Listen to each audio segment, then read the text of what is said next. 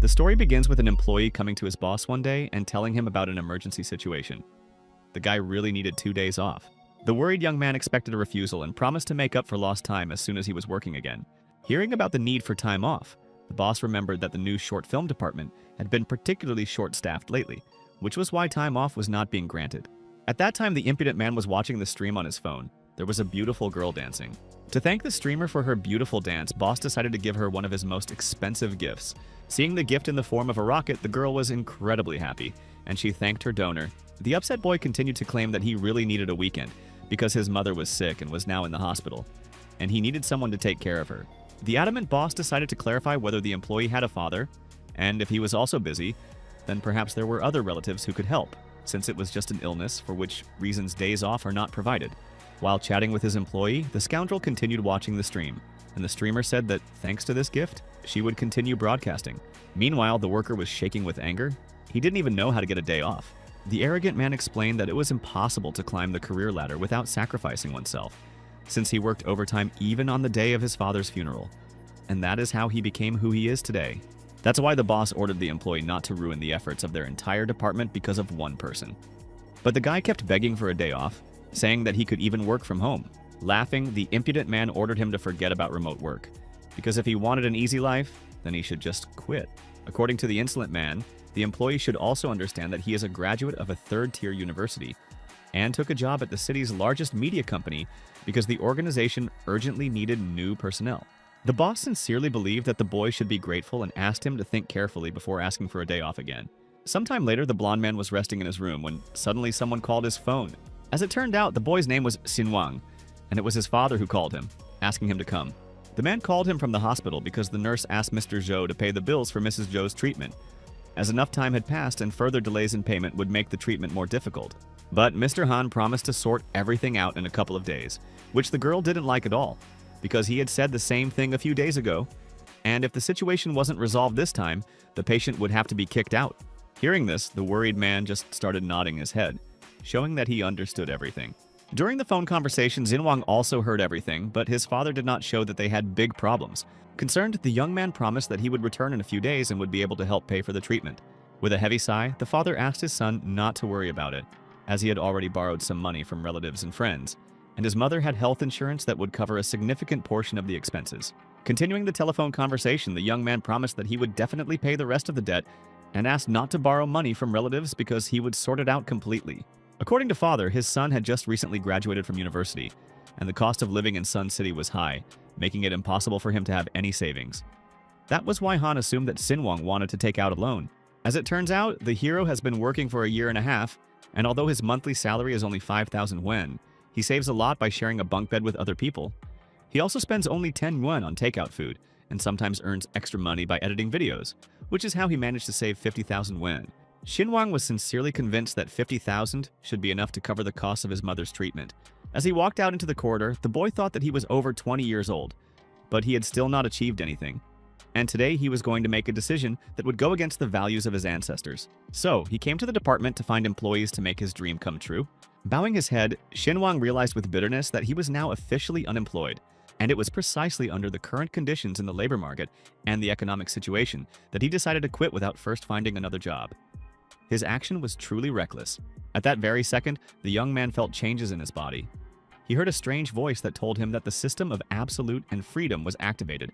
Looking around, he did not understand what was happening, but a certain voice claimed that the activation occurred because the owner made a decision that contradicted the wishes of his ancestors. A certain interface appeared before the young man's eyes where it was written that he should check his prize money and also indulge himself and not be shy, because the more he spends, the more money he will have in the future. To check his money balance, Sinuang took out his phone. The SMS message did indeed indicate that more than 80,000 yuan had been sent to his account. The stunned guy couldn't believe that this had actually happened, and suggested that it could have been done by scammers. But then a second message arrived indicating that funds had indeed been deposited into his bank account. The amount of the transfer pleasantly shocked Sinuang, since he had previously received 5,000 a month, and now he was almost rich. If he hadn't been able to see it with his own eyes, the boy would never have believed in his life that such a thing was even possible, and that it was actually happening. Through his actions, the protagonist was able to awaken the system, which now sent him money. It was a system of absolute freedom. Sinuang guessed that he was able to activate the system as soon as he quit his job. Looking at the amount in his bank account, he assumed that the system wasn't that difficult to figure out, so he would be able to find a way to do it. Suddenly, a stranger appeared behind the main character and asked him what he was thinking about. An incredibly beautiful girl wanted to know from Sinuang if he had prepared a plan for her upcoming live broadcast. As it turned out, it was Gao Wen, a blogger who sang and danced for 8 million fans across the internet. Looking at such a gorgeous Gao, Sinuang could not contain his admiration and immediately blushed. Because he liked the girl so much, he even listened to what she had just said and asked her to repeat it. At that moment, Gao Wen decided to come closer and hinted to the guy that he had been very absent-minded lately. The streamer repeated her request that Sinuang provide her with more operational resources. As recently, the fans who paid the most had begun to relax, and the replenishment had decreased slightly. The girl in front of the main character was a major internet celebrity, and he was responsible for her broadcasts online. She was known as a dance goddess, but in real life she was friendly and not at all arrogant. A little embarrassed, the guy explained that he had already quit and would no longer be responsible for working with influencers, and the company had to arrange a transfer of authority. This unexpected statement immediately confused the streamer, and she decided to find out why Sinuang had decided to leave so suddenly. Although the young man knew that Gao Wen did not look down on others, she only cast sideways glances at him, because he was familiar with the activities of influencers and was the easiest to communicate with. After leaving, their paths diverged, so they had nothing more to talk about. Through his decisive actions, the protagonist realized that he had gained clarity of mind in this world. But Gao Wen decided to stop him and asked if he was really quitting, because she still wanted him to be her manager since she didn't trust anyone else. Looking at his girlfriend, the young man felt that she was behaving strangely, and this had never happened before. Although the streamer was kind to the main character, she actually saw him as an advantage, and Sinuang didn't want to feel cheated. The determined guy exclaimed that he wanted to take a long vacation. Suddenly, Gao Wen decided to hug her former manager and asked him which company he was planning to move to, because now they could become competitors. Someone else would be in charge of her blog, and who knows how long it would take to get used to the new manager. The girl's behavior was very exciting, and the hero literally could not restrain himself. However, with the system, he can easily become a billionaire, which will make the hero's future much more enjoyable. Continuing to look at Gao Wen, Sinuang saw that she had worked very hard on her appearance. At that very second, the blonde exclaimed that the streamer should fix her nose a little, because it seemed a little crooked. This statement instantly shocked the girl. She clearly did not expect such a statement. Hiding her nose, Gao Wen became embarrassed, her face turned red, and she decided to ask again if her nose was really crooked.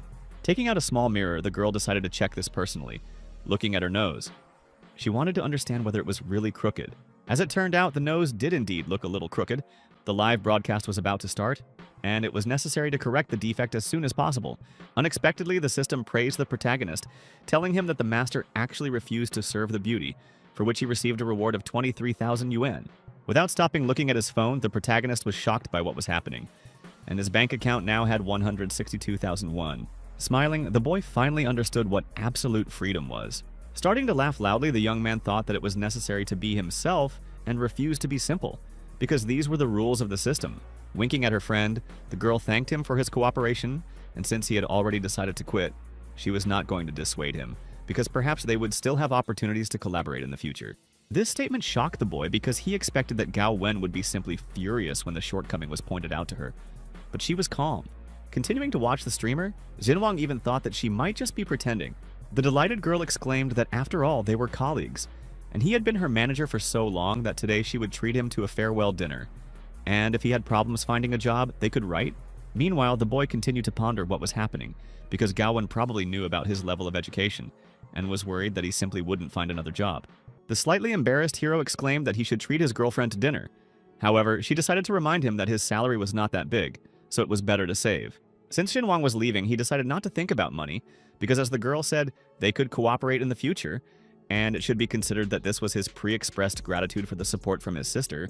Feeling awkward, the lady only now realized that she didn't know her colleague at all. Turning around, the boy explained that he had already packed his things, so he would go now and contact her after work.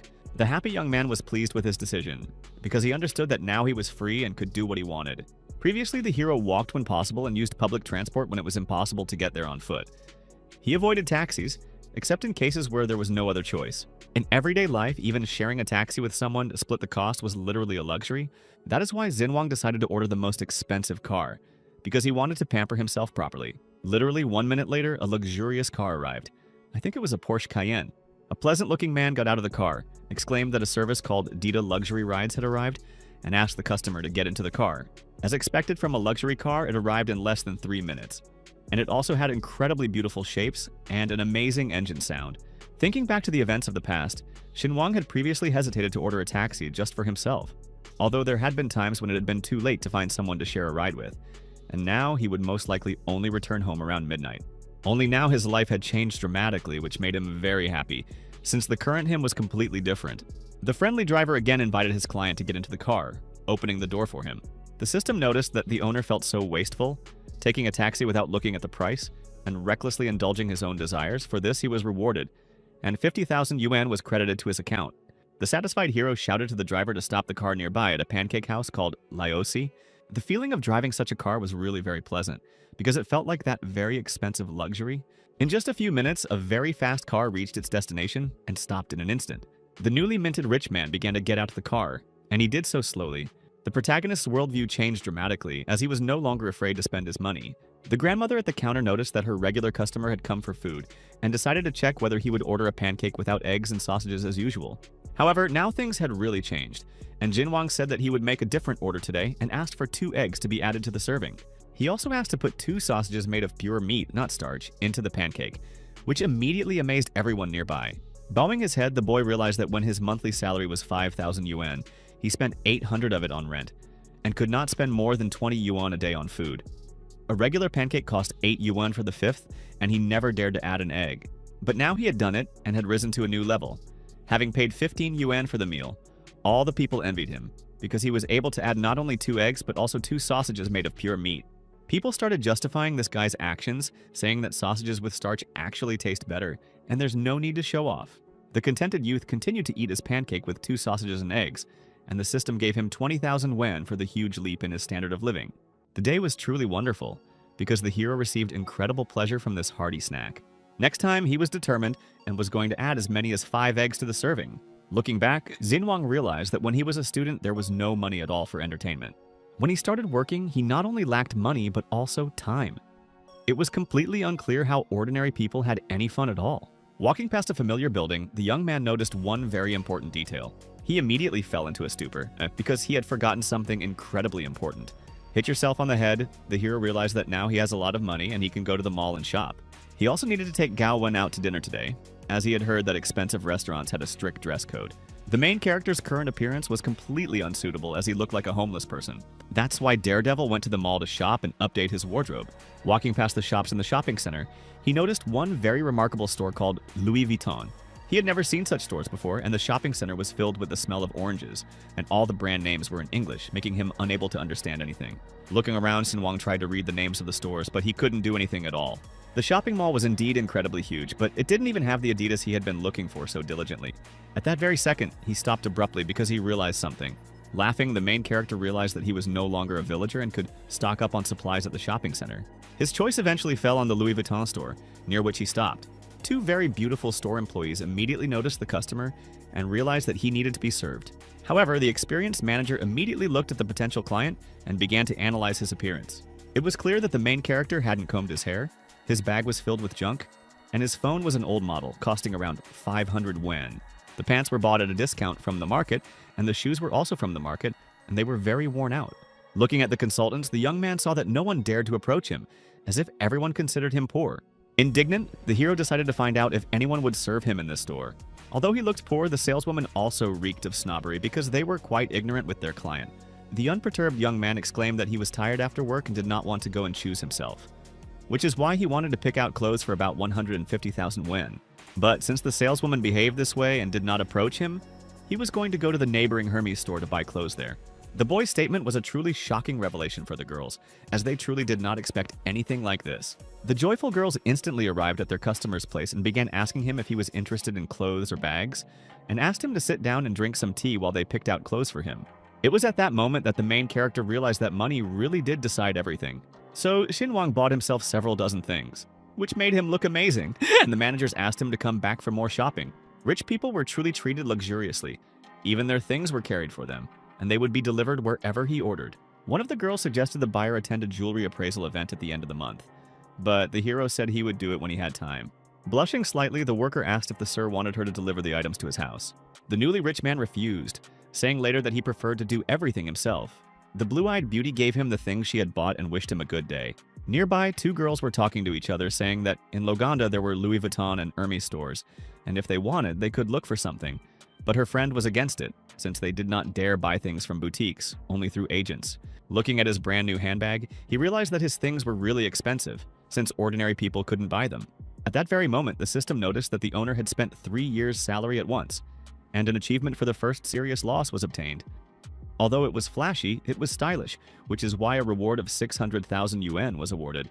Just a little more, and the main character will be able to become a multimillionaire, which is why he was going to spend even more money. Sometime later, the events continued to take place in the evening, namely in an exquisite Western restaurant. The glamorous and stunning protagonist headed straight to an expensive restaurant. The friendly girl approached the gentleman and said that she would take him to the reserved room. Scratching his nose, the boy noted that he had probably arrived a bit early, which meant he would have to wait for some time. As it turns out, VIP boxes have a separate seating area, allowing guests to enjoy their desserts while waiting for guests. Looking at the girl, she is not there. He noted that he was really judged by his clothes, and he could not have dreamed of such a service before. Arriving in a separate relaxation area, desserts and tea were on the table. The client could freely help himself to one, and if he needed anything, he could simply ring the bell. Blushing slightly, the manager said that she did not dare to disturb her client any longer, and asked him to enjoy his vacation. Looking at the indescribable view from the window, the hero could not even imagine that he would see what Sun City looks like from the 40th floor. At that moment, Sinuang began to think that as long as you have money, you can get better service. And as long as you have money, you stand at a height that others can only dream of. The dreams that I had languished in his head for so long finally came true. Distracted from his thoughts, the boy remembered that he would first send money to his father, so as not to scare him off, and transferred 100,000 yuan to his account. He was going to say that it was from his part-time job, and his relatives shouldn't ask unnecessary questions or be scared by such large sums. Meanwhile, Gawen was running her stream and asking her viewers for gifts. I was watching the broadcast. The young man was thinking about the fact that he had sent Gao Wen's geolocation and the name of the restaurant. However, she didn't respond, but simply streamed as usual. This behavior on the part of the girl was indeed quite strange, because she did not pay any attention to Sinuang. Sometime later, the streamer finally ended the broadcast and told viewers that they would see each other again tomorrow. After a tough broadcast, the girl was incredibly tired and wanted to rest a little. Gawen's co-workers invited her to come with them and hang out, but she replied that she already had plans today. Laughing, the red-haired girl decided to find out who her boyfriend was this time, and whether it was really another sugar daddy. The tired lady replied that she was not like that, and everyone knew this guy because his name was Sinuang. The other streamers knew that this guy had left, but they realized that Gawen had never forgotten him, suggesting that there was clearly something between them. However, Gawen asked not to invent anything extra, because Sinuang had previously helped her a lot when he was the manager. But now he quit, and this is just dinner, and what's more, he is treating her. After listening to her friend, the other girl exclaimed that she too, in that case, wanted to go with Gao Wen. In fact, it was really just a dinner, and since the guy was treating everyone, this place probably wasn't very expensive. However, if it turns out to be an expensive restaurant, then everyone will pay for themselves. The girls didn't mind because they were very tired and also wanted to pamper themselves. However, the other friend was against this turn of events and didn't want to take advantage of someone else's kindness. After all, the red-haired lady understood that Sinuang had such an exhausted face that he couldn't even afford to eat an extra egg during his snack. After listening to her friends, Gawen said that she needed to wash off her makeup and that they would meet in the parking lot sometime later. 10 minutes later, the girlfriends actually met in the parking lot. In one of the parking spaces, there was an incredibly expensive car. It's been really tough to get advertising on streams lately, and the girls couldn't understand how Gao Wen could afford such an expensive car. However, she simply replied that she needed to do proper dance streams. But my friend didn't want to do these streams because they were so tiring, and she wouldn't be able to dance from morning until night like her sister, and would have to wait until some kind-hearted fan found her.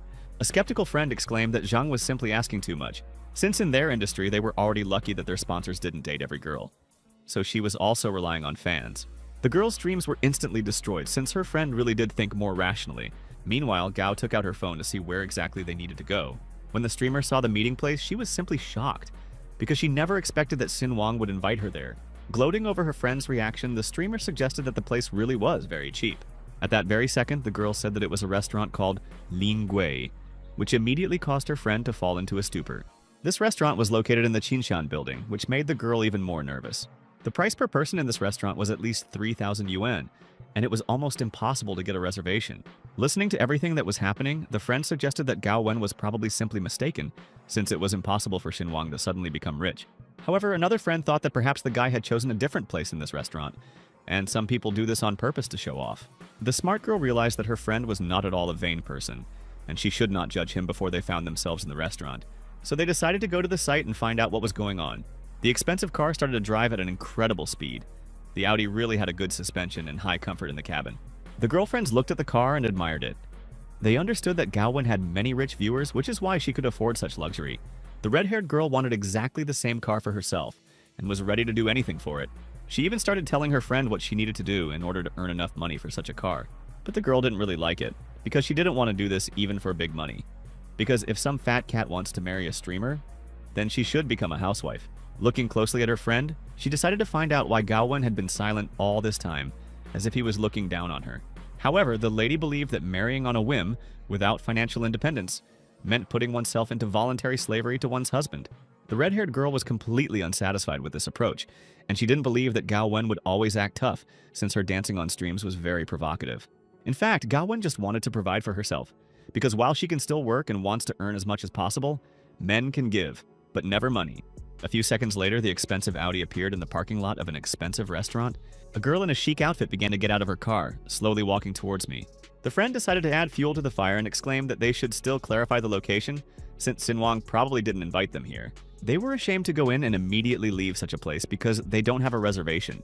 If someone recognizes them and launches them online, they will lose subscribers due to such an incident. During the call to the main character, unfortunately he did not answer, and only beeps were heard. The so-called friend only gloated, thinking that Gaowen had paid for her showing off. Looking at the phone, the streamer suggested that perhaps Khan was simply busy. Without showing her displeasure, her friend suggested going upstairs to look for the boy, but in reality she just wanted to see Gaowen's grand disgrace. Still, Gao decided to go upstairs to find out what was going on. She understood that Lingwei was an expensive place. Although she could afford it herself, she also remembered how much Sinuang earned, plus he really loved to save. Her thoughts did not stop, because she understood that such a luxurious restaurant was very expensive for a young guy, and perhaps he was even playing a joke on her, which would then force her to treat absolutely everyone. Sometime later, they finally entered the restaurant, and Gaowen was looking out for Sinuang. Fearing failure, the girl looked out the doorway, hoping that the boy would still be there. Looking at her smartphone, she still realized that her friend had not answered his calls. Luckily, Sinuang finally called her, which made her very happy. At that very moment, a restaurant worker arrived and decided to check with the guests whether they had a table reserved. Gaowen was frightened and didn't know what to answer. However, her friend exclaimed that the table was indeed reserved. Expecting failure, the girl nevertheless said that the table was booked in the name of Han Sinuang. But the friend realized that the manager's salary was 5,000 yuan, and that a menu item in such a restaurant was equal to at least 3 months' salary. And she wondered how Gaowen could get out of this. However, there was no setup. A friendly restaurant worker said that Mr. Han had been waiting for his companions for a long time. This turn of events really surprised my friend. She clearly didn't expect to hear something like that. A group of 3 friends headed straight to the VIP room, clearly not expecting such luxurious service from the restaurant. Looking at Gaowen, the red-haired girl only thought that she was very lucky, since her friend's company allocated resources and she firmly secured first place. And this Sinuang is really ready to spend big, but in the end he could end up without money and without a girlfriend. As a girl, I didn't believe that Gaowen really liked someone pretending to be rich. Pointing with her hand where exactly they should go, the manager asked the girls to go inside the elevator. To get to the VIP room, it was necessary to travel by elevator. After some thought, one of the friends remembered that this elevator was intended exclusively for VIP clients, who could go up to the viewing rooms on the upper floor, and it turned out that Sinuang was one of these people. 1 in 10,000 people, to be exact. Even the skeptical friend didn't believe this, assuming that Sinuang was simply a namesake of someone richer. Meanwhile, they had climbed to the 40th floor, which was quite high. Opening the door, the friendly girl said that they could now sit down at the table. Looking around, the girls saw that Sinuang was not in this room. Well, since the famous streamers came to such an expensive restaurant, they decided to take some photos to show off to their subscribers. To my friend's surprise, no one else took photos, because they say you can't take photos in the hallway, only in separate rooms. One of the streamers decided to secretly post a photo on social media, because no one would know that she secretly snuck in there to eat. The upset trader told her friends to take photos with him, because Sinuang invited guests, but he himself did not show up. For her, this was not a surprise. Meanwhile, the blonde looked at the photograph she had taken and reflected on the fact that she had never been to dinner in such an expensive restaurant. No one knew if she would ever have a chance to come back here for dinner again, which is why she continued to admire the photograph. The disgruntled girlfriend turned to Gaowen, asking if Sinuang had answered. They didn't want to make a fool of themselves because it was probably a misunderstanding. Meanwhile, a restaurant worker knocked on the door, asking if Mr. Han was awake, as he had guessed. Gaowen even suggested that perhaps they really were mistaken, since Sinuang was just an ordinary office worker and would hardly be able to afford dinner here. However, at that very second, the main character began to leave the room. exclaiming that he had simply fallen asleep. He woke up because of 4 or 5 missed calls, which made him hope that Gao Wen hadn't been waiting for him here for long. Looking at the waitress, the young man asked her to start bringing the food, and she only nodded approvingly. Looking at her comrade, Gao Wen noticed how much he had changed in these few days. Such drastic changes really shocked the girl, because she had never seen Sinuang in such an outfit before. The girlfriends were also shocked by what was happening, because this Han was dressed from head to toe in branded clothes, and his jacket cost about 40,000 yuan. As it turned out, an envious friend found out that it was the latest Louis Vuitton collection, and Sinuang looked like he was a second-generation rich man and was hiding it. The disgruntled girl couldn't understand how Gao Wen could have gotten so lucky, since she had quietly picked up a rich guy, and it seemed like she was pretending very well. Coming closer to one of his friends, the young man noticed the commas that probably indicated her name was Zhang Qingqing, and said that it was nice to meet him. Looking at the girl with red hair, he decided to clarify her name since he didn't know it. Straightening her red curls, the lady said that her name was Chu Sinuo. Looking down, the boy apologized as he had just woken up. Therefore, he was a little confused, as without the filters, Sinuo looked a little different. Without showing it, Chu said that everything was fine, because today she just did light makeup. During the conversation, she inadvertently bit her lip. It seemed as if she was thinking about something. Gao Wen explained that she had just finished work and 2 colleagues wanted to join her, and she thought that if Sinuang didn't mind, they could stay and eat together. At the same moment, many waiters began to bring in a large number of different dishes. These astronomical delicacies shocked the girls, as they understood that such luxurious dishes cost a fortune.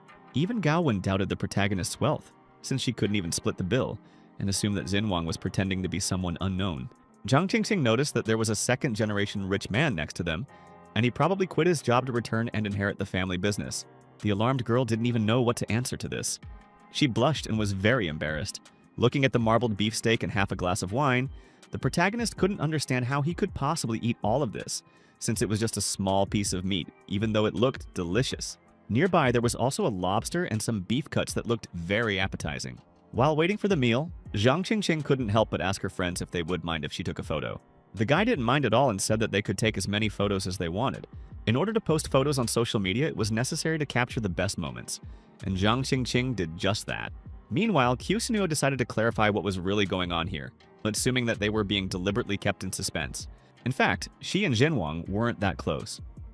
Apart from work-related interactions, they hardly ever spoke in person. The few marketing events he helped her with had been profitable, and for that she was grateful.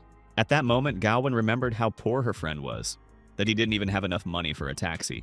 Previously, he even asked to follow a link in order to get a discount on a taxi and a ticket for a high-speed train, because he did not have enough money for this. Gao then suggested that perhaps her friend was simply a modest and pragmatic second-generation rich man. This time, perhaps he didn't want the girl to pay for the food, so he showed that he was rich. Turning around, the young man addressed the waitress as he wanted to check if they had something simpler and more filling on their menu. Hearing this, Zhang Qingqing literally began to admire the hero, because he was not afraid to say something like this after all. Last time someone treated her to a meal that cost more than 1,000 yuan per person. But she still did not eat enough. Confused, the waitress suggested beef short ribs with black truffles, slow-cooked and salmon caviar sauce. However, the mention of these names made Sinuang lose his appetite. As it was boring, he wanted the dish to be cooked over high heat rather than low heat, and asked for more imported crabs, beef, and lamb to be brought in, and for the meat to be cut into pieces. It was the first time the girls had seen anyone order something like that in a fine dining restaurant, which was amazing to them. But as it turned out, Chu Sinuo was clearly not impressed by this, because there was no point in going to a French restaurant if you wanted to eat something like that. With regret, the girl realized that Sinuang was indeed a rich man, although it looked more like he was just a deceiver. After thinking for a bit, the young man also asked to grill the kidneys and kebabs on skewers. After asking if they could cook this, the kind waitress replied that of course it was possible. Sometime later, the waitress was horrified because she had spoken to the chefs and upset the guests by saying that they only served dishes from the menu and began to apologize. The young man didn't lose his composure and asked to call the manager, as he wanted to discuss this, because he was very dissatisfied with these dishes. This turn of events surprised everyone present at the banquet even more. A few minutes later, a plump man arrived, greeted the gentleman, and introduced himself as the manager of this establishment. The man felt very sorry, but they are a French restaurant, so they only serve French cuisine. Listening to all this, Chu Sinuo gloated because the villager had just been humiliated. She didn't understand the guy's insistence on having barbecue cooked for him at a French restaurant. Suddenly, the protagonist shouted that he was paying 300,000 won to eat grilled kidneys and lamb kebabs, and if he was satisfied with it, he would give another 50,000 as a tip. Hearing this, the manager was simply stunned. He had absolutely no idea how to react to such a proposal. The streamers also fell into a stupor. They froze, waiting for a response from the manager. The rather angry man's expression changed abruptly. and he decided to ask the gentleman exactly how well he should cook the kidneys. Placing his hand on the man's shoulder, the youth said that he would reward the manager with the largest kidney sashimi in memory of their faithfulness to the restaurant's standards, although he preferred the man's cocky look. Taking on a rather bold appearance, the man exclaimed that the gentleman should sit down because he would immediately go and give orders in the kitchen.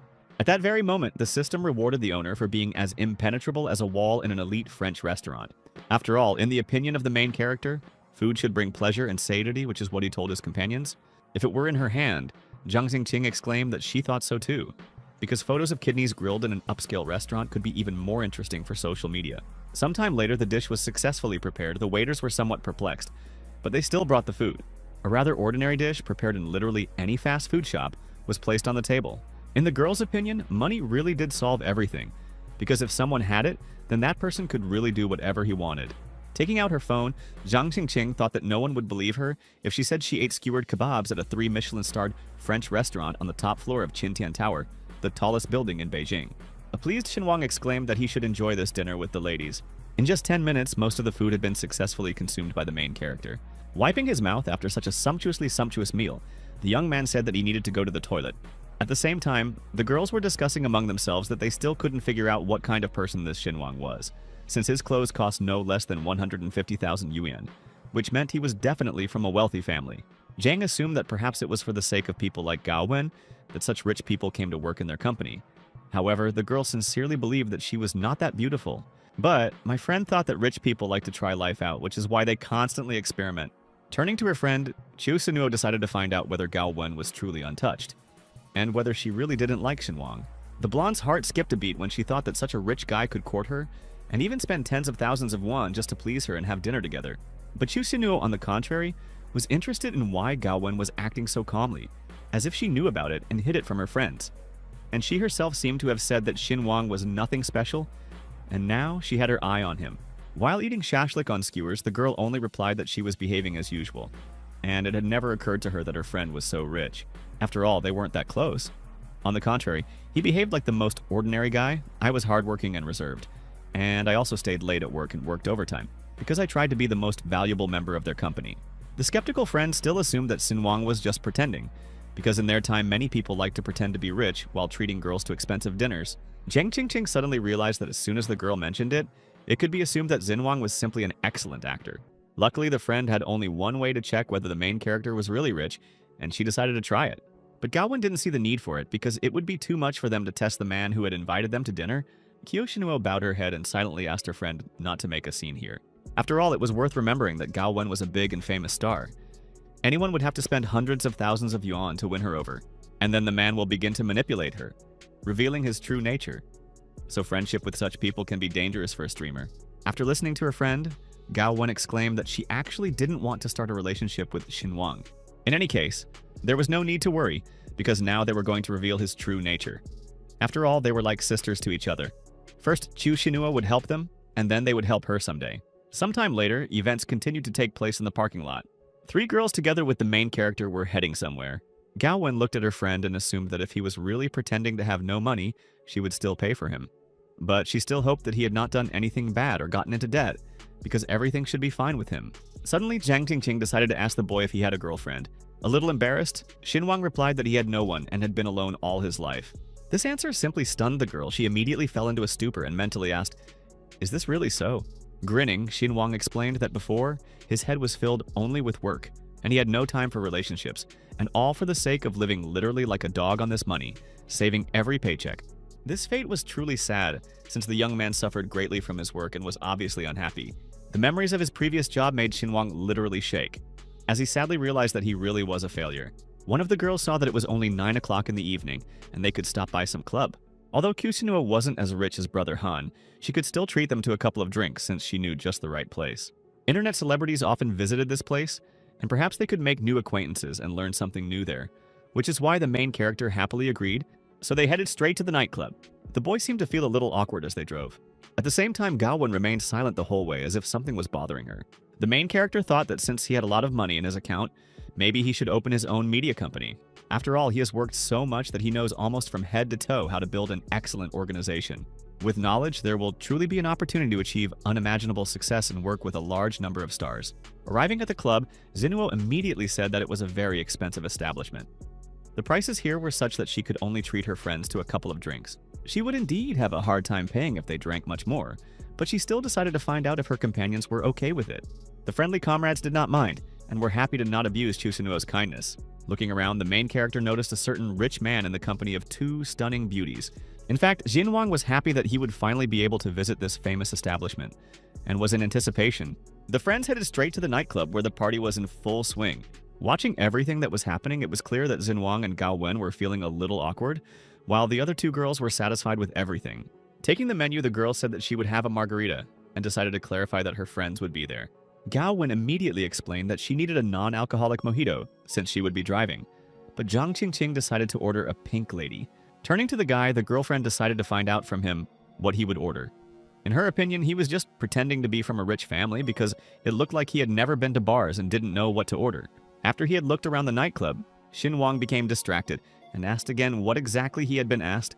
Waving his hand, the young man simply replied that it really made no difference to him, and the lady could choose any of the drinks. That's why Q decided to order Long Island. Zhang immediately noticed this because her friend ordered a very strong drink, and probably Sinuang after drinking it can tell the whole truth about herself. However, my friend didn't care at all since such establishments were intended for having a good drink. Sometime later when they started drinking cocktails, Chu remembered that there was a bartender here, Dennis. He made great drinks, but they were quite expensive, and she wanted to try one of the cocktails. Dissatisfied, Gawain immediately asked her friend to stop behaving like this, but the girl did not respond to this request at all.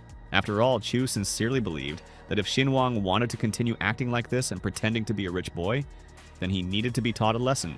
Meanwhile, the main character noticed that there were a couple of famous streamers in this club, and in order to start collaborating with them, it was necessary to save up a little more money. When Chu Shinua approached her, she was successfully ignored, which made her very angry. However, the boy was distracted from his thoughts and decided to clarify what exactly the girl wanted. As it turned out, she decided to offer to play dice. Fortunately, my friend didn't mind, but he still decided to find out what the rules of the game were. A friend decided to make the game more interesting, and she had a rather unusual proposal. If Sinuang loses, he will either give up some of the clothes or pay 10,000 yen. This proposal really made the main character laugh, and he even felt a little embarrassed. Walking closer to Chio Shinuo, Sinuang exclaimed that it should not be forgotten that he had worked in the company before, and had seen all the employees' affairs, including hers, and he was well aware of what kind of skills she possessed. The hero also knew that she was good at playing dice, and no one present here could beat her, which is why she wanted to trick him into giving her money. Sinuang understood that Chu thought that he was just a small fry in the company and earned 5,000 won a month, and that he could not have a bright future in life. A poor man, destined for only a miserable fate. But suddenly today, Ku saw that he was wearing Louis Vuitton clothes. He was inviting them to luxurious restaurants, and after that they were also going to an expensive club, which is probably why he was just pretending to be rich. Still, the guy decided to confess, saying that the lady was right and he really was not from a rich family. The pleased girl exclaimed to her friends that she was right, and Sinuang really was nothing special. Laughing at this statement, the young man interrupted the girl and asked her to wait, because he had not finished speaking yet. Although he was not from a rich family, he had a lot of money, so he offered another game in return, and for 300,000, she would leave this club completely naked. Embarrassed, Kyusinuo immediately began to refuse, blushed, and then said that this proposal was incorrect for her. Trying to defuse the situation, Gaowen calmed the boy down and said that these were just jokes, and there was no need to get angry. It would be better for them to sit down and have a good rest. Suddenly, Chu decided to doubt that the protagonist even had 300,000 yuan since no one believed it. At that very moment, without thinking, Sinuang shouted to everyone that today he was paying 300,000 yen and would pay for drinks for everyone who wanted them. Holding his bank card up, the boy exclaimed that today the fun would be at his expense. One of the nightclub workers said that the payment had been successfully made, and 300,000 won had been deposited into the club's account. The club's visitors were simply delighted with this young man, and were very glad that he was so good-natured. In fact, no one present could have imagined that such a generous person had sneaked into their midst. Thanks to its generosity, the system gave Sinuang another 666 win, because he invited everyone present to drink at his own expense. And it was delightful. Kyosinua watched everything that was happening and stood rooted to the spot, because the hero knew that she usually looked down on poor people like him, but he didn't need her respect. After all, to him personally, people like Chu were just pathetic little bugs. People who only cared about money could also be humiliated by that same money. After this turn of events, Chusinuo didn't even know what to say. She simply continued to stand rooted to the spot. Soon she sat down at the table, bowed her head, and continued to remain silent. The two friends also felt quite awkward because this act made them think. Unexpectedly, Kyu stood up from her seat, having just remembered that she had plans for the evening, so perhaps she would go. In tears, the streamer literally began to run away, upset and devastated. Seeing his opponent's reaction, the young man did not react at all. Jiang Qingqing meanwhile noted that since all the drinks had been paid for, they could sit here for a while longer. Suddenly, a girl with disposable hair approached, and seeing that it was Gao Wen, she decided to clarify whether she had had an unsuccessful stream and had come to drink away her sorrows. The cheeky girl came even closer and noticed that Gao Wen, her main fan, was somewhat weak in his support today. He might probably leave soon, but the lady wanted to talk about work during work hours since she was currently resting. The stranger asked him not to play hard to get. It was no longer popular since she had always shown off her charms and there was no point in pretending. Waving the girl off, Gao merely replied that it was none of her business. It was clear that the young man was unhappy with this behavior on the part of the scoundrel, and clearly wanted to do something. Suddenly, the scoundrel sat down at their table because for her this was a great opportunity to conduct a live broadcast. Such a chance could not be missed. That's why she immediately started broadcasting live and greeted her viewers, saying that she met Gao Wen. This was a good opportunity for her to conduct a joint stream. But the streamer noticed that Gao was clearly not eager to host a joint stream and asked the viewers to help persuade her. As it turns out, one of the subscribers said today that he's ready to send the scoundrel so many rockets that she can overtake Gao Wen and take first place among streamers. With such an advantage, he'll definitely be able to overtake her. At that very moment, someone called Gao on her mobile phone and she said that she needed to answer urgently. It was her manager. He said that she needed to hurry up and start a live broadcast right away because she had gathered too many subscribers and she shouldn't miss this chance. Even though the girl was just relaxing, the manager ordered her to start immediately. After all, they had already paid for the space on the main page, and it didn't matter how she felt. Sometime later, Gao finally came to the streamer, and she noted that the popular girl is very active and incredibly loves her fans. Having decided to check with her opponent whether she was afraid, the girl answered that she was not and said that she was ready to begin. Having placed the camera on a tripod, two streamers prepared to dance in order to show the audience. The dance began, and despite her fatigue, Gao Wen was irresistible. After watching the stream, Jiang Qingqing noticed that many of the subscribers were launching rockets, but they weren't aimed at Gao Wen, which is why she was losing. The scoundrel was very pleased with this outcome of events. She laughed openly, showing her superiority. Viewers noticed that Gao Wen probably uses some kind of software during her streams, because for some reason her live performance was very weak. And if you compare the two of them, the girl was clearly losing. Having opened the stream, the main character also noted that, judging by the votes, there will now be a new top 1 streamer in the world. The smart guy immediately realized that Gao's opponent had decided to play dirty, and that meant he had to intervene. At that very moment, someone decided to be generous and gave the most expensive gift on the stream. Suddenly, Gao Wen noticed this because Big Brother gave her a rocket. The kind girl immediately showed a heart as a sign of gratitude and thanked her viewer. After this small gesture of gratitude, even more gifts began to arrive, which made the streamer incredibly happy. It was clear that her opponent was clearly unhappy, as she expected to win this fight. However, the pink-haired girl did not expect that her opponent had other top donors. Looking at the comments, the hostile girl noted that viewers were wasting their money, since Gao Wen had supposedly already won, and there was no need to send more gifts. This event left Lady in shock. She continued to congratulate Big Brother for more missiles. The boy decided to check whether it made sense to continue the competition at all, since it was obvious that Gao had won. As it turned out, this was the work of the main character. The system congratulated him because he spent money as if he had bottomless pockets. It looked too pretentious, and because of this, he was given 5 million as a reward. Looking at everything that was happening, the friend even suggested that perhaps someone's child had taken a phone and mistakenly started pressing buttons at random. But no one guessed that it was Sinuang. Gao Wen was so overwhelmed by the amount of gifts she received that she didn't even know how to react, as she was so tired and didn't want to stream anymore. Meanwhile, one of the rich diamond-level streamers Shui was watching everything that was happening and was unhappy that this event was ignored. In order to support her opponent, she also began to receive gifts, and she thanked her fans. Her main top donor wanted her to send him videos via private messages, and this was no problem for her since he is rich and generous. After all, Shui tried with all her might to reach unprecedented heights and overtake her opponent named Gao Wen. This turn of events only made the protagonist laugh because he realized that he seemed to have found a worthy opponent. The tired girl continued to dance, although she no longer paid attention to her fatigue since she was able to earn a fortune in one stream. The next few seconds were unforgettable as Big Brother sent a whopping 500 missiles towards Gao Wen.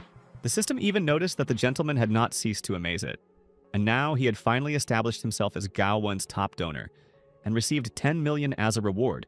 The victory went to the beauty Gao Wen, which she was sincerely happy about and thanked her most fierce admirer in every possible way. After another round of thanks, it turned out that this was not the last gift, and the top donor sent another 1,000 rockets for Gao Wen. As it turned out, the more missiles Big Brother sent, the more money they would get, and the system gave him another 10 million for his efforts. Gao continued to thank her admirer in every possible way, but said that in order to earn money, one must work hard, so she asked him to stop spending money on her. Bowing her head, the lady finished dancing, and everyone in the comments began discussing how they would like to have such a kind and unbiased girl for themselves. Watching the audience's comments, Shui simply realized that all her efforts had been in vain, and it turned out that Gao Wen had grabbed all the glory for herself. Tens of millions of yuan were spent on donations, and millions of viewers tuned in to the stream. Even the platform's top streamers couldn't even dream of such figures. Without submitting the visa, the protagonist began to yawn and said that it was already late, which is why it was time for him to go home and go to bed. Addressing the subscriber, Sinuang encouraged Shui, saying that she shouldn't despair because he thought she had done well, and several big brothers had also come to support her. Overhearing this conversation, the girls assumed that their brother's words could greatly anger Shui. It was really so. The girl just stood rooted to the spot and remained silent, bowing her head. The boy didn't care at all. He started to walk out, and with a casual smile, he left the battlefield with a well-deserved victory. Sometime later, events continued to occur near the entrance to the club. Jiang Qingqing noticed that Shuya's face was clearly angry and white as chalk. She was probably cursing herself now because her plan had completely failed. And today, the girl also found out that their older brother Han is super rich, and Gao Wen has the biggest donator of all those on the platform. After finishing her statement, her friend decided to clarify whether Gao Wen was really not happy about this. As it turned out, at that moment the streamer felt something, that she simply felt unworthy of all this. Because never before had she encountered such a rush among donors on her streams, and because of this, she even felt a little anxious. But her friend thought that all this was nonsense, because surely some wonderful guy decided to support her, and she should get to know him better. The determined girlfriend nevertheless took the phone and was about to send him a message in private messages. The message was successfully sent and it arrived directly to the protagonist's phone, causing everyone to hear the notification. Not expecting such a turn of events, the two friends turned around to look at Sinuang. It was then that Jiang Qingqing realized that it was the sound from the streaming app. And it was strange that she had just sent a message to a top donor, but it went to Sinuang. Gao Wen probably already guessed what was going on, but she still didn't show it, and simply remained silent. Feeling very awkward, the boy began to justify himself, saying that it wasn't him, and that it was just a coincidence and nothing more. Even though he quit, he still gets messages from work, so there's no point in making things up. Gao Wen glanced at Sinuang and decided to ask him what he would do next, since he had spent $1 million and was probably planning to spend $1 billion more. The boy sincerely believed that he didn't need to spend so much money because he had a lot of it, but he didn't earn $1 million a second. Looking at her friend with displeasure, Jiang Qingqing remembered that Big Brother had Wang in his nickname, and it really could be Sinuang. Suddenly, Gao Wen decided to end this conversation and asked his boyfriend how he lives. Since I wanted to let him down, Sinuang said that he lives near the Longhuang district, but it would be better if he took a taxi. Suddenly, someone shouted Gao Wen's name, drawing everyone's attention. It turned out that it was a drunk guy who said that he saw her stream, and just thought that the background of the broadcast was very similar to this club, which is why he decided to take a breath and apparently met her just in time. The drunk admirer did not particularly please the girl, and she turned away from him so that they could continue the dialogue. This man had previously worked in the company and noticed that he was also a former employee named Sinuang, which made him wonder what the unemployed man was doing in this place, since spineless people like him can only rely on women. Only Gao Wen decided to end this conversation by saying that she was relying on Sinuang, since he invited her to dinner, and then they went here. And the comrade treated everyone to drinks. These words immediately made the scoundrel think he was stunned into a stupor, and did not know what to answer. Not believing these words, the scoundrel began to laugh, and asked not to tell him fairy tales because this poor fellow was not capable of something like that. Continuing to talk about Sinuang being an unemployed loser, the drunk man also noted that some mysterious stranger was paying for the drinks, and he did not believe that the young man could be him. Suddenly, the man realized that such a worthless person would never achieve anything in life, because all he could do was lie to everyone and deceive young girls. The green-eyed beauty decided to intervene in the conversation and said that Sinuang had actually paid for everyone in this club today. The disgruntled manager shouted that Jiang Qingqing was not allowed to open his mouth at all. In the opinion of the scoundrel, the girl does not dare to talk to him because she only has a few fans, and even these fans were not real. These words immediately made Jiang feel genuinely displeased, and she decided to find out what exactly the scoundrel was talking about. In fact, the company poured a lot of effort into her and spent a lot of money on promotion to get her subscribers. And all she does all day is sit and stream about her cosmetics instead of starring in some popular show or commercial. For the company, the girl was an asset that was operating at a loss, and she should have learned from Gao Wen, because just one dance that evening and the company would have earned millions. The manager also said that since Jiang Qingqing was streaming, she could have dressed differently when she put on makeup. since there was no point in acting unapproachable. Approaching the top streamer, the scoundrel decided to clarify whether Gao Wen was really sure that she no longer wanted to be a dancing streamer. After all, she did a colossal amount of work today and brought in a lot of money. If she agrees to some application, then tomorrow the manager will tell the boss to promote her. Then Gao Wen would be able to act on television. Holding out his hand, the nasty man began to hint that a lot could be achieved if you spent just one night with him. Watching everything that was happening, the main character could not stand it and grabbed the villain by the hand. The unperturbed young man asked the man to show at least a drop of respect to the girl. Removing his hand, the manager called Sinuang a loser and said that he clearly shouldn't be playing the hero now. The disgruntled scoundrel began to argue that the guy couldn't give anything to such a girl because he himself was wearing shabby clothes, so he should just get out of there. The impudent man continued to claim that Sinuang was not worthy of Gao Wen because he was worse than a homeless person. Looking at the boy's back, the streamer suddenly noticed that he began to glow strangely but did not show it. As she started to leave, Gao Wen said at the last moment that if the manager harassed her again, she would terminate her contract with the company. After such a statement, the guy simply started laughing because he thought that such an outcome of events was impossible. After all, the contract was signed for 5 years and they still had at least another year of work ahead of them. And if Gao Wen wanted to leave, she would have to pay a fine of 10 million yuan. Closing her eyes, the girl decided to remind him that she had earned several million today alone. Plus, she also had her own personal savings, which meant she could easily pay the fine. Gao Wen's unperturbed behavior greatly infuriated the manager, but he continued to smile sarcastically. After that, he shouted that streamers call themselves influencers, although in reality they are just people with a price tag. If they lived several hundred years ago, they would be called representatives of the oldest profession. After all, they pretended to be innocent, although in fact everyone knows everything. Still, the man decided to be honest and said that even if the streamer paid the fine, the company still wouldn't let her go. After all, no one in their right mind is going to give away a cash cow to someone else. And besides, just one word from his boss, and she will end up on the blacklist of all the other companies. But this statement made Gao Wen very nervous because after this, the streamer's career would simply be destroyed. Standing up for his friend, the protagonist exclaimed that since she can't leave, then so be it. The smart guy was going to buy a company called Meow Media in order to help Gao Wen. However, in that case, not only Gao Wen would have to resign, but also the manager himself, as Sinuang stated sarcastically. Feeling a little shocked, the man froze, wondering if this was even possible. The manager continued to look at Sinuang with visible anger and said that this was indeed impressive. To show his superiority, the scoundrel even touched the main character. Pointing her finger at him, he shouted that such a poor guy would never be able to buy such an expensive company, but the manager would sincerely wait for it. Turning around, the future unemployed man spat out the accumulated saliva and exclaimed that Sinuang had really pissed him off.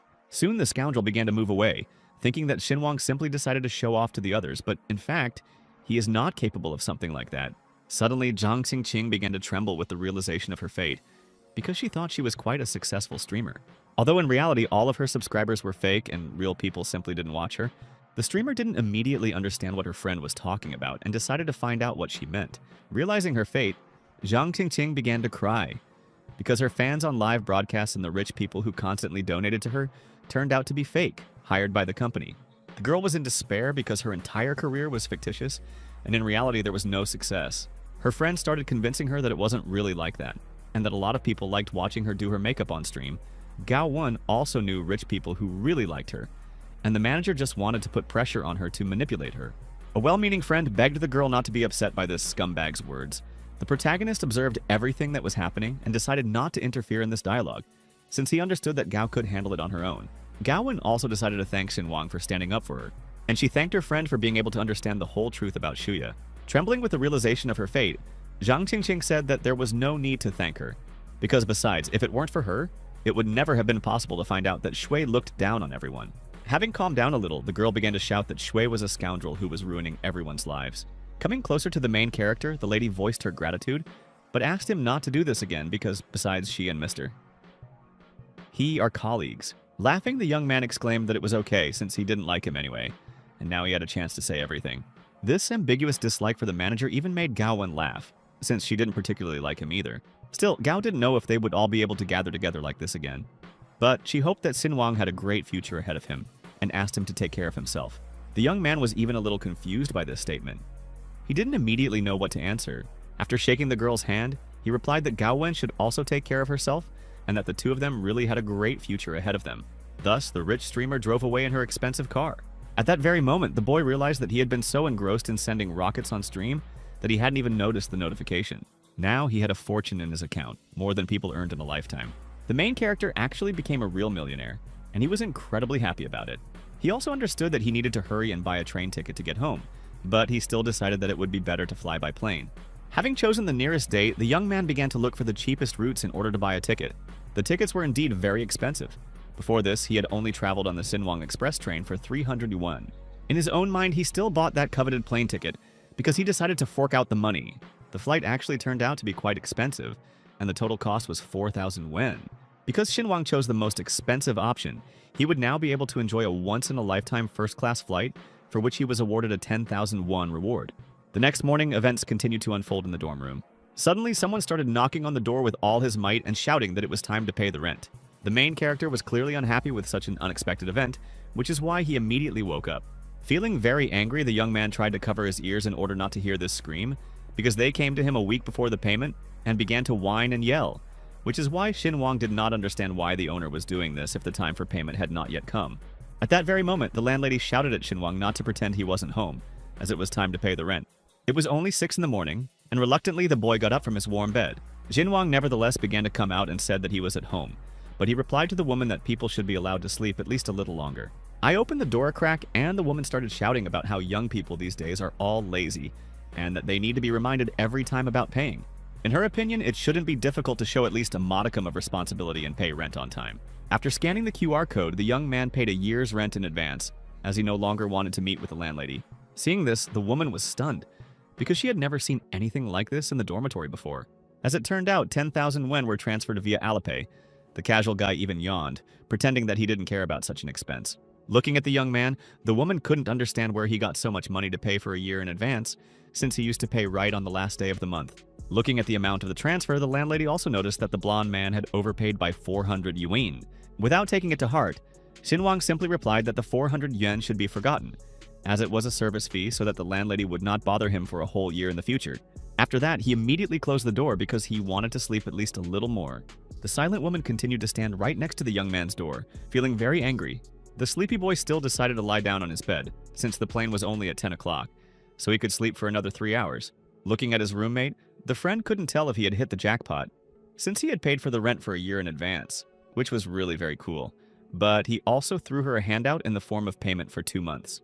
At that moment, the hero didn't care at all since he was already asleep, and at the same time, he was a millionaire. Unexpectedly, the system praised the young man because he surprised himself and unexpectedly paid the rent for a whole year in advance, and even left a tip for the landlady. The gentleman's coolness reached new heights. And as a reward for this, the gentleman received a villa in Swan Bay in Song City, which immediately woke Sinuang up. Even the protagonist was impressed by this reward. He couldn't believe that for such a small expense he could get an entire villa. Now, Sinuang had not only a room but also a separate house. Literally an entire villa. It was probably gigantic. Hearing his roommate, the young man was stunned because he could not believe that the blonde was so rich that he had his own villa. Having decided to postpone his morning nap, the boy nevertheless began to get dressed as he was preparing for the flight. Like a ninja, he jumped out of his bed and did it rather quickly. The comrade suddenly noticed that his friend was walking away somewhere very quickly and decided to find out why he was running away so quickly. Continuing to run, the hero explained that he was going home to visit his parents and was now quickly running to the airport.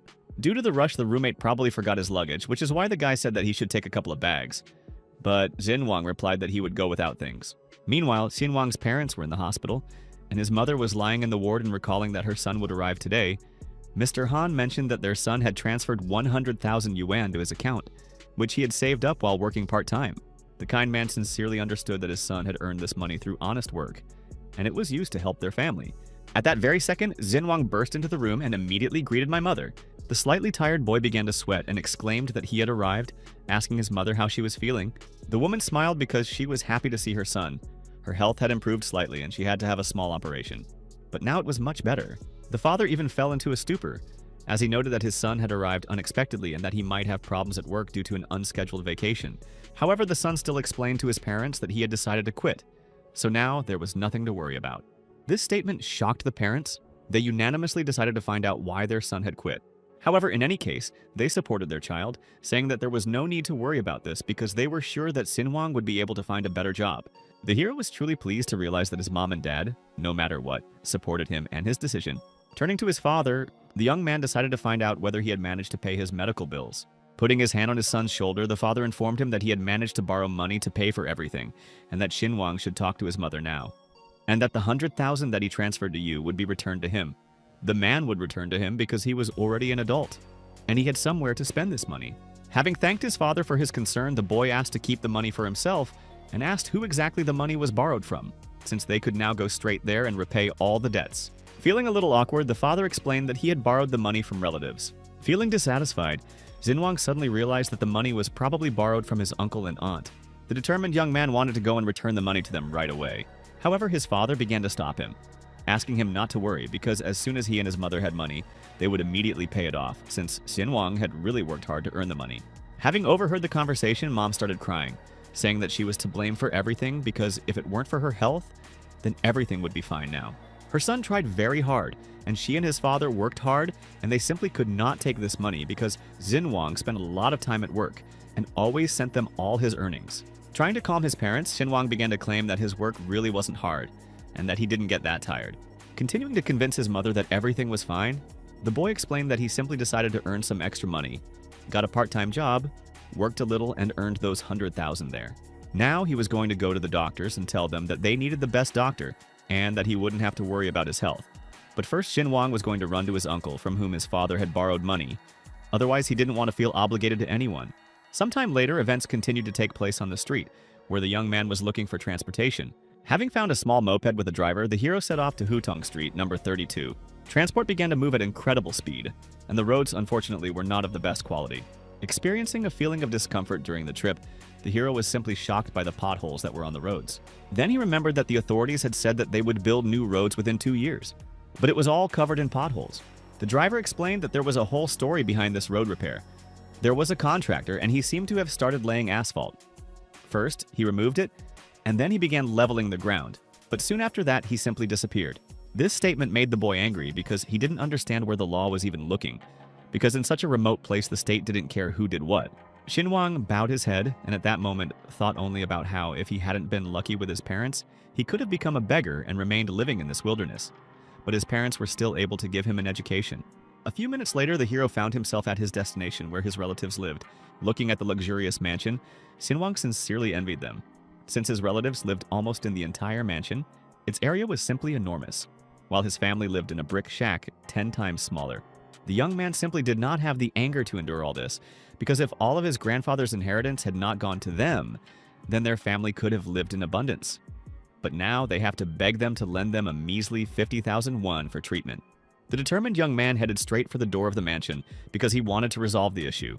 In order to attract attention to himself and one of his relatives opened the door for him, Sinuang decided to knock on it. Suddenly, an incredibly beautiful girl came out of a luxurious mansion because she wanted to find out who was knocking on the door. It was Wang Ju. She immediately recognized the boy, and he, in turn, decided to find out what the girl was doing in his uncle's house. At that very second, that same uncle came out and asked if the boy really wanted to say that it would be better for his future wife to be not in her own house, but in his. At that moment, the hero realized what had actually happened, which is why he immediately turned away. Closing his eyes, the young man explained that he had come here to pay off a debt. Looking at Sinuang, the girl did not understand why he looked at her so coldly. After all, before he only ran after her. However, her uncle noticed all this and ordered her not to look at the guy like that. Wangju's mood changed abruptly and she exclaimed that Sinuang looked like a complete non-entity. And it was a sin not to absorb him, and his clothes were all the same brand, and he even said that he lived in a big city. According to the girl, life was much better in their backwoods, since they could afford to wear Nike and Adidas. Thus, the hero still managed to get into the mansion, where an elderly man was already waiting for him. At first glance, the friendly man noticed that his nephew had come to visit him. He works in the city and has now become a full-fledged city dweller. Friends started laughing at this statement, because in their opinion, Sinuang must be making a good living like that, since one can rise up in big cities. But the uncle reminded the elderly man that Sinuang's father had borrowed 50,000 wen for his mother's treatment, but the guy himself only earned 5,000 wen a month while working like a horse. Coming closer to his enemy, Mirzavets also noted that it was impossible to save anything from these 5,000 yuan salary. The unperturbed boy exclaimed that he had come to his uncle to pay off a debt and not to chatter. The man asked not to rush, as his family was in a difficult situation, so there was no point in rushing to repay, and he would be charging interest anyway. Sinuang asked not to worry about him, as everything was fine, and he didn't dare borrow money anymore. Suddenly, the uncle said that he would like to put politeness aside because they both understand that Sinuang is now living in a big city and is trying his best to save money and help his family. This was indeed true, but the blonde was going to repay the debt in any case. Well, since the guy insisted so much, the uncle was not going to dissuade him, because returning in parts is normal, which is why he asked his son to bring the red book that was lying in his office. The impudent son-uncle pointed out that they were family and he couldn't watch Sinuang bend over backwards to pay off his debts because blood ties should be more important than money. Laughing, the uncle also noted that Khan was a university graduate, and his pride did not allow him to use other people's money. But the main thing was that everything was crystal clear between them. A few minutes later, the protagonist transferred 51,000 yuan to his uncle's account, since this was exactly the amount with interest, and he asked to check that the money had arrived. The shocked man immediately took out his phone to see if the money had actually been credited. When Uncle saw the amount in the bank account, he was simply shocked, as he noticed that the debt had been fully repaid. Although shocked, the man nevertheless decided to ask his nephew where exactly he got so much money.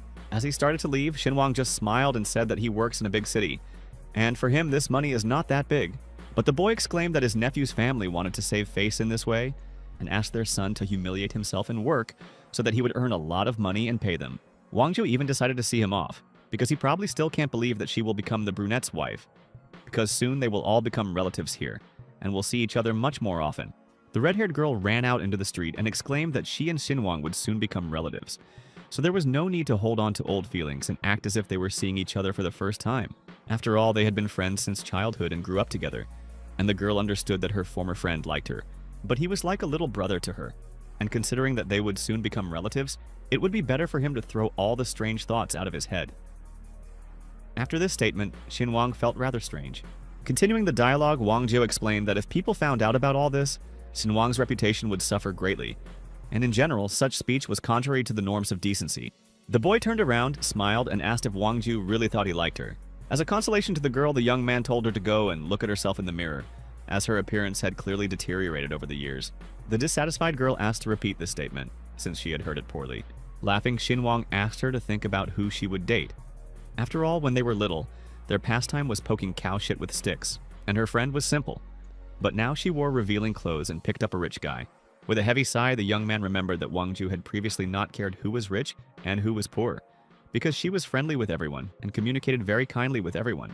The girl understood why her friend was saying such things, because he was angry that he couldn't get her, and that she didn't agree to become his girlfriend. But she suggested leaving the grievances in the past, because soon they would become relatives, because of which there shouldn't be any quarrels between them.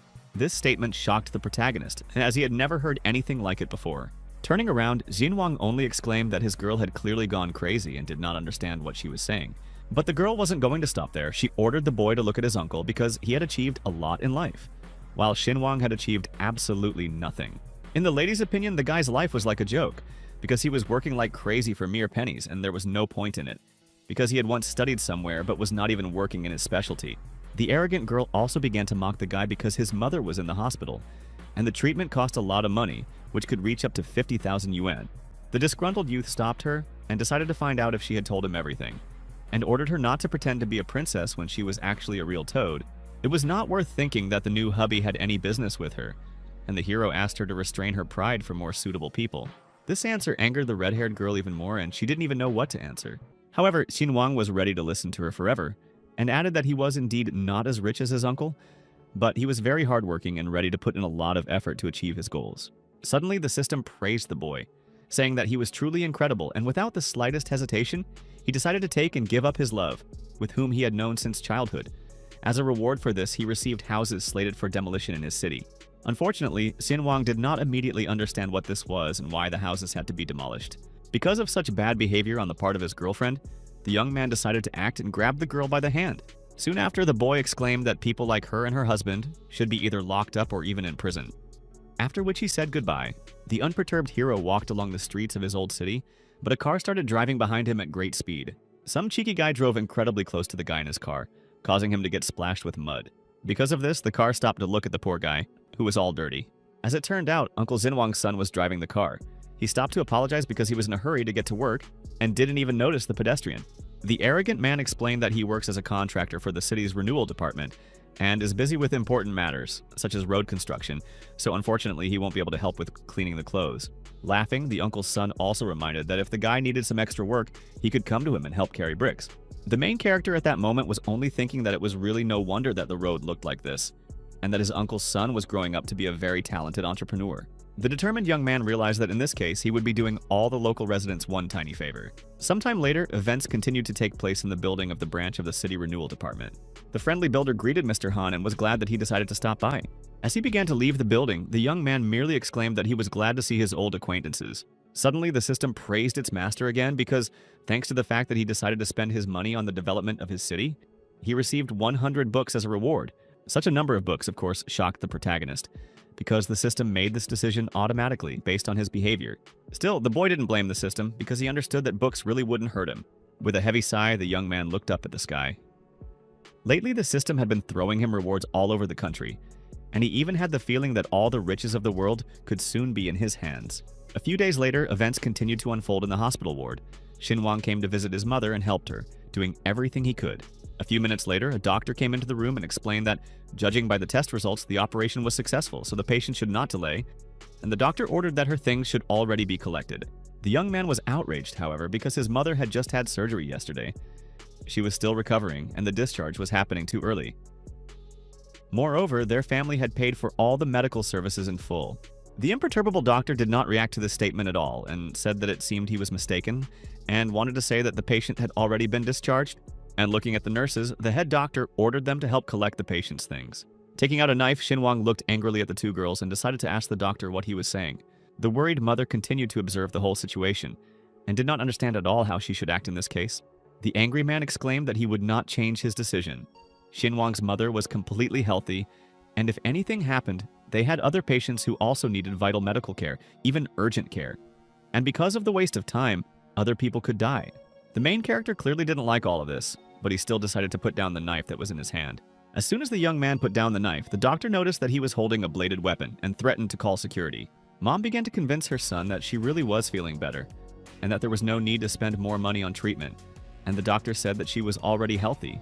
With a forced smile, the evil doctor explained that the boy's mother did indeed agree, and that a good son should always obey his parents. Looking at the nurses, the doctor also ordered them to be sure to collect all the things so that other patients who came to this ward would not suspect that some poor people were being treated there. Soon, as if nothing had happened, the impudent man began to leave. However, the hero clenched his fist and was not going to just tolerate it. Baring his teeth, the young man asked his mother to peel the apples herself. In the meantime, he would call his father to come and pick her up, but Sinuang needed to take care of some things at that moment. The boy turned around, smiled, and assured his mother that everything would be fine. A few minutes later, events continued to unfold in the doctor's office, where the doctor was talking to someone on the phone and saying that other people could now come in since the ward was free. However, the doctor still asked to be more careful, because even if it is a common foot sprain, it will take at least 3 months to ensure that the treatment was successful. As it turned out, it was the uncle's son who called, and he had deliberately kicked out Sinuang's mother so that she would no longer be treated in the hospital. The doctor was willing to say for money that the guy was simply incomparable, because his generosity knew no bounds, and this poor man Sinuang was simply a pathetic nobody. He was only able to pay for the operation and treatment thanks to their family. Laughing, the guy explained that he, of course, would not want to bother the doctor with such trifles, but he was still glad that they had managed to find a common language. The malicious enemy was thinking at that moment only about how Sinuang would cope with the difficulties on his territory. As soon as the corrupt doctor received a bribe for his actions, he was immediately happy, as his business was on the rise. Watching everything that was happening, the main character immediately realized that all this was done only for the sake of a bribe. However, money was no longer a problem for him. In fact, the whole world revolved around money. Sinuang was now incredibly rich and could afford to do whatever he wanted. After several hours, events continued to unfold in the hospital director's office. Someone knocked on his door. As it turned out, it was the main character who decided to go straight to the director. The young man explained that he was just an ordinary patient at their hospital and had come to visit the influential man. The director approached the young man, saying that if he was sick, it would be better to go to the doctor since he did not accept patients here. However, the boy wanted to speak directly with the director because Sinuang wanted to donate an additional building to the hospital. But the man didn't believe these words and exclaimed that if the young man had nothing better to do, he should go to the consultation window, where they would explain everything to him. The director already had enough to do, and the hero was ordered to leave the office. After thinking for a bit, the man came to his senses and realized that he was now being offered an entire building as a gift. The shocked director decided to ask the boy if he even knew how much this building cost. Looking at this guy, the old man realized that he was pathetic. He looked like a poor man. The clothes were probably not worth even 200 yuan. However, he wanted to donate an entire building to the hospital. It was more like a joke. The joyful hero exclaimed that of course he knew how much the building cost, but asked not to worry about it, because it cost about 1 million yuan to renovate the building that was to be demolished, and today, with current savings, it's mere trifles. The young man explained that the hospital's wards are often overcrowded, as they receive a variety of patients with illnesses, sometimes even in critical condition, so he would like to donate an additional building. However, the man still did not believe that this would really be possible because Sinuang looked very poor. The hero was well aware that there was not enough space in the wards, and because of this problem, some doctors began to take advantage of their positions and take bribes, asking for already occupied beds to be vacated, supposedly in order to find space for other patients. Hearing this, the elderly man began to claim that he had been working as the director of this hospital for more than 10 years, and they had never had a situation where their employees took bribes because doctors are supposed to save lives. It was then that Sinuang told him that his mother had undergone a major operation yesterday, and that she needed to be under close observation. But today, for some reason, her attending physician said that she needed to leave the ward. The director denied everything, saying that it was the guy's imagination because their wards are sometimes cramped, and it's impossible for many people to fit in at the same time. But discharging a person almost immediately after an operation is simply impossible. Feeling fury, the director shouted that he did not believe a single word he said and ordered to tell the truth. Otherwise, he simply would not listen. The smart guy made a recording and deliberately turned it on in order to show exactly how the doctor treated the patient. Having turned on the recorder, the director began to listen to that very fateful recording, which contained all the evidence. After hearing the recording with evidence, the man began to deny this as well. And it is said that the recording may have been edited or falsified. The hero even thought that perhaps everyone here was covering for each other because of bribes. Sinuang still said that the director might think that this recording was fake and that he would actually donate a real building. Calling an old friend, the hero told him that he wanted to renovate the building for their district hospital and asked if Mr. Kong had time for this project. Luckily, the acquaintance actually had a lot of time, which is why there was an opportunity to discuss additional information with the director. And Kong should arrive soon. Having finished the conversation, the young man smiled and said that the director should definitely believe him this time, and suggested talking personally with his friend. The boy begged the director not to be so stubborn, because the dialogue would not take more than a few minutes, and he would also be able to verify and obtain a new building for the hospital. The slightly stunned director nevertheless picked up the phone in order to talk to the strange stranger. Having started the dialogue, the man introduced himself as the director of the district hospital. Hearing the businessman, the elderly man immediately realized that it was indeed Mr. Kang's voice, who in turn said that the hospital was truly lucky since the building was given away for free. The stunned director literally cried out with happiness and said that he understood everything, after which he decided to end the dialogue. Thus, he realized that this young man really had not lied to him. Sometime later, they talked about that strange situation again, and Sinuang made it clear that his intentions were indeed very serious. However, the director still insisted that a single recording of the conversation was not enough.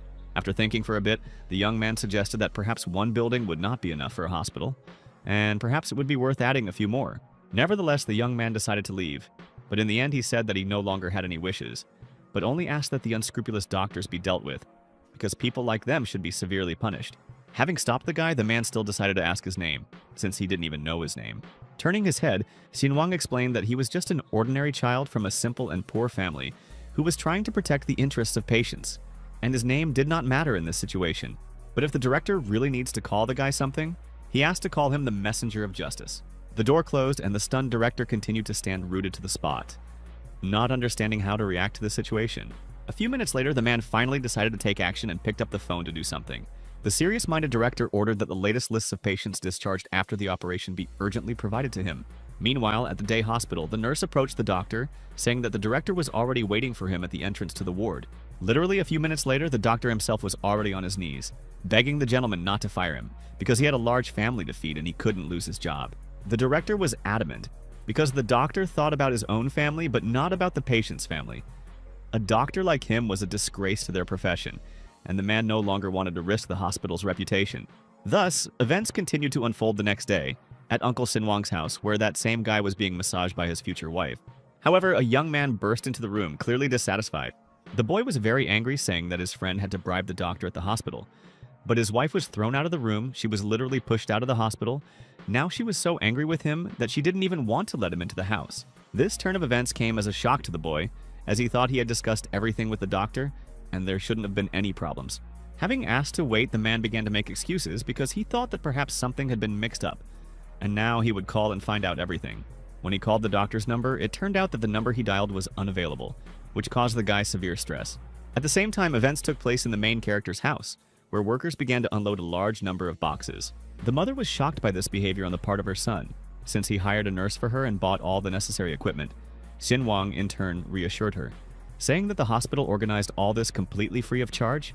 Fortunately, Mom believed her son. But at that moment, the young man wanted to be like a philanthropist and was going to do good deeds selflessly without receiving gratitude for them. At that very moment, not far from the hero's house, someone shouted, accusing him of being a bad person. As it turned out, the uncle's son had arranged to buy a hospital room for his friend for almost 10,000 yuan. But now everything was lost because of him. The dissatisfied woman did not understand what Khan Dakai was talking about because she was not aware of his affairs. However, at that moment, the young man realized that the disgruntled man had said this in vain. Feeling very angry, Sinuang started yelling at Han Dakai, saying that it was because of him that they decided to literally kick his mother out of the hospital. And now he had spent over 10,000 on it. He was clearly not much of a relative. Feeling awkward, the guy began to justify himself, saying that he had nothing to do with it, and the woman should not have been thrown out of the hospital, especially if she had just undergone surgery. And in general, Han Dakai did not ask not to change the subject, because he knew that Sinuang was behind all this. The hospital would not have just hired a nurse for his mother. However, the hero explained that the director had ordered this to be done. The uncle's son didn't believe all the guy's stories because he was doing all this for his dear friend. And thanks to him, he became the head of road repairs, and thanks to him, he was able to get a job in the organization. Laughing, the hero remembered that Khan Dakai actually makes a lot of money, and in a year it can even amount to several million. And yet he dares to come here and accuse him of some nonsense, and even demand money from a poor family. The blonde man decided to say that he earned 5,000 yuan a month, and that he should subtract from this the amount he pays for renting a small room and the money he spends on food, and then compare it with the income of Han Dakai, who lives in a huge house. Turning around, Sinuang even began to leave as he no longer wanted to communicate with his disgruntled relative, telling his mother that it was not worth continuing this. In his opinion, some people are so mired in their greedy vices that they have forgotten that money does not decide everything in the world, and that justice still exists. Disappointed by the defeat, Han Dakai began to leave, saying in his last words that Sinuang and his family were insignificant poor people. The smart guy at that moment was only thinking that his relative was a stupid fool. The slightly offended mother still decided to ask her son if Han Dakai was planning to take revenge on them because of some far-fetched nonsense, but Sinuang didn't care at all. In fact, he was even interested to see how his relative was going to take revenge. Meanwhile, somewhere nearby, the uncle's son's car was driving at high speed. Looking at the car that was driving in the oncoming lane, Han Dakai noticed that the car looked like Kang's car. However, he was probably mistaken because there was no need to go to this backwater. The SUV actually arrived at the protagonist's house and stopped right at the entrance. A friendly man greeted Mr. Sinuang and thanked him for his help with the road because the buildings were restored for free. Feeling awkward, the young man began to improvise and exclaimed that Mr. Kang had arrived so unexpectedly and decided to thank them, but said that there was no need to do this since he had only helped fix the car when it broke down. Having started to play along with the guy, Kang agreed because he really came to discuss repairs to the road in front of the house. The man realized that Sinuang hid his affairs even from his parents. The mother still didn't understand what was happening, but her son smiled politely and said that he and the gentleman would need to discuss something. After moving away a little, the boy explained that the next time he came to the city, he would keep a low profile because he didn't want any of his relatives to find out what he was really doing. Kang also said that what Sinuang had asked him to prepare was already ready for today. The man's efficiency truly knew no bounds. Meanwhile, someone called Khan Dakai and announced that he would no longer be involved in road repairs. This statement shocked the boy because this was his only income, and he did not receive any other money from anything. Because of the information he heard, the dissatisfied guy immediately began to brake frantically, pressing the brake pedal with all his might. The car suddenly began to slow down, causing tire drag marks to appear on the asphalt. Trying to find out what was going on, the boy was as polite as possible. After all, he had already hired workers and paid them money in advance. They were about to go on shift. But the boss stunned him like this. The boss explained that construction companies now have new rules. Every team must comply with regulations and standards. They would be, to put it mildly, uncomfortable if their employees didn't comply with all of this. Soon after, the man simply hung up, thereby declaring Khan Dakai an unemployed loser. Experiencing severe stress, the guy even dropped his phone and said the word no several dozen times. As it turned out, the boss really couldn't do anything in this situation since he couldn't disobey Mr. Kang. A few days later, events continued to unfold at the club, where Han Dakai wanted to give a gift to his boss.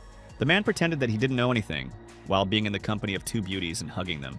The boy put the package on the table and said that the boss's profit could increase from 30 to 40% with cooperation. It seemed that these words really touched the man, and he probably even thought about it. The arrogant guy thought that the boss was not satisfied with the small percentages. The man was indeed very greedy, and this was probably a trick from the very beginning to take more money from him. Smiling, Khan Dakai explained that they knew perfectly well that these building codes and standards for companies were just tinsel. And even if he didn't pass the first time, he could create another company and try again. At that very second, the boss got angry and shouted that no one dared cheat their system and forge documents. He was not going to turn over illegal carts for mere pennies, and ordered to find a poor man who would agree to this amount. The frightened guy explained that this was not what he really meant, but the boss decided to clarify what exactly they wanted to tell him, because it was clear that the guy was backing out. Trying to justify himself, the young man wanted to agree on a deal and offered as much as 500% of the proceeds. Feeling fury, the man shouted that he considered Khan Dakai almost like his brother, and he decided to set him up like this, and now he is simply being kicked out of the club. Even several bald security guards came and literally pushed Khan Dakai out of the VIP area, thereby humiliating him even more. In the same nightclub, but in a different room, someone knocked on the door. As it turned out, that same boss decided to visit someone. It was clear that he was quite polite with strangers. It turned out that in the club, but in another room, sat Sinuang and his new friend Mr. Kang. Having greeted the protagonist, the man from the bottom of his heart, and on behalf of all the residents of his city, wanted to express his deep gratitude for the money spent on repairing the road. Looking at this man, the young man immediately realized that he was a traitor and a speculator, since the boss was very two-faced. However, Sinuang still explained that he would like all this to remain between them. It's just that his parents are already at an advanced age and their legs often hurt. At their age, they have already stopped paying attention to what's going on with the road. Laughing and looking at the boss, the hero also decided to clarify whether the road would break down a year after the repairs. This question really made the boss nervous, but he said that this couldn't be. He endured the humiliation since the guy was very rich. So the man promised to build a better road, and Sinuang was now counting on him, because he did not want to be disappointed. Thanks to his actions, the system praised the guy for solving the problem of road repairs and rebuilding unfinished houses in 2 days, for which he was given a reward of 9 million yuan. Meanwhile, events continued to happen in Uncle Sinuang's house. Someone was screaming there. These screams could be heard even from the yard. As it turned out, it was Khan Dakai's girlfriend. She really didn't like that the guy was always sitting idle on his phone, staring at things.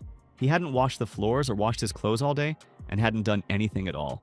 If the girl had found out earlier that Dakai was just bragging, and all his projects and work were just a blatant lie, then she would have chosen not him, but Sinuang, because at least he worked in the city, and there are definitely prospects there. These words really hurt the guy. He immediately stood up and was clearly very angry. But the red-haired one... But it didn't matter at all. She continued to call Khan Dakai useless, because even a stone would be more useful than him. If she were in her boyfriend's place, she would kneel before Mr. Zhao and beg for her job back. Turning around, the girl threatened to go to Sinuang, because he had loved her since childhood, and would have agreed to be with her anyway. Unable to bear such shame, Khan Dakai caught up with the girl and grabbed her by the neck. Due to severe stress and anger, he literally pushed her away, causing the lady to begin to fall to the floor. Khan Dakai shouted that she had not earned anything, and now she was also charging him for money. Meanwhile, the protagonist's parents were reading a certain road construction contract, which had some fine print. After reading the agreement, unfortunately, the parents did not understand its essence and asked for an explanation. Kang explained that the road construction would pass through their land and would take up no more than 1 square meter of land, and that as compensation for the damage caused to them, the company could build them a house. These words really shocked Sinuang's parents. They were stunned and didn't even know how to react. The friendly man even said that if the couple did not agree or it was unacceptable to them, they could discuss other compensation terms with them, and perhaps monetary compensation would be suitable for them. Shocked, the parents couldn't understand how prosperity had come to their village when they could build a house for a few square meters, and they didn't even have to pay for it. This was a real stroke of luck for them, and the father of the family even began to call his son, shouting to him that they would now build a new house for them. Several days later, the events continued to take place in the passenger terminal of the bus station. The main character already needed to return to the city. His parents told him that life there would always be hard, and asked him not to forget to take care of himself and his health. Sinuang convinced his parents that there was no need to worry about him, because he would definitely take care of himself. And now it was time for him to catch the bus, since he would be late and would not make it to the airport. The joyful parents said goodbye to their son and exclaimed that they would be waiting for him to visit again. Sometime later, the boy found himself in the first-class waiting room. He was very lucky. He visited his parents and also earned some money. At that very moment, the unremarkable young man was noticed by a stunning beauty who addressed him by name. It was Gao Wen. The young man explained that he was going home to visit his mom and dad. Feeling awkward, the lady explained to you that she forgot to ask the guy about it, and only later found out that her mother was sick, which is why Gao assumed that her friend quit because of this. In fact, nothing serious happened, and my mother is now fine, and the treatment was successful. As it turns out, the company asked Gao Wen to show a new side of herself and try to change her image. They also asked her to conduct an advertising campaign to support rural areas in various villages. This coincidence was truly very pleasant. Even the hero noticed it. Since the young man had quit, Gaowen wanted to know what his future plans were, since he might have already applied to some new company. However, the girl also suggested that perhaps the guy didn't want to talk about it, and said that there was nothing wrong with that. Smiling, the young man explained that he really had nothing to talk about. He wasn't planning on getting a job anywhere for now, and perhaps, on the contrary, he would open his own business. The clever hero even wanted to specifically buy a building opposite the place where he used to work, so that his former management would shudder every time they saw him. The kind girl said that if Sinuang needed help, she could help with anything, and she also had many business contacts in their field who could also help. Suddenly, someone called the girl on her mobile phone, and she went away to answer the call. During the phone call, some guy said that Gaowen had made a lot of money and should answer the phone as soon as she received a call, because people had been waiting for her on the live broadcast for half an hour and she needed to hurry. Feeling awkward, Gaowen began to justify herself, saying that she had already said an hour ago that she was boarding a plane, and the manager told her that everything was fine, but he in turn told her to sell plane tickets and start the stream immediately. Unfortunately, the plane was about to take off, and if she returned the tickets, the next flight would be in 10 hours, and there was no guarantee that she would be able to buy tickets. The scoundrel didn't care because in their field you can't refuse, and the company won't give the girl the opportunity to ride on airplanes for free. According to the manager, there is nothing wrong with waiting at the airport for 10 hours until the next flight, but missing the audience and losing the audience is expensive. That's when the girl got pissed off, and she started screaming that she had been at the very top of the company's ratings for 6 months and had earned a ton of money, so there was no point in saying that she was a freeloader and was just wasting the company's money. Recalling the conversation outside the club, the man said that she shouldn't forget that Gaowen's contract was still in effect. So if she didn't want to get into trouble, she should do as he said. After hearing this dialogue, the protagonist immediately realized that it was manager He Shui. The scoundrel heard Sinuang in the background. In his opinion, it was now no wonder why Gaowen was uncomfortable streaming. Hearing this, the shocked girl exclaimed that this was nonsense, and she had recently been posting photos of her round-trip tickets into the work chat.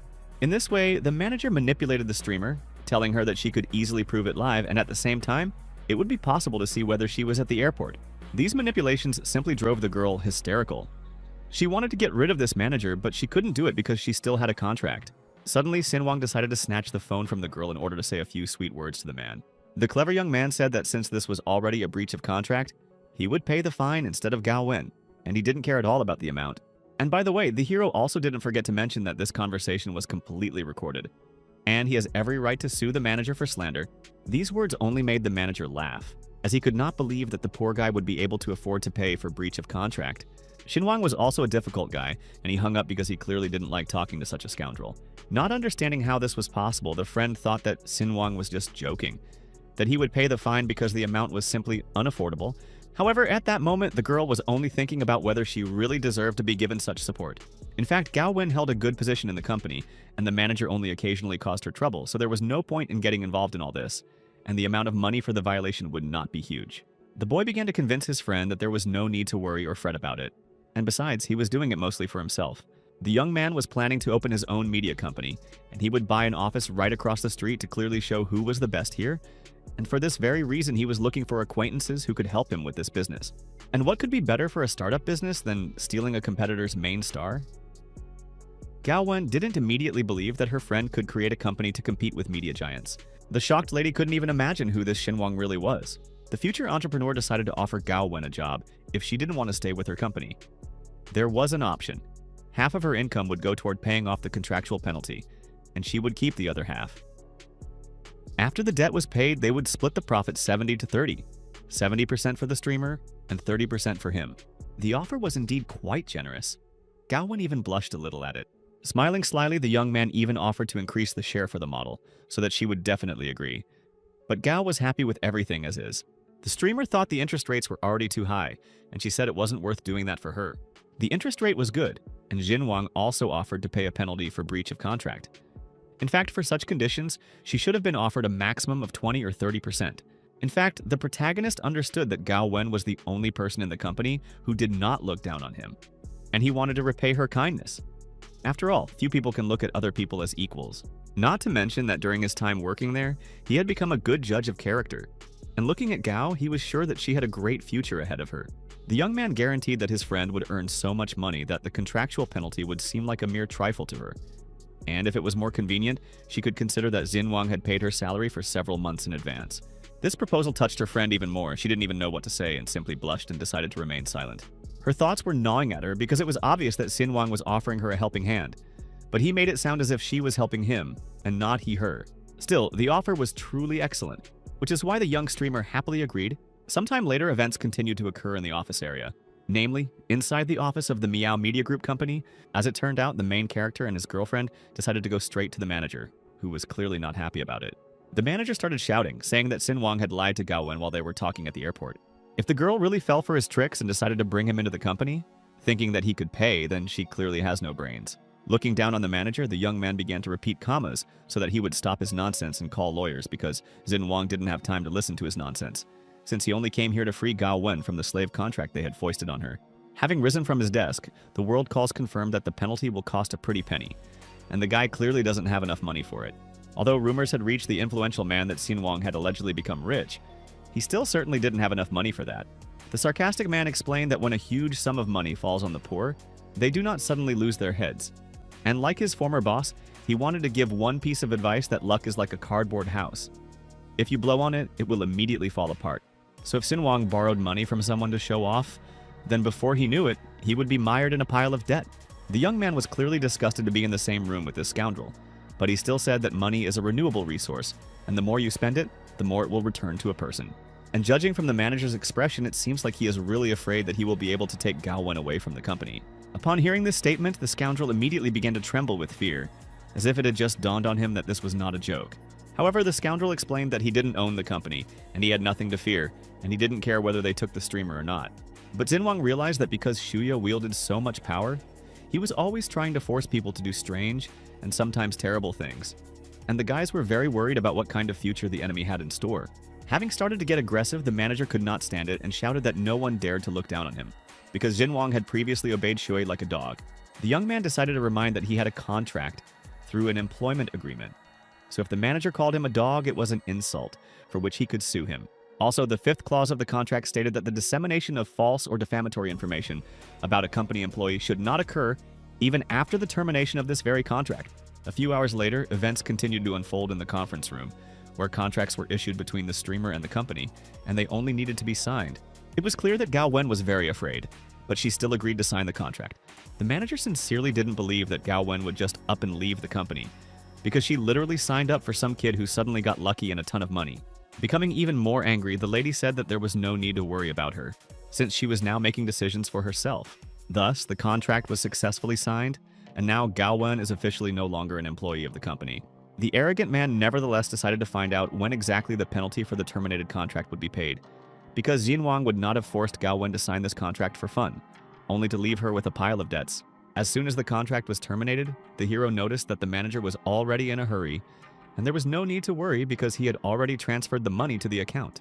Tens of millions of yuan were instantly transferred to the company's account, and Sinuang ordered the scoundrel to check the accounting. At that very second, the hero decided to look out the window and noticed that there was a really good view from there. It was high, and the style of the building was not bad. The young man turned around and addressed Mr. Ho, saying that he would like to discuss some details. The dream of taking revenge on the former company was successfully realized, for this system rewarded the young man and gave him as much as 99 million yuan. When the two friends went outside, someone started shouting, thereby stopping them. It turned out that it was Zhang Qingqing, and she was very happy about this unusual coincidence. A little upset, her friend mentioned that she had heard that Gao Wen had quit her job, and Zhang suggested that because of this, they might never see each other again. Feeling awkward, her friend naturally wanted to answer this question, but Sinuang did not quite understand its meaning. Pointing his finger at the neighboring publication, the young man exclaimed that their office was in this building, so that at any moment now they could come and have lunch together. This event became a turning point. Zhang Qingqing was stunned with shock and did not know how to react to such a statement. Suddenly, someone called the boy on his mobile phone, and he said that he had to answer. It turned out that it was Li Wanyi who called, and this call was probably very important. The man called regarding the property documents. They were already ready, and he decided to ask Sinuang when he could come pick them up. Fortunately, he would be able to pick up the necessary papers soon. Since the hero returned here with all these affairs, he completely forgot that he had his own home, and this amused him. Having explained to her friend that they had already sorted out their affairs, Gao Wen could now rest peacefully, while Sinuang would go somewhere in the meantime to resolve the remaining issues. Overall, the new company employee was not against it and happily agreed. While talking to her friend, Gao Wen said that Sinuang offered to compensate for the contractual penalty, So now she really does not work for her previous company. It was really unusual. The redhead didn't expect that the guy who used to work in an office and run errands would suddenly become rich. It seems you really shouldn't judge a book by its cover. In one of the companies in the city, they were discussing that a very important client was supposed to arrive today, so it was necessary to behave in a manner befitting his status. The manager explained that it was necessary to make every effort not to disappoint that very client. The fair-haired man agreed with the lady and was going to do everything in the best possible way. Calling all his subordinates, the man explained that Mr. Han, who had bought the mansion from them, would be here soon, so they needed to go to the front entrance and greet him properly. But before that, they needed to tidy themselves up and make sure their uniforms looked neat and dignified. He was an honored client of the company, so he could not be neglected. The slightly worried girl asked the manager for a photo of the client, so that they would be sure not to make a mistake and confuse him with someone else. However, the man only smiled, since that same rich man was a mysterious financial magnate, and they did not have his photo. But usually such people like to brag about their money, so they would not confuse such a bright personality with anything. Sometime later, the manager ordered the office to be cleaned to the last speck of dust, as he wanted his dear customers not to feel inconvenienced. Meanwhile, an economy-class taxi pulled up to the building. It was unremarkable in any way, but in this taxi was that same rich man who got out in order to conclude another deal. Looking at the main entrance to the company, the young man understood why it was number 1 on the list of the best real estate companies. Looking at one of the guards, Sinuang didn't understand who these people were waiting for. Probably some former bigwig. As if nothing had happened, the young man walked into the office because he still needed to get to the appointment. The company office was indeed very large, but there was absolutely no one around, and no one approached Sinuang. The hero couldn't believe that all the workers had gone outside. Looking at the model, he saw that there were a lot of trees and greenery on the territory of the villa, and next to the house there was a swimming pool designed by a famous designer.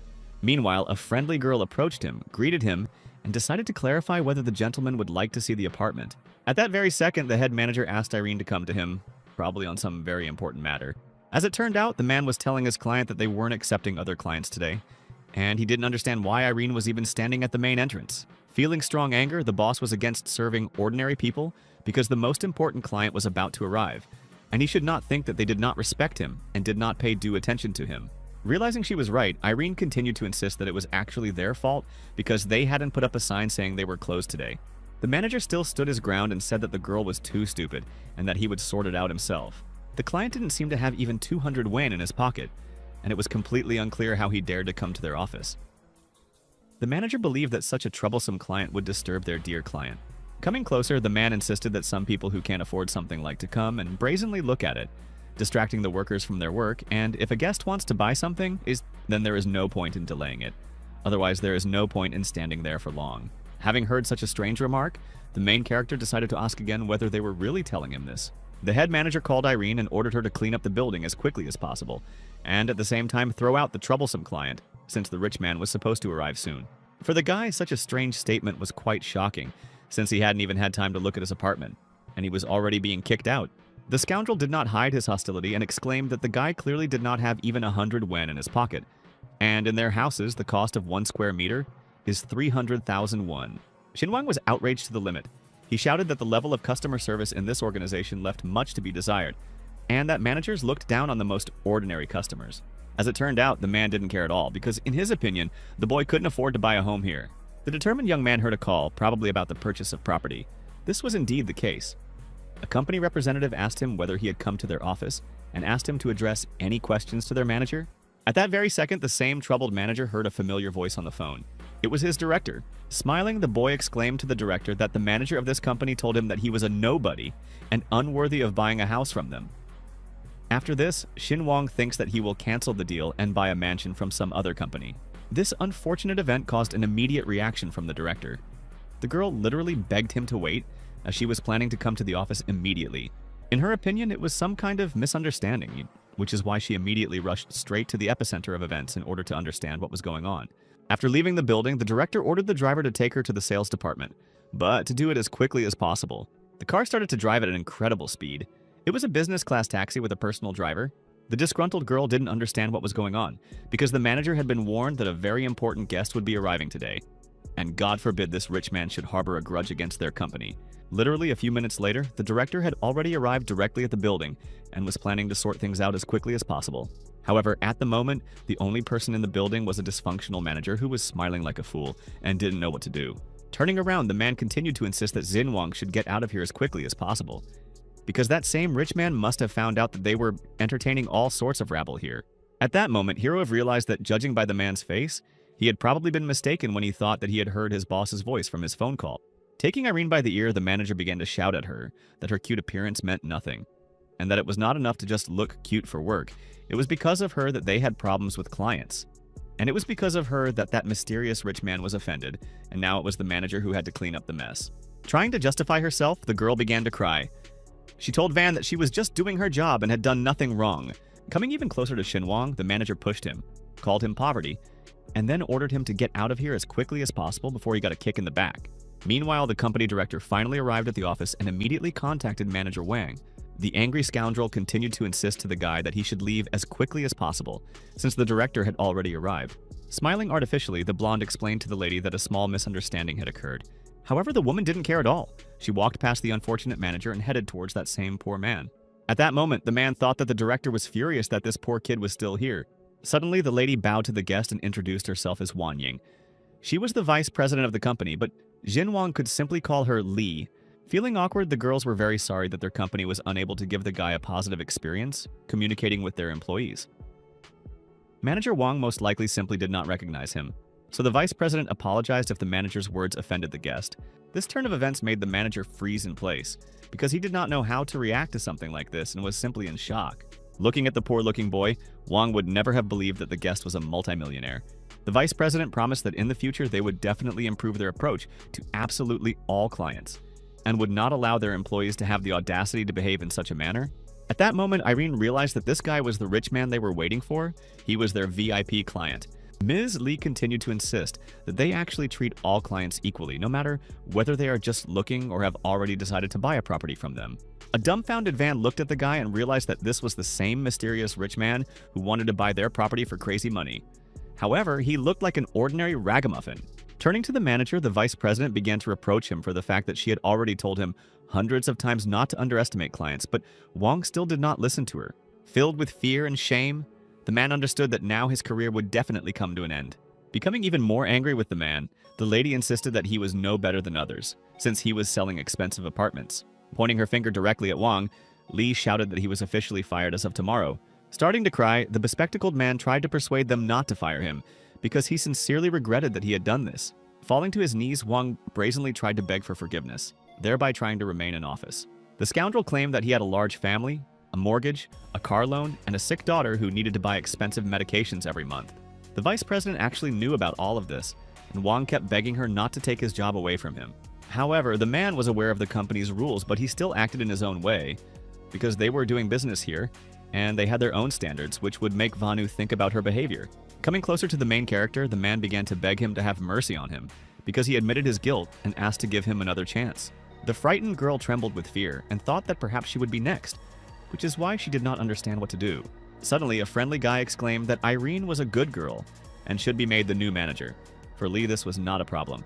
And since they had decided everything, then it was possible to look at Mr. Sinuang's future house. This unusual statement shocked Van even more because just recently he managed Irene, and now he is essentially unemployed, but she is the manager of a large company. Meanwhile, Sinuang explained that he didn't have much time and asked if they would have time to inspect the mansion. Lee happily agreed to help with the inspection and also offered to give the buyer a ride. The girl blushed and didn't believe what she heard because she didn't expect to be promoted so quickly since she had only recently started working at this company. As it turned out, the system noticed the protagonist Vic.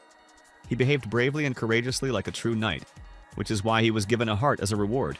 The heart-shaped reward is a personal praise from the system, and it shouldn't be underestimated, because perhaps such praise could one day help at some very critical moment. Sometime later, the same events continued to take place in the courtyard that led to the entrance of the mansion. The people standing nearby were supposed to work in this mansion, and the guards would ensure Sinuang's safety, and the 5 maids would provide the house with warmth and comfort. A little later, facial recognition will be set up on the gates so that they will work automatically. The mansion was truly impressive, although the protagonist seemed completely unimpressed. Meanwhile, the friendly director had already prepared the certificate of ownership and attached all the necessary documents. The boy understood that he needed to take a good look at everything. A mansion worth 300 million yuan was an impressive purchase, and in the hero's opinion, he might look like a complete fool who walked around with his mouth open and was surprised by everything. The expensive case contained real estate documents, and it was clear that the director had done her homework. Taking the documents, Sinuang immediately felt that their cover In terms of the quality of the material was truly what he needed. The boy smiled, put the documents back in the case, and said that they should go. The woman breathed a sigh of relief and realized that this guy was probably some kind of billionaire to be buying such an expensive house. He wouldn't even check the documents. The building was truly magnificent. It looked like a 19th century castle. The landscaping around the mansion was done by a professional. He was a world-famous and talented landscape designer. Everything was specially designed for Sinuang. Looking at the boy, Lee realized that he dressed very modestly for enrichment, and apparently he was rather indifferent to money. Perhaps he was a member of some very, very rich family that did not want to advertise its financial status. After inspecting the area, the young man noted that the landscape designer had really done a great job, but considering what kind of parents he had, he needed to redo a few things and add a small field. He was planning to plant cabbage and eggplants here so that when they arrived, they could enjoy it. Although the area was prime, it would have been better to plant bitter gourd and green beans. The friendly young lady also noted that if the gentleman is not satisfied with something, then one should not be shy about speaking up, because they will immediately call the designer and make changes to the landscape for free. Lost in thought, the boy did not immediately begin to talk about his plans. Suddenly, the system praised the hero, saying that he had done simply amazingly. And in just a few minutes of being in his mansion, worth 300 million, he had already managed to find several compelling reasons to reveal his dislike for this very mansion. Also, thanks to this action, the system acquired a skin, and the owner was now entering a new stage in his life. So the system did not stand still. Observing the rich man's behavior, Lee felt that even the best landscape designer could not please this guy, which is why this guy really had an interesting temperament. Laughing, the vice president noted that the gentleman had already purchased the pearl of their area at such a young age, and now she was sure that a brilliant future awaited him. He mentioned that as soon as their leader learned that Sinuang was ready to spend so much money on real estate, he immediately ordered them to serve the guy in the best possible way. However, the hero was against this, and noted that there was no point in bothering him anymore. Still, Lee sincerely hoped that the gentleman would want to contact their company again in the future. However, she was still bothered by the fact that the guy was not at all happy with the purchase, having spent 300 million yuan, and he was unperturbed. Thus, the main character became the owner of a luxurious mansion worth a fortune. Sinuang was still happy with the purchase, even though he didn't look like it was worth 300 million. Meanwhile, events continued to unfold in another mansion. A certain girl was interested in who exactly bought this villa. The man said that the villa was bought by a young man named Khan, who was about 20 years old. Hearing this, the lady was shocked. She did not expect that such a young person would be able to purchase such an expensive property. The elderly man nevertheless guessed that perhaps the lady knew what kind of person this was. Bowing her head, the girl explained that, in fact, the one who could afford to buy a mansion for 300 million yuan was clearly not an ordinary person. So if they wanted to know something about him, the Hien family would definitely suspect it. That is why the influential girl ordered a gift to be chosen in order to pay a visit to Sinuang in the near future. The next day, the protagonist celebrated his triumphant descent into a new business, because after 3 long months of preparation, they were finally happy to announce that the Dojan media company was opening. He also wanted to thank director Gao Wen, who had worked tirelessly for the past 3 months, which is why he thinks that everyone should work just as hard, and then their efforts will definitely lead to success. Other streamers were also happy to work for this company and wanted to do everything possible to popularize it even more. The boy was really very grateful to his girlfriend, as she supported him at every stage. However, 3 months ago, Sinuang told Gao Wen that she did not need to broadcast live at all. Experienced employees had to help beginners because there aren't many skilled streamers in the company right now. Therefore, the first priority was to focus on training newcomers. Besides, half of the donations from the streams of the newbies that Gao Wen taught would have gone straight into her pocket. But the girl thought that was too much. The guy explained that Gao is literally one of the founders of the company. And besides all this, she understands better than anyone how to make an account trendy, attract a diverse audience, and how to properly set up a stream.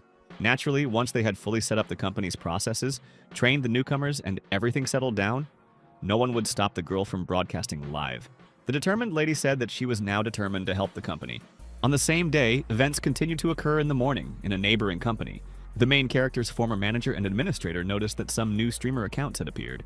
The competitor's company had a lot of people, and the streamers were actively trying to build their audience, even though they were beginners. But the impudent fellow believed that his competitors wouldn't be able to create a new company and break through to the top of the media giant so easily. Laughing, the sarcastic man believed that no one dared to fight with his company. Suddenly, another man walked by. He had a gold tooth and a huge gold ornament hung around his neck. He mentioned that competitors were located across the street in the neighboring building.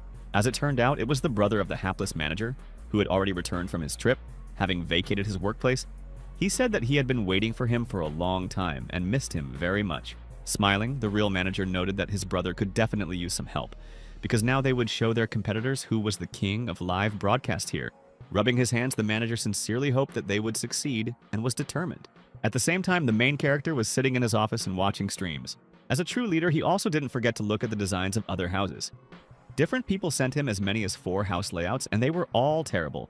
Bowing his head, the young man understood that his mansion for that kind of money should look luxurious and creative. And not all this. Meanwhile, someone knocked on the guy's door and he immediately asked the guest to come in. It was Gao Wen, who reported that their employees were receiving offers from competitors, each of whom was offering to broadcast with a 1 million follower streamer. The enraged girl even showed one example of such streams, which clearly made her unhappy. And after looking at the correspondence, the young man noticed that this was an old company tactic. Major streamers challenge newcomers. The scheme was as old as the world, to hold a joint live broadcast between a popular streamer with millions of subscribers and a small one, and during the broadcast to humiliate him. This is their tactic to show who is the boss. The main character had a plan for this, though, and he decided to find out if the competition was about how many donations the streamer would receive. Frightened by some strange plan, Gao found out whether her friend was planning to donate rockets to newcomers in order to win. Laughing, the boy admitted that this was indeed the case, since he wanted to humiliate million-follower streamers in this way.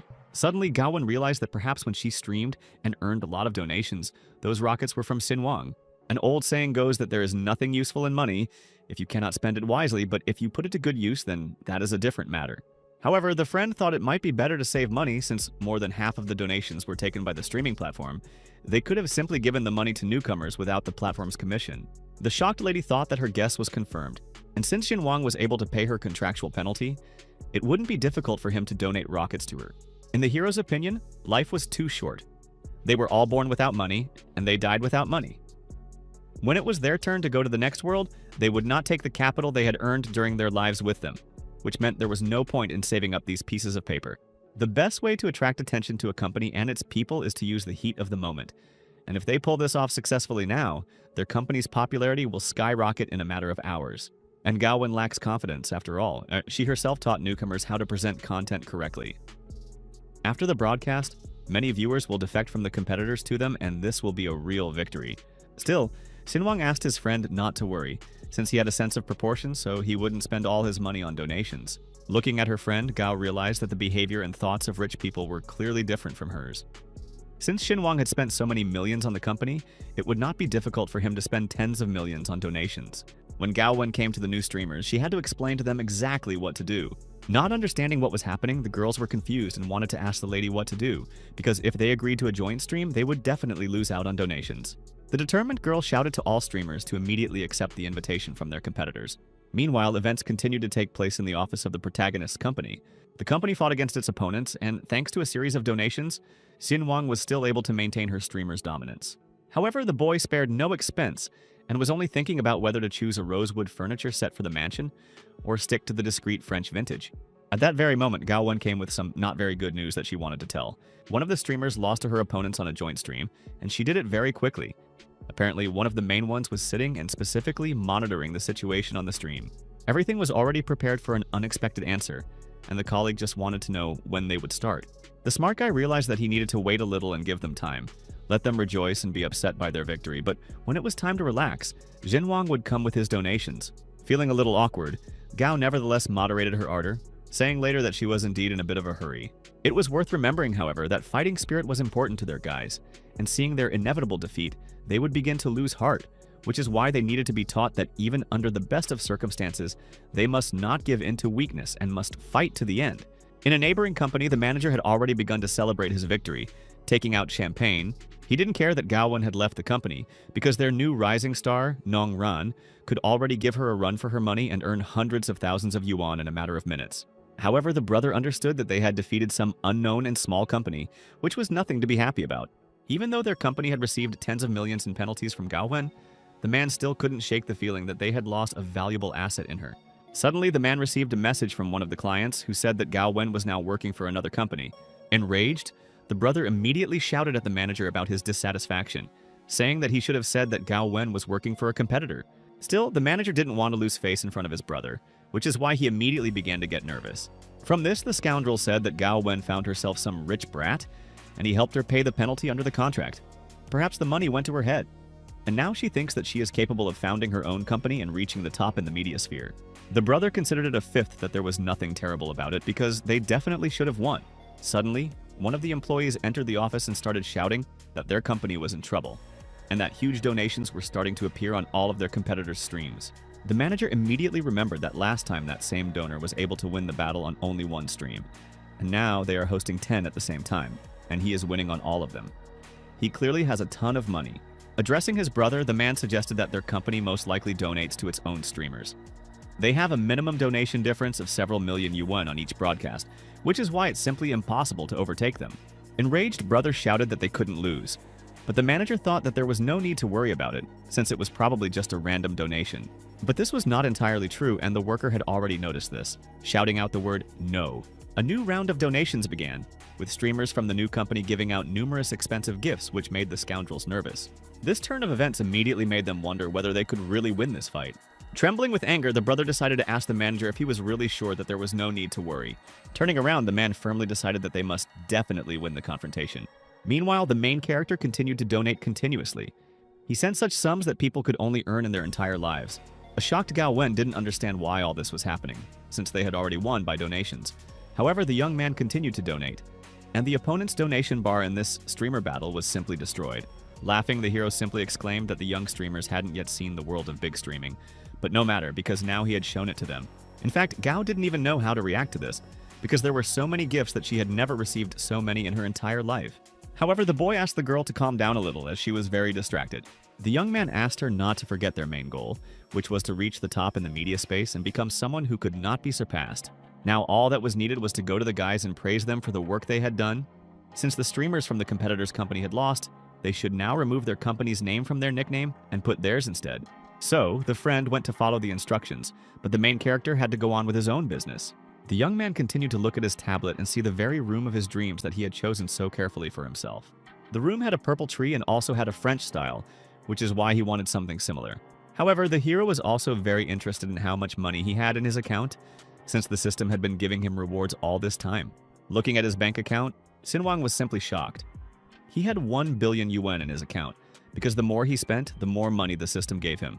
Meanwhile, in the office of a major media outlet, a reporter ordered everyone to bring her all the information about a new company called Dojan Media. Now, all the media were paying attention to the hype, and people wanted to be the first to know about this company, because the young company was literally capturing the market. The streaming platform's office was discussing how the company had increased its subscriber count by 2 million overnight, a miracle that was the most remarkable achievement since their founding. Young streamers weren't against this success either. They even liked the fact that they were gaining subscribers so quickly. In fact, this work was tiring for the girls because they worked very hard, which is why they were tired. When they came to the boss, the girls were delighted. They told him that the main streamers of the opposing company had fought with them, and at first they had been very scared. However, they had won the confrontation. Due to a series of large donations, the streamers also wanted to get their salaries as quickly as possible. Their boss was already distributing their shares in accordance with the contract. Suddenly, the system praised the gentleman, since the system was touched by his actions, so it gave him 500 wen as a reward. However, the hero was not very pleased with this turn of events because such a reward could only frighten the audience. Gao Wen was watching everything that was happening, and she was probably proud of her comrade. The good-natured girl did everything possible to help her friend, because she understood that the feeling was mutual. The competitors were indignant at this. They read the newsfeed and understood that they had simply been humiliated. One of my colleagues came into the office and suggested changing the company name, as many stream clips had already been made and tagged on social media, and their streamers were also asked to change the company name in their nicknames. This ploy really didn't work in their favor, as it was previously a tactic of the organization to further humiliate streamers. Realizing that the management was not ready to listen to her, the girl nevertheless decided to leave, hastily closing the door. After hitting the manager, the man started shouting that he was promised that the confrontation would be easy, but 500 million yuan was donated, which would make the company a laughingstock. Now they are like doormats that everyone will wipe their feet on. However, the manager did not understand what was going on, because in fact the company had made a lot of money and there were no losses. The brother was still angry and ordered not to say another word because the manager was clearly too stupid for that. At that moment, competitors were watching the main character's company stream. The girls skillfully begged for donations by dancing. Because of this outcome of events, the boss realized that if Gao Wen were in their company now, they would have donated at least 100 million out of those 500 million. All these events happened literally overnight, and this same donor had already supported Gao Wen more than once. Last time, when she was still streaming with them, he also donated large sums to her. According to the manager, this donor previously looked like an ordinary poor person. The enraged brother did not want to listen to him anymore, and asked him not to pull the wool over his eyes and deceive everyone, even himself. Bowing his head, the scoundrel was truly ashamed, as he had literally destroyed a business that had been built over the years. Unable to tolerate such behavior from his colleague, the influential man literally kicked him out, not wanting to see him again. At the protagonist's company office, Gao Wen decided to attract attention. My colleague was very interested in whether it was really wise to spend money like that, because she calculated that out of the 500 million earned, they only received 180 million, and each of the streamers would also take a few million for themselves. However, the hero believed that they had not actually spent that much, and Gao Wen was stunned by this. In fact, the young man donated only 200 million. All the rest of the money was donations from viewers who apparently were genuinely interested in watching this, which is why they actually spent a rather small amount. Feeling awkward, her friend still realized that Sinuang had rounded off the amount a bit. She would never have thought that one day he would be able to say that 200 million was not that much. The guy also didn't forget to mention that they are already being written about in the media, and they say that in order to achieve results like theirs, you need to spend countless hours and a lot of money. That was why Sinuang was convinced that Gao Wen had a bright future ahead of her. But now he would like to thank her for her courageous and responsible work in the company, and for agreeing to train newcomers. After all, when a person literally speaks with his actions, he will also inspire those around him to new achievements. From now on, the path to the top was supposed to be even easier, and besides, Sinuang was going to invest money not only in streaming, but also wanted to launch his own talk show and start filming dramas. At that very second, the boy's phone rang. This call was probably very important. As it turned out, it was an employee of the repair company that the hero had recently contacted who was calling. So, the hero decided to mind his own business, because he received a call from a company that does renovations. So he urgently needed to go home and supervise the finishing work. The guy also didn't mind if Gao Wen took some of the streaming earnings for herself, as agreed upon. After all, they had previously agreed that part of the newcomer's donations would go into her pocket. So everything was fair. The young man's business ideology was truly simple.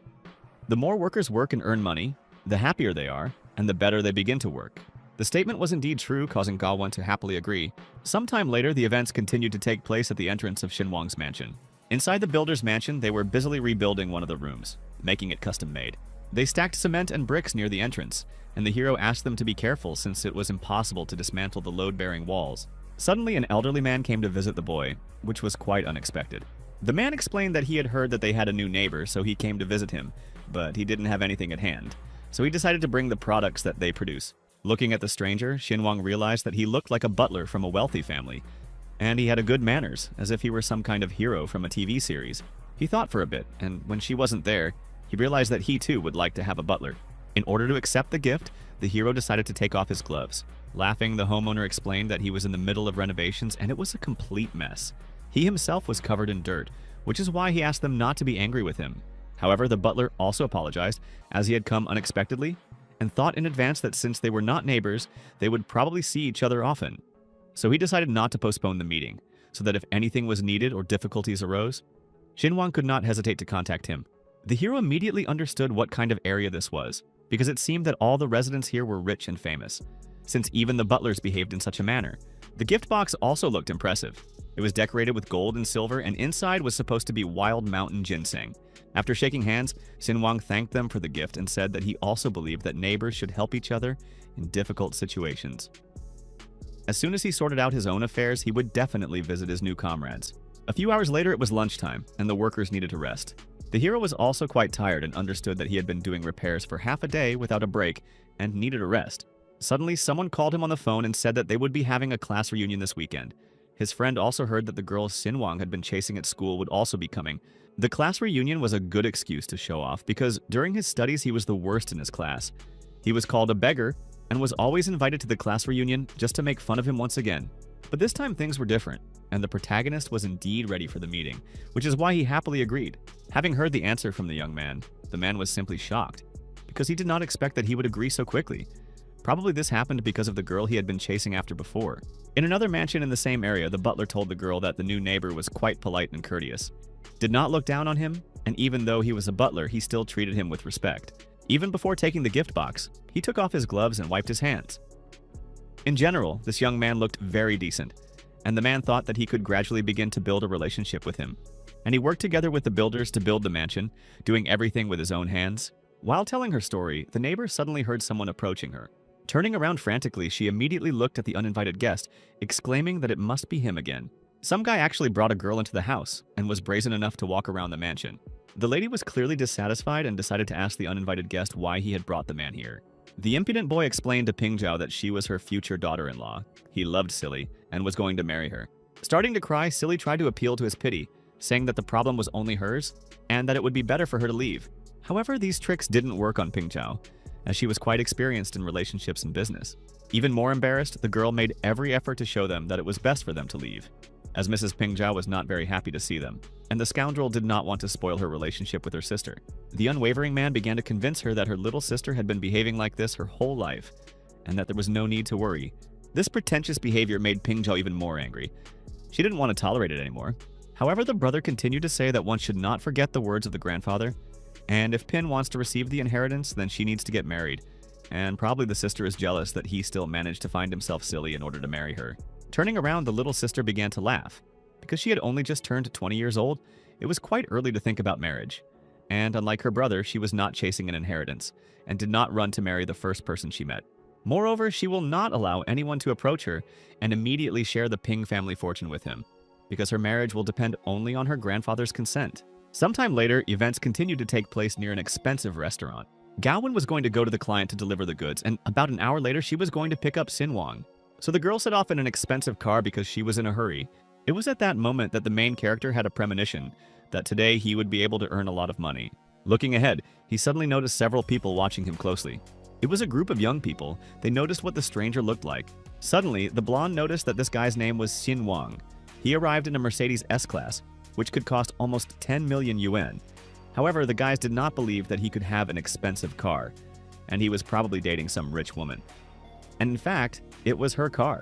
It turned out, however, that the hero had arrived at a reunion of Odnoklassniki, and his former Odnoklassniki did not believe that he had become rich. The not very friendly young people thought that the young man was dating an old woman, because the young girl could not be so rich. Laughing, Sinuang asked the gang if they were jealous that he was dating a rich woman, since none of them had been able to pick up anyone rich. The girl didn't like this statement at all, and she exclaimed that she didn't envy anyone at all and she didn't need money. However, Sinuang knew very well that Wang Duo had married the director of a large factory and had deliberately forced him to separate from his wife in order to take her place, a fact that angered the lady even more. A few seconds later, another car pulled up, and more people were gathering for the Odnoklassniki meeting. The same couple got out of the car. They were the young people who had previously communicated with the protagonist's neighbor. Classmates immediately noticed that their goddess had arrived. Over time, she became even more beautiful, and even acquired a gentleman who was a member of the Ping family. Pushing the boy towards him, the former classmate kept telling him that he was told that Sinuang came here only for Silly, and asked him to approach her to say hello. Bowing his head, the boy greeted the goddess a little shyly. Feeling rather awkward, the girl returned the greeting, but she was clearly uneasy. After explaining everything to his classmate, the young man mentioned that one girl is not strict, so she allows him to greet others. Meanwhile, other classmates assumed that Sinuang clearly wanted to get closer or talk longer with the goddess, but apparently realized that he had no chance and decided to leave. The rich young man turned to his girlfriend and asked her to call when everything was over because he was going to pick her up later. At first glance, the kind girl said goodbye to her gentleman and was quite polite. Everyone envied Silly because they thought she had a great relationship with a rich guy, and they even asked her to invite them all to the wedding. Laughing awkwardly, the girl nevertheless said that although her boyfriend was already busy, he still decided to let her down, and she would like to go to the restaurant as soon as possible. There was a special room rented for the event because a party was planned there. All the classmates were happily drinking drinks and singing funny songs, since there was karaoke. Only the main character sat on the sidelines and watched everything that was happening. He clearly didn't like this event very much. One of the guys mentioned that due to the economic crisis, he was unfortunately only able to acquire one floor on a plot of land opposite the city hall. Upon hearing this, Odnoklassniki were simply shocked, because that very plot of land opposite the city hall cost literally tens of millions of yuan. Meanwhile, the girls were discussing how Silly was indeed very lucky, and that she planned to become a housewife after her wedding. As a sign of his serious intentions, her boyfriend even gave her a luxurious ring with a huge diamond. The only thing on the girl's mind was that the poor people were simply jealous of her, and nothing could be done about it, since she was born such a beauty. Meanwhile, the boy received a letter stating that the renovation of the building had been successfully completed. But it turned out that Sinuang had completely forgotten to donate the promised building to the hospital, due to his many other things to do. The arrogant former classmates assumed that Sinuang had only come here to play on his phone, since he was most likely upset that their goddess was getting married. However, the boy exclaimed that he was not sad about this, because since Silly had decided to get married, then on the contrary, they should support her in this decision. There was no other way. The red-haired guy decided to ask the hero where he works since he gets 5,000 yuan a month, or if it's just a salary with overtime. Having started a conversation, the young man immediately put his phone in his pocket as he realized that he needed to act. Smiling, Sinuang explained that he had indeed been working overtime. After all, for him personally, the most important thing in life is for the world to become a much better place. This statement made all his classmates laugh, as they believed that it was simply impossible to make the world a better place with such a meager salary. In the opinion of nasty people, Sinuang was already quite old, but his thoughts were still like those of a child, which is why they suggested that he go to a construction site and carry bricks, because he could earn more there. These words touched the depths of the protagonist's soul. He wanted to show everyone what he was truly capable of. Seeing the boys' reaction, Odnoklassniki immediately shut up and said that they were joking, because in fact they were saying all this for his own good, and could even help Sinuang find a new job. Smiling slyly, he simply told the hero that it was really very sweet of them. Still, he told his former classmates to continue having fun, eating and drinking to their heart's content. But he was going to leave, because he had started new finishing work in his house, so the construction crew needed supervision. But no one believed him that such a guy managed to buy a house. After all, if he had a house in a rich area, he would have to invite everyone to the housewarming party. Laughing, the hero explained that his modest abode was too small to accommodate everyone, and mentioned to a classmate that housing prices in the city were simply astronomical, and that a salary of 5,000 won required several days of hunger strike to save up for a couple of square meters. Sinuang continued to insist that Odnoklassniki would indeed be able to squeeze into his house, but his classmate stopped him, saying that the guy couldn't leave without paying the bill. Feeling angry, the young man nevertheless said that they should send him the check in the general conversation, after which he would pay his share. The blonde continued to insist that they were in an elite restaurant in the city, and that they couldn't just open a bottle of first-class wine and then leave, because Sinuang could just leave the conversation. With a heavy sigh, the young man showed the transaction where 10,000 yuan was sent. This situation made Odnoklassniki make fun of the hero even more. Since his nature has not changed at all over the years, he is still the same miser and tightwad. In their opinion, he saved these 10,000 yuan for an eternity to brag and show off in front of them. The girl also mentioned that there was no point in showing off, since his check would not have amounted to 10,000 yuan anyway. At that moment, Silly looked at Sinuang and exclaimed that she would pay for him, causing everyone to admire the goddess's action. In this way, she simply wanted to humiliate the boy, pretending that she was too kind to do such things. If the hero had not known the true nature of this girl, he would indeed have been glad to thank her. But in fact, Silly had previously called him a worthless and beggar. Thus, Sinuang refused the help, saying that 10,000 yuan was not that much for him, so it was not worth paying for it. The other girls became indignant because Silly had shown a gesture of goodwill, and she had not only been thanked, but also refused. But since the girl was called a goddess several times, she apparently thinks that she has truly ascended to the pantheon of gods. Sinuang thought that since they were all old classmates, they shouldn't put on masks in front of each other and pretend to be God knows who. But Silly didn't seem to have changed. The steadfast young man still insisted that he would pay his share of the food bill. Suddenly, one of the Odnoklassniki exclaimed that it was not worth doing this, since Sinuang would clearly not be able to afford it. After all, they were in the VIP lounge, so the VIP client should pay. The dissatisfied young man ordered the head manager to be called here, since he wanted to pay the bill in full himself. The waiter explained that the manager was busy at the moment, and that it was really the VIP clients who should pay. However, after the classmate, as a VIP client, asked to call the administrator, the waiter immediately agreed. All this was done so that Sinuang would make a laughing stock of himself, which was what his classmate was really hoping for. A few minutes later, the manager arrived and was clearly unhappy that he had been called for such a trifle. The young man decided to find out if he needed a VIP visitor card to pay the bill at the VIP lounge. The administrator replied that a card was indeed necessary, which is why Sinuang wanted to get one. This only caused laughter among Odnoklassniki, because in order to get a web card, it was necessary to spend at least 500,000 yuan. So now Sinuang will not be able to pretend to be rich. And looking at the scoundrels, the guy decided to clarify how much it would cost to kick everyone out of this VIP lounge. The manager explained that it wasn't about money, because their establishment cared about its customers first and foremost. Looking at the man with determination, the young man offered him 10 million yuan for such a service. The offer was too good to be true, and the manager was stunned. As if nothing had happened, the hero began to walk to the table to sit down. He sat down and began to eat his food, explaining that he didn't need a VIP card. He just wanted to eat alone, in silence. The administrator continued to look at the stranger and saw that, judging by his clothes, he had no money at all. And besides, who in their right mind would spend 10 million on food? Of course, the head manager understood everything, but such jokes were too wrong for him. At that very second, the main character took out his gold bank card. Its color was a symbol of the fact that it was the most expensive and unique credit card. The black one was the best, while the gold one was lower class. After seeing the boy's card, Odnoklassniki began to mock him even more, since the rank of his card was quite low. All the rich people had black cards. The whole situation really made everyone laugh.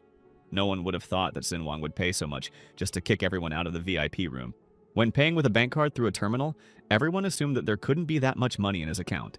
The waitress, shaking convulsively, suddenly exclaimed that the gentleman's payment had been successfully completed.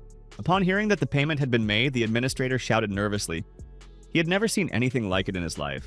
All of his classmates immediately shut up, because Sinuang really did have a substantial amount of money in his bank account, and he clearly had more than 10 million yuan. Such consolation was only necessary so that the manager would finally allow the guy to eat in peace, and at the same time kick out all the intrusive classmates.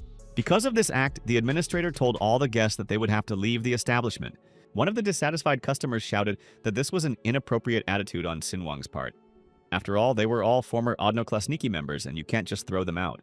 Other girls also said that many of them were famous people in the city, and there would be consequences for such an act. As it turned out, the main character wasn't afraid of making enemies because odnoklasniki had specifically invited him to this meeting. They needed to find a scapegoat because they all wanted to make fun of him and stroke their own ego. With this approach, they had to think about the fact that they could make enemies for themselves, and Sinuang could really afford to expel absolutely all enemies from his circle.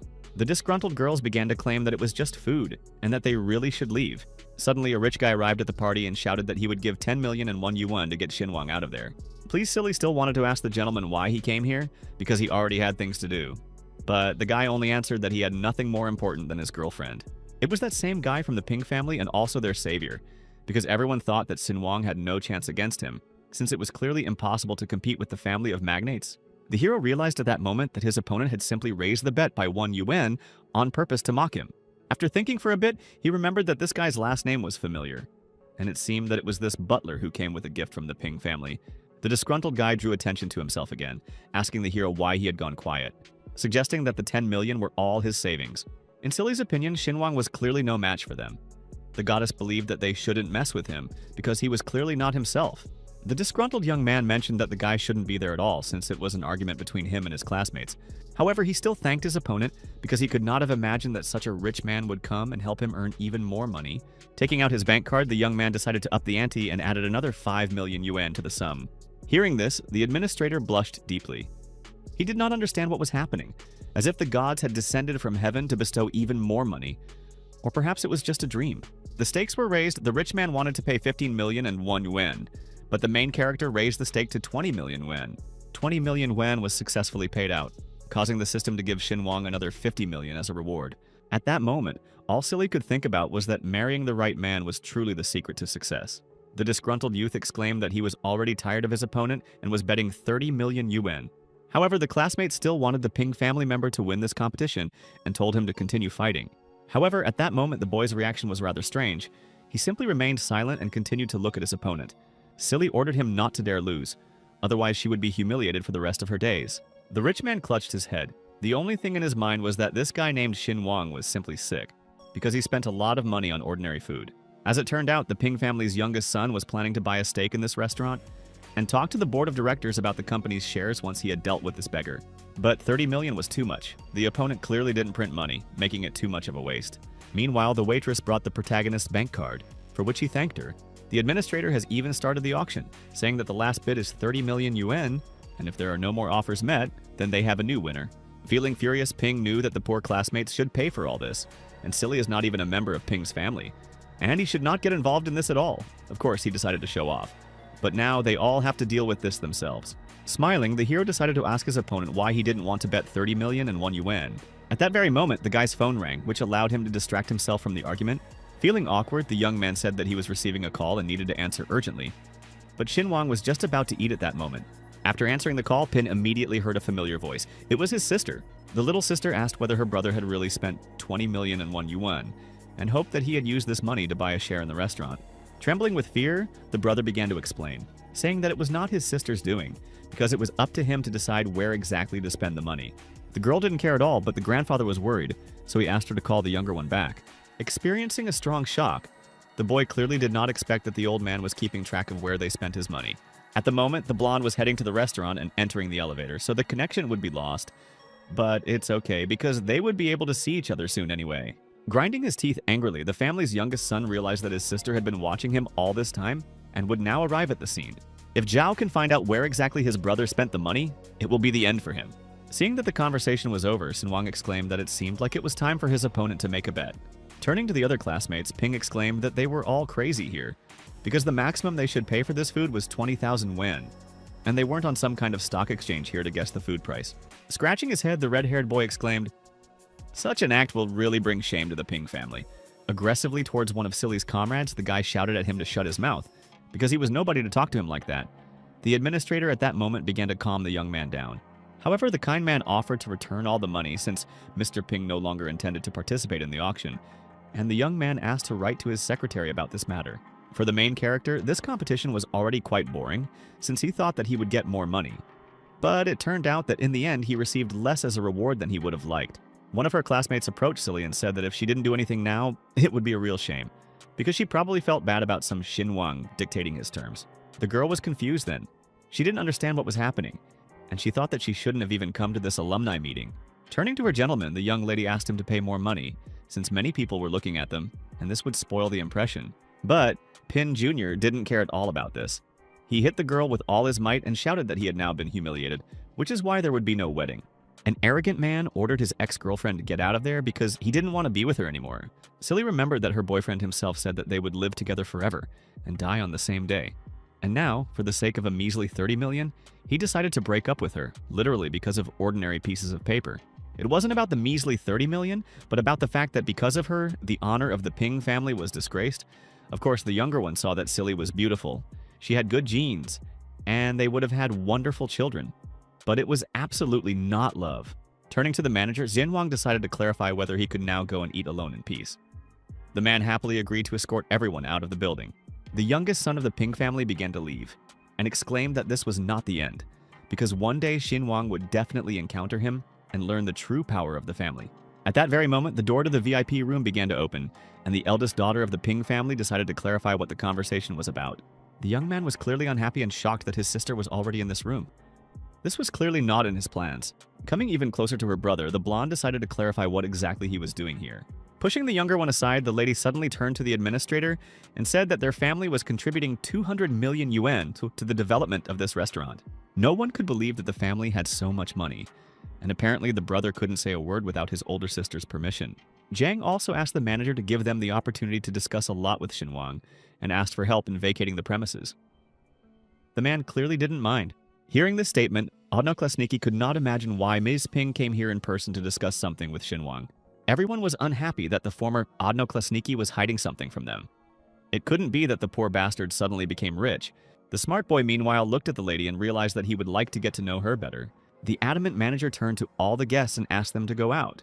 Laughing Zhang also did not forget to mention that her brother was already waiting at home. It was her grandfather.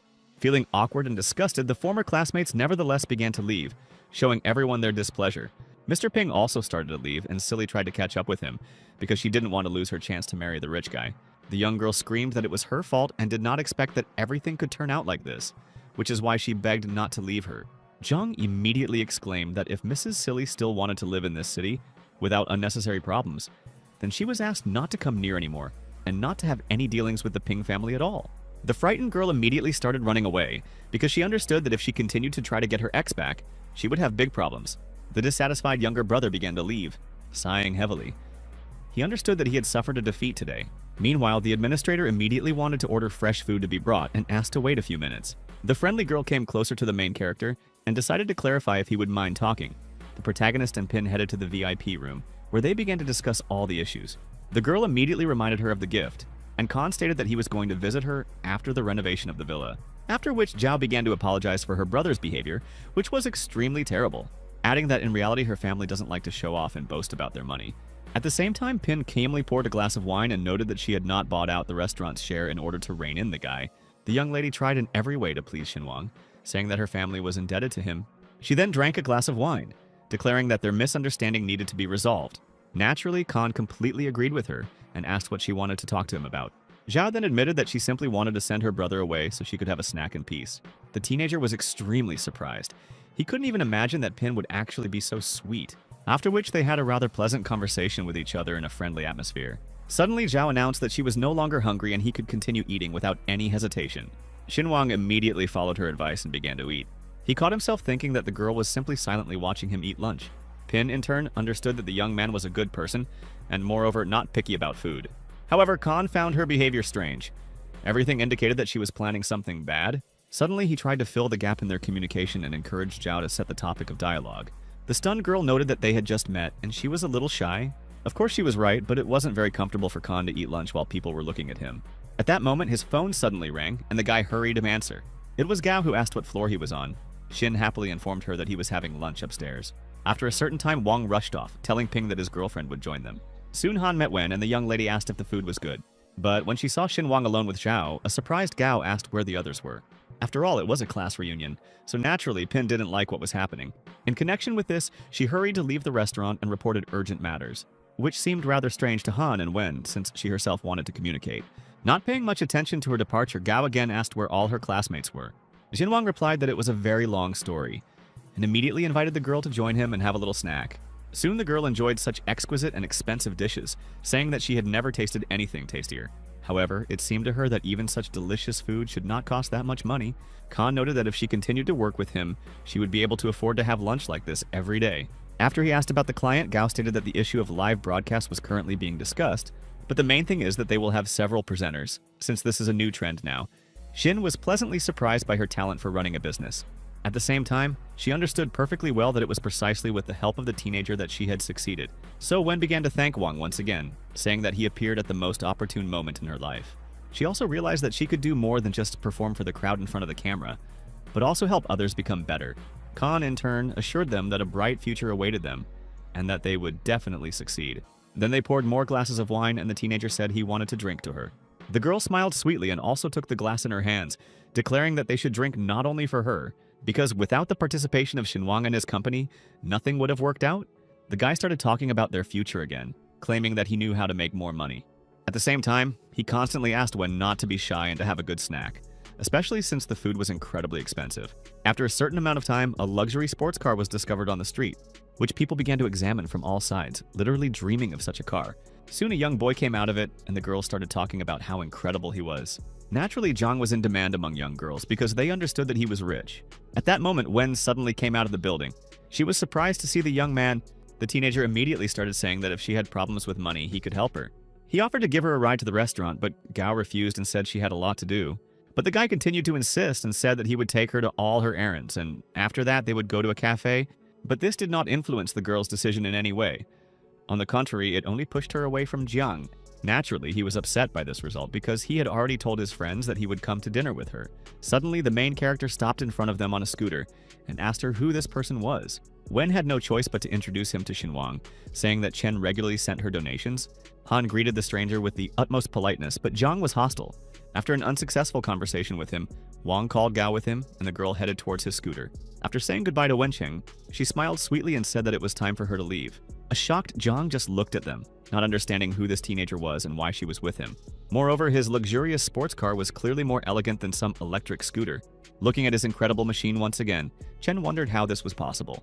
Soon he got into the car and started calling his mistresses because his wife was returning from a business trip only in a couple of days. Naturally, the girl agreed to go with him to a restaurant, thereby giving him a chance to assert himself and make up for his failure with Gao.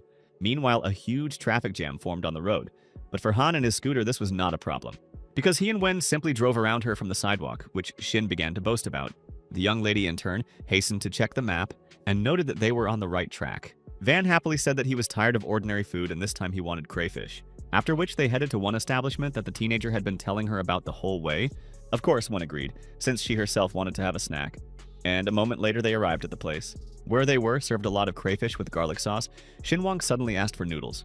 Without waiting for the crayfish gloves to be brought to them, Gao immediately began eating them. Khan also followed her example, and they decided to celebrate the occasion by ordering a bottle of wine. Suddenly, Shino came into the same restaurant with Jiang, and she was stunned by what she saw, where right in front of her, Wang and Wen were having a completely calm lunch and chatting pleasantly. The girl immediately ran out of the establishment and asked Wencheng to go to another cafe. But the guy said that this was one of the most prestigious and expensive restaurants in the city. As soon as he entered, his smile instantly turned to anger, as he clearly didn't expect to see Wen and Han. In this regard, Chen immediately hugged Jinuo and pulled her along with him. The girl did not understand what was happening. Naturally, Sinuang and Gao noticed them, but pretended not to notice them. Jiang suddenly had an idea. send money to her friends for streaming to show Wen what she had lost. Seated a few meters away at the next table, Chu kept her eyes on Wang and his much-celebrated companion. Jino herself understood perfectly well that this was the best opportunity to steal Wen's best donor. Gao herself called on Han to warn No that Jiang simply wanted to use her. However, the teenager stated that it was better for them not to interfere in their relationship, and they would clearly sort everything out themselves. At this time, the extremely kind and helpful Chu offered to clean the crayfish for Wenqing. Of course, the businessman agreed, stating that she definitely knew how to do it well, after which she even began to demonstratively feed him from her hand, which was done intentionally. But at that moment, the young man was suddenly called out by his wife, who had appeared so unexpectedly in the cafe. The stunned guy decided to pretend it wasn't him and rushed towards the exit. However, Wenqing's nimble wife immediately ran up to him and grabbed his hand. Having stated that while she was on a business trip, he decided to have some fun with another girl. Naive Jiang thought that he only needed to give a few compliments and Lin would calm down. The enraged woman then turned to Sinuang and asked if she didn't know that Chen was married. Q was shocked by what happened, especially since this whole thing happened in front of Wang and Gao. At the same time, Lin continued to scold her husband, to whom she gave so much money, and instead of waiting for her at home, he decided to spend her money on some girls. Suddenly, Chen declared that it was actually Chu who had been pestering him, and he had fought her off as best he could. Surprisingly, Lin believed her extremely cunning husband, and hit Sinuang. Wenqing continued to play the victim, insisting that the treacherous woman had dragged him into the restaurant by force. Then No finally realized that he had nothing, and that he even sent donations from his wife's wallet. Suddenly, the girl turned to Jiang and asked if he really loved her. The young man knelt down and replied that she was his only one. But Lin couldn't calm down and demanded that he prove that it was Shin who had harassed him. Without thinking twice, Chen jumped up from his seat and slapped Sinuang. Everyone was shocked. A shocked Chu said he had no right to treat her like that. But the guy said again that she was running after him and his money, and he had refused her more than once. Naturally, No began to deny everything, saying that she didn't even know about the existence of a wife. Sinuang, meanwhile, could not stand such injustice and headed towards them. Gao, in turn, understood that she had made the right decision and did not get involved with Jiang. Unexpectedly, Han grabbed a plate of crayfish from his table and walked towards Wenqing, who tried to drive the teenager away, but Van, with a lightning-fast movement, threw the plate at his face. A stunned Sinuang asked Han why he decided to intervene. Chen, publicly humiliated, was in turn simply horrified by what had happened. After a few seconds, the hot sauce began to sting his eyes and Jiang began to scream. A puzzled Lin asked who he was and what he was even doing. The young man did not explain anything and ordered them to leave the establishment immediately. The girl couldn't understand why, but she couldn't shake the thought that this man had done the right thing. Wiping his red eyes, Wenqing promised that Han would soon be in trouble. But the self-confident Sinuang declared that he could not do anything to him. Nuo was pleasantly surprised by the fact that even while in Wen's company, the young man decided to help her. Chen, enraged by the provocation, instantly grabbed the bottle and headed towards Wang, after which he smashed it on the table and said that today was his last day of life. He then immediately attacked his worst enemy, not expecting any resistance in return. But Sinuang managed to dodge the attack and delivered a series of crushing blows, thus sending the overconfident Jiang into a horizontal position. Han also urged Lin to find a more worthy man who would not cheat on her and spend all her savings. Suddenly, she caught herself thinking that she liked this brave man. Wenqing, in turn, could not understand where this thin guy got so much strength from. At that moment, Chu thanked him for his help, but the teenager noted that the issue was not about her at all, but about justice. But the naive girl thought that he was simply embarrassed to tell the truth in front of Gao. Meanwhile, an enraged Jiang jumped up from his seat and called on his wife to call security so that they could throw Wang out of the restaurant. But suddenly she ordered him to shut his mouth and not act like a little child. Then she even asked Sin for his phone number, and everyone was shocked by such a sudden turn of events. Soon the conflict died down and the protagonist and Wen hurried to leave, but Chu stopped him. Having said that he really wanted to thank the guy with dinner, he naturally refused. He said that there was no need for this and that he had a lot of unfinished business. But the girl continued to persuade him and suddenly asked for forgiveness. However, the young man stood his ground and said that he was tired of the arrogant Wenqing, and he didn't try to help her at all. And Sinuang also repeated that he and Gao needed to hurry on business. But even so, the teenager continued to be liked by the helpless Sinuang. Therefore, she decided not to give up, especially since Wen and Han were just friends. At that moment, the restaurant manager approached Chen and asked for compensation for the destruction. Lin immediately declared that Wenqing was to blame for everything, and therefore he had to pay for this misunderstanding. Unexpectedly, she even hit him on the head with her heel, demanding that he leave her alone. A stunned Jiang couldn't believe that in just a couple of minutes he had lost such a position, after which the angry Lin headed towards the exit and walked past Sinuang. Q also silently rushed towards Jiang to dot the I's and cross the T's once and for all. Chen himself quickly realized that everything was over with Lin, and therefore he could try to befriend Nuo. In connection with this, the teenager literally threw himself at her feet, begging for forgiveness. The girl was stunned by Wenqing's behavior and stepped aside, so the guy flew past her and hit his head on the ground. after which Chu said that if he dared to approach her again, she would call the police. At this time, Gao told Sinuang that she did not expect such zeal for justice from him. Han said he didn't like Chen from the start, and realized he was clearly a troublemaker. Wen, in turn, hastened to present him with a new project on which she had been working for a long time. The girl recommended that he focus on small shows, as this had become a trend. Moreover, these programs are quite profitable. Han decided to give it a try and completely trusted the experienced Wen in this matter. But he wanted to film several shows, and a stunned Gao said that they didn't have that much money in their account. Then Wang suggested that she not spend the company's budget and use his personal funds. He added that money is only needed to spend it, and that he has no problems with it. Due to the guy's noble intentions, the system rewarded him with 5 million. This was just what the teenager needed, and the teenager rushed to transfer the necessary money to Gao. Sinuang then hurried home where he was doing some repairs, urging Wen not to stay out late. Naturally, she understood that she liked him more and more with each passing minute, but she did not dare tell him about it. The young man left the group quite calmly and got on his scooter. By that time, it was night. Suddenly, he heard screams from the neighboring building and decided to find out what was going on. As it turned out, Xiao had been arguing with Shi, claiming that she only wanted his money, but the girl tried in every possible way to deny it. Suddenly, Ping couldn't hold back and hit her, something Sinuang never expected from the guy. As a result, the young lady collapsed to the ground and immediately burst into tears, asking Xiao why he was doing this to her, since she had given him no reason for such behavior. Suddenly, Sinuang approached her and handed her his handkerchief. She slowly raised her surprised gaze. Where she saw Khan in front of her, and literally froze in place, of course, she recognized him. The main character, in turn, really wanted to help her, and therefore did not pass by. Sai took the handkerchief from him and asked if he really wanted to laugh at her. Khan replied that he simply heard screams and decided to figure out what was going on. He added that he was actually renovating his new mansion, and pointed to the builders who were carrying things. The stunned young lady asked if this estate was really his property. The smiling teenager answered positively, noting that it was actually not that expensive. The former classmate couldn't believe how much Sinuang had changed over the years. After all, at school he looked like a beggar, but now it's as if he's been replaced and he's become a rich man. Wiping away her tears, she again asked if he was angry with her for what had happened. A puzzled Khan asked her in return what she was talking about and why he should be angry with her. At the same time, the guy, of course, became wary, realizing that she could be starting some kind of game. Sai suddenly stated that she didn't pay attention to him at school, but now he has changed a lot. After all, he could have gotten angry at her because of this, but Van said that she had misunderstood everything. The girl suddenly interrupted his story and said that she was just trying to explain to him. The guy stated that there was really no need for this and they had nothing to find out. The system instantly rewarded the owner with another portion of money for his behavior. Sai immediately hugged him and said that they had a lot of important things to discuss, but Sinuang pushed her away and said that he did not have any feelings for her, as he had in childhood, adding that he used to love her, but now it's all over and he's actually aware of her nasty nature. Therefore, at the moment she is nobody to him. The girl was stunned by his words, simply not knowing how to respond to such an angry statement, after which Khan calmly headed home, realizing that she should have changed during this time. The saddened young lady only looked at Sinuang, realizing that he was partly right. The teenager turned sharply and looked at her, then walked through the main gate of his estate.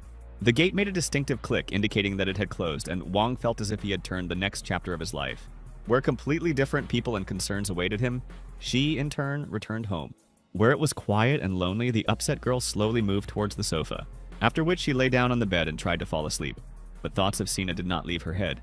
Suddenly, she received a call from an excited Lily and heard Shi's upset voice. A friend reported that she managed to find out who the donor was, who sends huge amounts of money to all the streamers and various bloggers. The girl asked her to get to the point, and then Lily said that it was Sinuang. A shocked Shi asked how she found out about this, and her friend said that when she registered on the platform, she listed her friends from her phone book. The stunned girl immediately threw away the phone. The perplexed Lily could not understand what was going on. It was terrible for her to realize that Khan had been courting her for 4 years, and she hadn't paid any attention to him, which turned out to be her fatal mistake, and now she could only bite her elbows. Watching the guy arrange his life without her participation was impossible to come to terms with. Besides, she was pretty and everyone always liked her. So Sai set out to awaken feelings in Han, no matter what it cost her. Moreover, crowds of guys were running after her, and she would definitely succeed in getting Sinuang back. The next day, the teenager looked in the mirror, believing that he needed to change something about himself. Staring at his muscles, he also realized that he was still far from having the perfect body. In connection with this, the young man decided to find himself the best trainer to get himself in order. Suddenly, he had the idea to equip a gym in his house and hire a personal trainer. And after a certain amount of time, he still managed to find what he needed, which made him extremely happy, realizing that very soon his life would really change dramatically. Suddenly, the system informed the protagonist that he had made 2 girls repent. The program also suggested that he update the application, and Sinuang was surprised, Han learned that he had greatly upset C, but Sinuang also began to rethink her actions. At the same time, the system notified Khan that he had been given 5 skill points, and he could spend them on strength, charisma, or intelligence. Naturally, since he intended to become stronger, the choice was obvious, and Wang felt the effect immediately. Realizing that he should have updated the program before he purchased a 20-lesson subscription, however, the teenager was not very upset about this, since he had enough money. Moreover, he also had to furnish his parents' house with new furniture, and besides, the renovations were already completed. After looking through several options before going to bed, Sinuang finally went to bed. The next day, the guy went to the gym, which looked like a pretty serious establishment. Khan immediately showed the worker a receipt for a subscription for 20 workouts. The girl began to check this information while the young man looked around, where the newest exercise machines were installed. Then he understood why this gym was so expensive. The employee soon confirmed his payment, but stated that since he was not a member of their club, he could not work out. It was necessary to purchase a monthly gym membership card to be able to train with a personal trainer, which was quite strange since Sinuang had bought the most expensive training course. Now he needs to pay extra to finally start his classes. Since it all looked rather suspicious, the guy decided to refuse this service. The sports club employee immediately reported this. The girl was stunned by the young man's decision. Khan also said that he had paid $80,000 and would make every effort to ensure that they returned the money to him. The employee replied that in that case she needed to talk to her superiors about getting her money back. The extremely dissatisfied girl rushed to her management to report the problem that had arisen. In fact, Sinuang decided to simply stick to his principles, as the gym's attitude left much to be desired. Unexpectedly, the system notified the owner that 1 yuan had been transferred to his account for his zeal for justice. What was rather strange was that suddenly Van called out to him and approached him.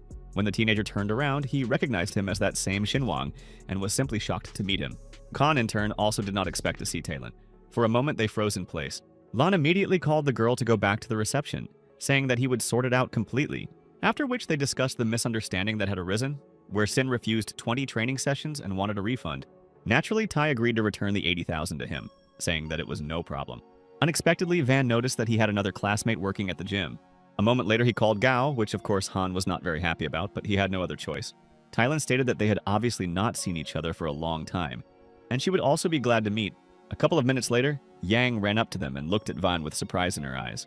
She clearly didn't expect to see him at the gym, and Sinuang also didn't think that his visit to the gym would lead to a meeting with her, after which the main character decided to look at the girl's characteristics, which he asked the system to do. The program gave him absolutely all the available information in detail. The teenager then realized that he needed to do something special to raise her level of regret. Khan, in turn, could not even imagine that such lovely girls could turn out to be so bitchy.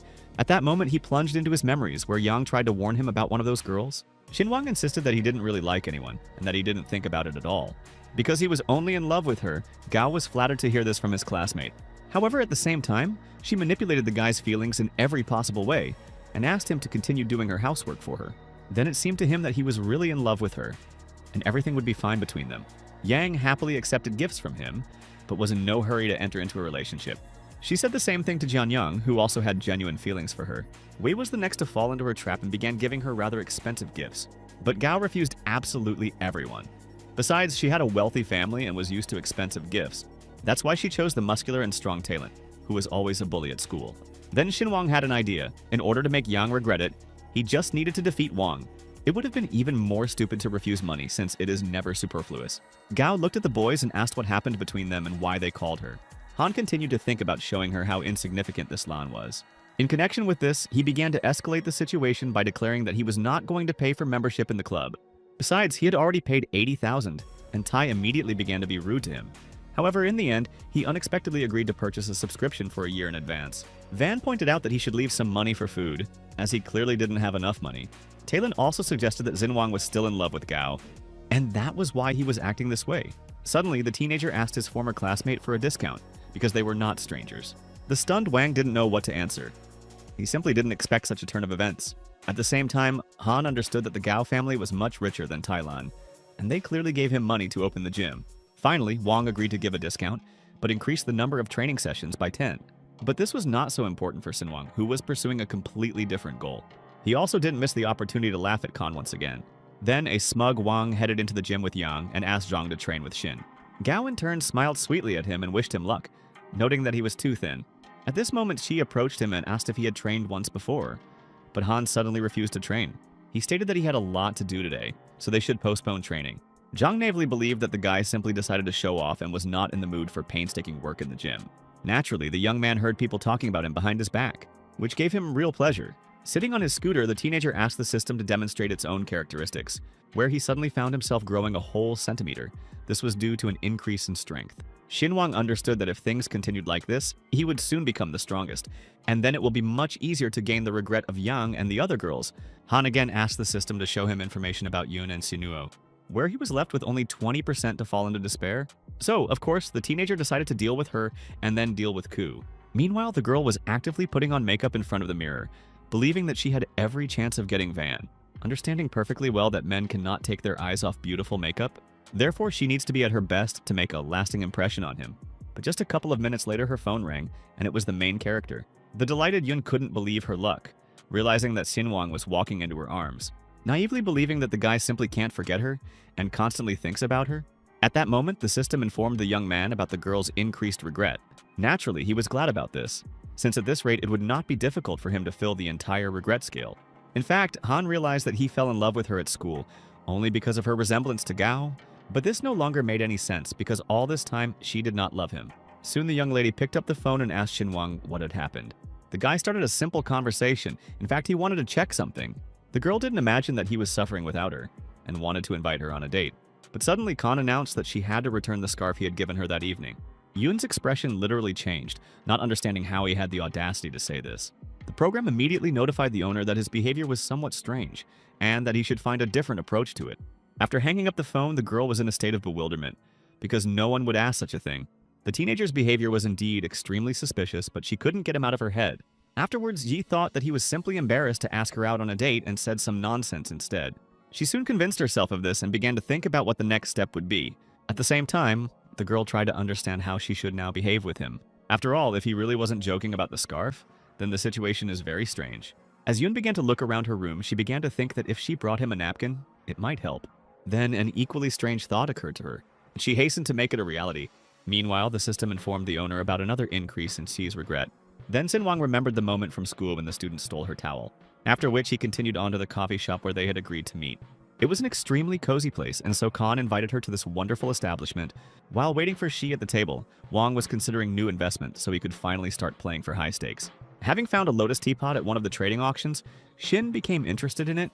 This item was the property of the Zhou dynasty, and the boy decided to buy it.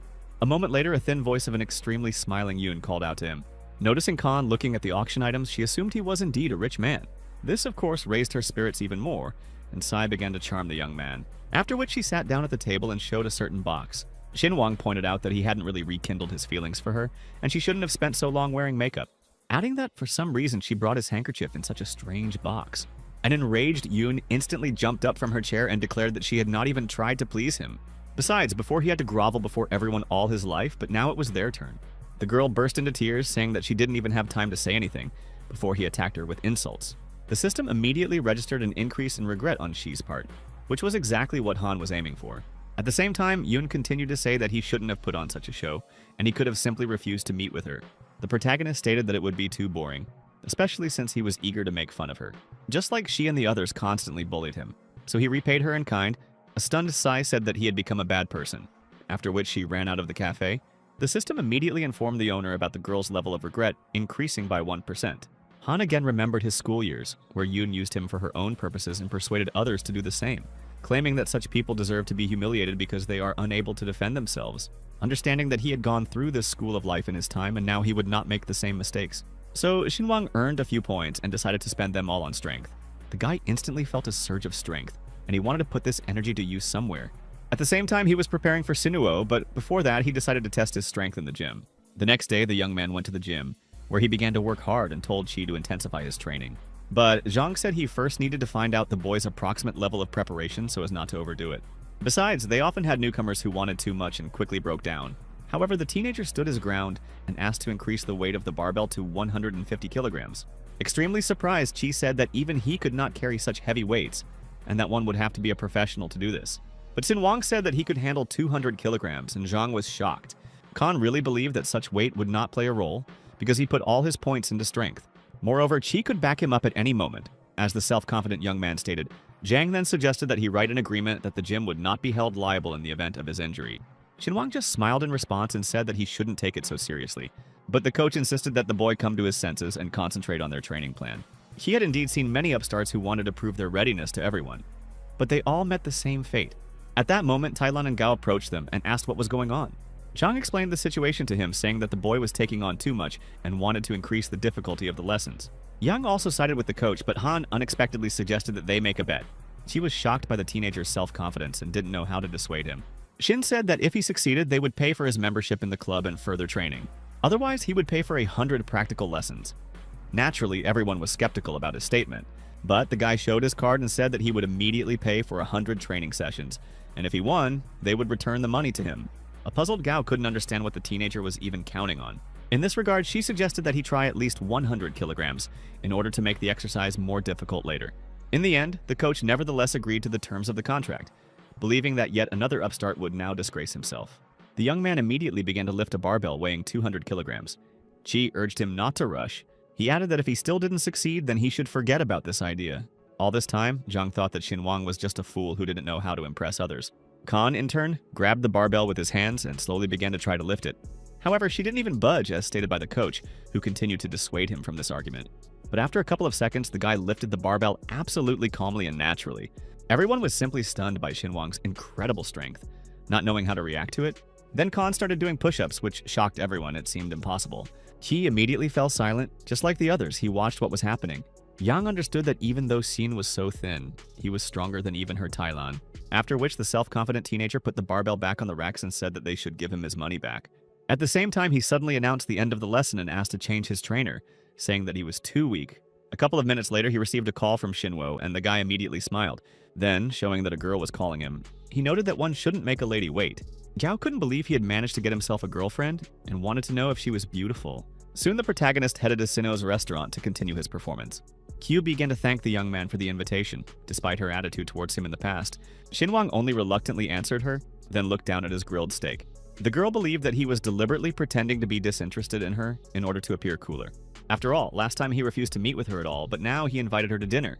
Suddenly, she started talking about their company, which was literally going bankrupt more and more every day. With most of their sponsors having abandoned them, Khan wondered if things were really that bad. Jinwoo stated that some streamers are being forced to terminate their contracts and pay the corporation penalties, and so she decided to meet with Jian to earn some money, but Wong saved her from this scoundrel. But the guy understood perfectly well that if it weren't for the money, she would have continued to consider him trash. As a result, the teenager was taught all the tricks of women and knew how to deal with such people. Initially, it was necessary to fork out a little money to get the girl hooked, and then become completely cold towards her. This behavior would make her doubt herself, so Sinuang said that he had a favor to ask of her. The inspired girl replied that she was ready for anything, after which she asked what they were talking about. Khan noted that newcomers are coming to Dojan Media, but he needs an experienced person to teach them everything. But while they were talking, the teenager's phone suddenly rang and he couldn't help but answer. After talking to someone for a few minutes, he asked his interlocutor to wait. Then he even informed Nuo that he had a lot of things to do and needed to leave. Q naively believed that the young man was trying to offer her a job in his company. The guy himself walked out of the restaurant into the hall absolutely calmly and naturally. The system instantly alerted him to the increase in regret on Sinuo's part, which couldn't help but make him happy since the task was completed, and all that was left was to continue walking along this path. After heading home, Shu saw the news about Zhan transferring to Han's company, realizing that he must definitely invite her to work. The girl regretted not having transferred to Dojan Media initially, and now she can only watch the success of others. The next day, Sinuo came to the Meow Group office, where the girls, for some unknown reason, avoided her. The perplexed Chu couldn't understand why everyone was whispering behind her back and discussing her. Suddenly and enraged, he jumped out of his office and furiously ordered her to come to him. Where the guy said that she tried to seduce the best donor, and now he refuses to deal with them. A stunned Jinuo replied that the boss himself had asked her to do this. And besides, she was the one who became the victim in this situation. Then he said that he would pay the penalty himself, but would increase the amount of the fines in her contract, adding that she herself should have understood perfectly well what her actions would lead to. The shocked girl immediately ran out of his office, not knowing what to do. Noticing her colleagues taking personal belongings out of the office, she asked what was going on. One of the girls said that many decided to quit and go to Dojan Media. Moreover, the director is a young guy who respects his employees and pays them generously. Jinwoo thought about it once again, realizing that this was truly the only way out. Her friends strongly encouraged her to do the same, but the naive Yu decided to act differently, assuming that Sinuang was actually trying to lure her over to his side. But in the end, after thinking it over thoroughly in her spare time, she nevertheless changed her decision. As a result, Sue went to talk to a former colleague about employment at Dojan Media. However, by that time, the company's recruitment had ended due to an influx of newcomers, so Khan did not need her. Sinuang was simply crushed by this news when her friend told her about it. After all, she was only able to pay the penalty to Mayo Group now that recruitment at Sinuang's company had ended. Meanwhile, the teenager was in his office watching the news about the collapse of his competitors. The program suddenly notified him of the increase in regret of Chu, who wanted to work for him. The girl sat at home and eagerly awaited a message from the main character. Then she decided to write to him first. But Wang replied that Chin was handling everything and therefore there were no vacancies. Thus, Sinuang was left with nothing but debts, not knowing how to pay her bills. Q believed that he was involved in this, threatening her with an extremely bleak future. He said that he would do everything possible to ensure that she would not be hired anywhere. Despite the fact that she paid all the fines according to the contract, he did not spare her, thus leaving her with nothing. It seemed that there was simply no way out of the situation. The girl did not understand how to continue living and what to do to change the situation. Meanwhile, Gao came to Sinuang's office to discuss Sinuang. Wen stated that Xiu called her and said that she wanted to meet him to talk, adding that she was actually very experienced and could help them in business. Then the teenager smiled and said that he agreed to meet with her. Just a few hours later, they met at a cafe, Nuo looking unhappy. Naturally, the young man was immensely happy about this, watching the sad Chu with pleasure. Suddenly, Xinhua began to talk about how she had rethought her life, realizing how arrogant she had been before. At the same time, she began asking him for a job, stating that she was in a terrible situation. The unexpectedly self-confident guy raised his hand, signaling that she should stop this conversation. The sad girl looked down and waited for Xinhuang's verdict, who urged her not to humiliate herself since he would not be able to push her into the top streamers.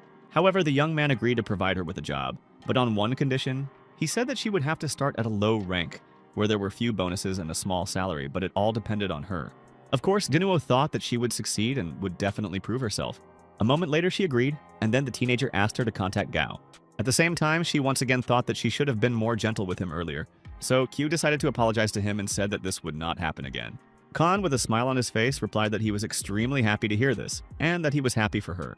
The system immediately reported an increase in Nuo's regret. Wang understood that people were designed that way.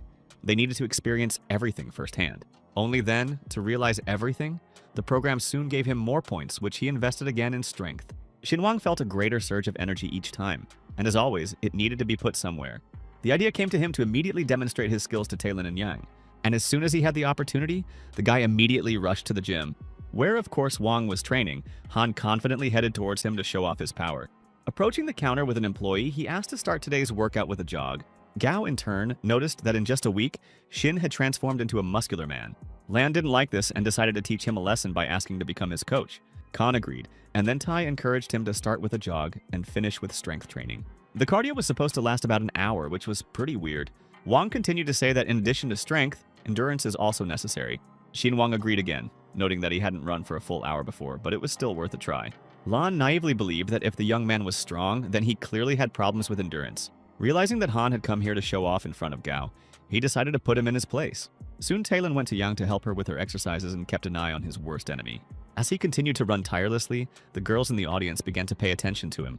Gao, in turn, also stared at the protagonist, realizing that he was simply incredible. Xinhuang noticed that he was the center of attention and took full advantage of it. Lan was enraged by this result, realizing that the teenager was not as simple as he seemed at first glance. Meanwhile, the girls never ceased to be amazed by the guy's abilities and literally devoured him with their eyes. Khan had been running tirelessly for an entire hour, which the girls, fascinated by his body, began to notice. Looking at his muscles, which were dripping with sweat, naturally drove them crazy. At that moment, Talon looked at his beloved, but Gao seemed not to notice him at all.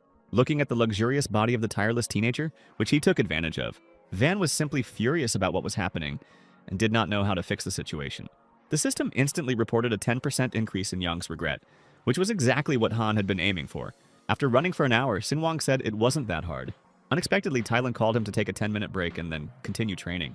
But the young man said that he didn't have much time, so he would study without breaks. Gao, like her Wang, thought that the guy was just pretending, saying that he was supposedly not tired.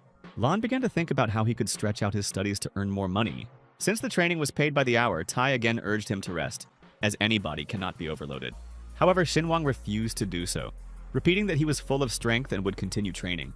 Suddenly, Van remembered his school years when Han was not so impudent and was constantly beaten by everyone, and he, in turn, staged the attack on Yang in order to look like a real hero in her eyes. Thus, the fake people beat Han, and Gao naturally made her choice. At this time, Xinhuang once again began to urge Thailand to continue training, noting that if it is too difficult for the coach and he needs rest, then he will do it himself. Lan suddenly noticed his skinny legs and began to think about how to stop him. Then he said that he urgently needed to start pumping up his leg muscles, because they had to support his entire body. This means that the legs must be pumped up, and naturally the young man agreed with his statement, and they immediately headed to the exercise machines where Tai intended to humiliate him. To look more masculine against his background and regain the attention of Yang, who was constantly keeping an eye on Han. However, Gao agreed with Wang. Looking at Shin's legs, she came to the conclusion that he really needed to train more. After a certain amount of time, the guy once again amazed everyone in the gym.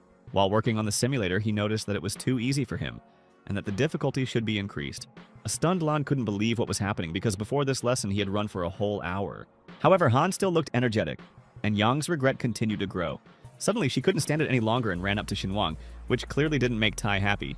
He tried to call out to her, but the girl seemed not to hear him, and headed towards the young man, flirtatiously asking if he would come to tomorrow's training. Shocked, Talon simply froze in place, realizing that Gao would soon reject him. Moreover, the young lady even asked the main character to become her friend in order to stay in touch with him. A furious Van watched what was happening, not understanding how he could stop this madness. Soon Sinuang exchanged contacts with Yang, and Lan had great difficulty restraining himself. After which, with the gait of a winner, the teenager headed towards the exit of the gym. Tai immediately approached her, but Gao continued to ignore him and look at the guy's account. Wang was depressed, realizing that he was getting closer to breaking up with her. Suddenly, he couldn't stand it and asked her why she added him as a friend. Yang replied that Han was an important client, so she treats him properly and thinks about developing the business, but Tai objected to her. He said that he was not an important client at all and just wanted to impress her, since the young man had been chasing her for a long time. Gao stated that he can't even admit to being jealous, and that's why he acts like that. After which she left in an unknown direction. A stunned Lan urged her to calm down. Thus, the system informed the owner about the advancement of Yang's level of regret, realizing that he practically didn't have to do anything, and Van's mistakes speed up the process. After all, the one who tries harder to win attention will naturally suffer defeat. But sometimes doing nothing is much more effective than trying your best. You just have to wait for the right moment. Unexpectedly, the program alerted Sinuang to increased regret from Shi, who immediately called him and asked if he was free today. The teenager responded sharply that he was busy and would not be able to meet her, adding that if she wanted to tell him something important, he was willing to give her some time. The happy girl said that she would like to invite him to an unforgettable dinner. But Khan suddenly stated that he should have thought about this earlier, since he was busy now, after which the guy calmly hung up and began to wait for a message from the system. But it never came, so Sinuang began to think about how he could raise her level of regret. Yun, in turn, still couldn't believe that he just hung up. As a result, she immediately jumped up from her chair and left, and the stunned hairdresser noticed that her hairdo was not ready. However, now there was no point in her, because Khan refused to meet with her. Returning home, the girl flew into a rage and fell onto the bed. Meanwhile, Sinuang returned to Dojan Media's office, where Gao became concerned about his condition. Because the guy suddenly started sneezing, but Khan replied that everything was fine and someone was just remembering him. Wen also gave him documents about the auctions that he asked her to find out about. The teenager immediately began to look through the files. The girl silently watched him. Having selected a cultural treasure of Shashang, Wang asked her to register the item. But Gao noted that there would be foreigners there, and the self-confident young man declared that it was even better that way, since they would be able to take the artifact right from under their noses, which Wen quickly agreed to. A few minutes later, she came to her senses and once again tried to call Shin, but the guy simply dropped her call and continued doing his own thing. Yun was shocked. Running around the room, she tried to understand what she had done wrong and why he was behaving this way. Having literally started to rack her brains, C still couldn't find any reason for the guy's behavior. Realizing that she had most likely missed her chance to get such an independent Khan, the protagonist also walked around his company, waiting for the percentage of Yun's regret that he so desperately needed. But instead, she called again, which he happily hung up. The stunned girl did not understand why he was ignoring her and what had happened. As a result, she panicked again and started destroying the entire house. Soon Sinuang went to the gym, where Gao reported him for being late. The teenager answered absolutely calmly that he was at a very important meeting. Unexpectedly, Yang offered him a bottle of water, trying to interest him. Because Talon, as always, was busy with his own affairs and completely forgot about her. And Khan was always attentive and courted her for a long time at school. And now he also has acquired money. Taking the water from her, the guy noted that he was used to writing down all his expenses. But Gao said it was a gift. But suddenly the young man refused the water, saying that usually one should respond with gifts, but he had nothing for her. This put Yang in an extremely awkward position and she began to doubt herself. As it turned out, an enraged Taylan was watching everything that was happening, and he didn't like it. At the same time, Wang was absolutely sure that Sinuang liked Gao and was deliberately avoiding her. Naively believing that the teenager's self-confidence would soon simply destroy him, Khan then immediately began training hard, sparing no effort. Naturally, this could not go unnoticed by such young and pretty girls, who began to discuss the guy's incredible figure and his huge muscles. They were all wondering just one question: does he have a girlfriend? At that moment, Gao walked towards him, Yang asked what muscle groups he intended to train today, and Shin replied that he wanted to pump up his legs. The surprised woman noted that he had done this yesterday, but Khan said it was very important. Then Gao thought that he was doing this on purpose to show off in front of her. Suddenly, he also asked her who she would be training today. The girl replied that her clients were late, but she did not understand what Sinuang wanted, to invite her or to distance himself. At that moment, Talon unexpectedly approached them and abruptly hugged his beloved, but Gao replied rather nervously that he had been too busy and had now found time, adding that he should leave as she was busy training with Han. A stunned Wang couldn't understand why she was acting like this, but Yang avoided him in every possible way. They claimed that they were constantly being distracted from their classes, and that this was leading to a deterioration in the gym's financial performance. Meanwhile, Sinuang received a message from the system, stating that Gao's regret had increased. Lan and Yang continued to quarrel vigorously while the guy went to train, understanding perfectly well that Tai will do everything himself, and there is no need for him to try so hard. Wang grabbed Gao's hand and again urged her to calm down, suggesting that she was going through a tough time. Yang nervously replied that there was no point in shouting about it throughout the gym, and the guy immediately began to apologize to her. Then she broke free from his embrace and demanded that he not come near her again. Because he had been constantly irritating her lately, Talon was shocked by her statements. Bitterly realizing that he had lost her, Sinuang would not miss his chance. The distraught coach decided to teach Khan a lesson, believing that all this happened because of him.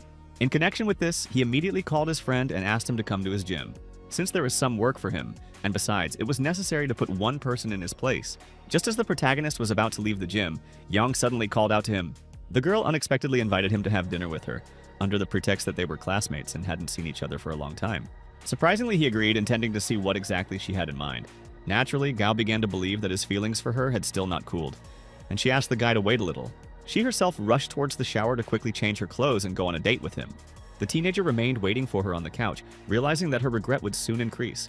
However, the system remained silent, which seemed rather strange to him, but Sinuang was not going to give up. Tylan, in turn, continued to move furiously around the gym. A few minutes later, Yang came out to the young man in a dress and declared her readiness. At this time, Wang called his friend again and said that they had left the building.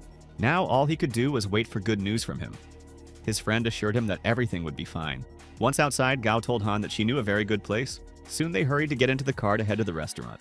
However, at that moment, an unknown person suddenly closed the driver's door of the car.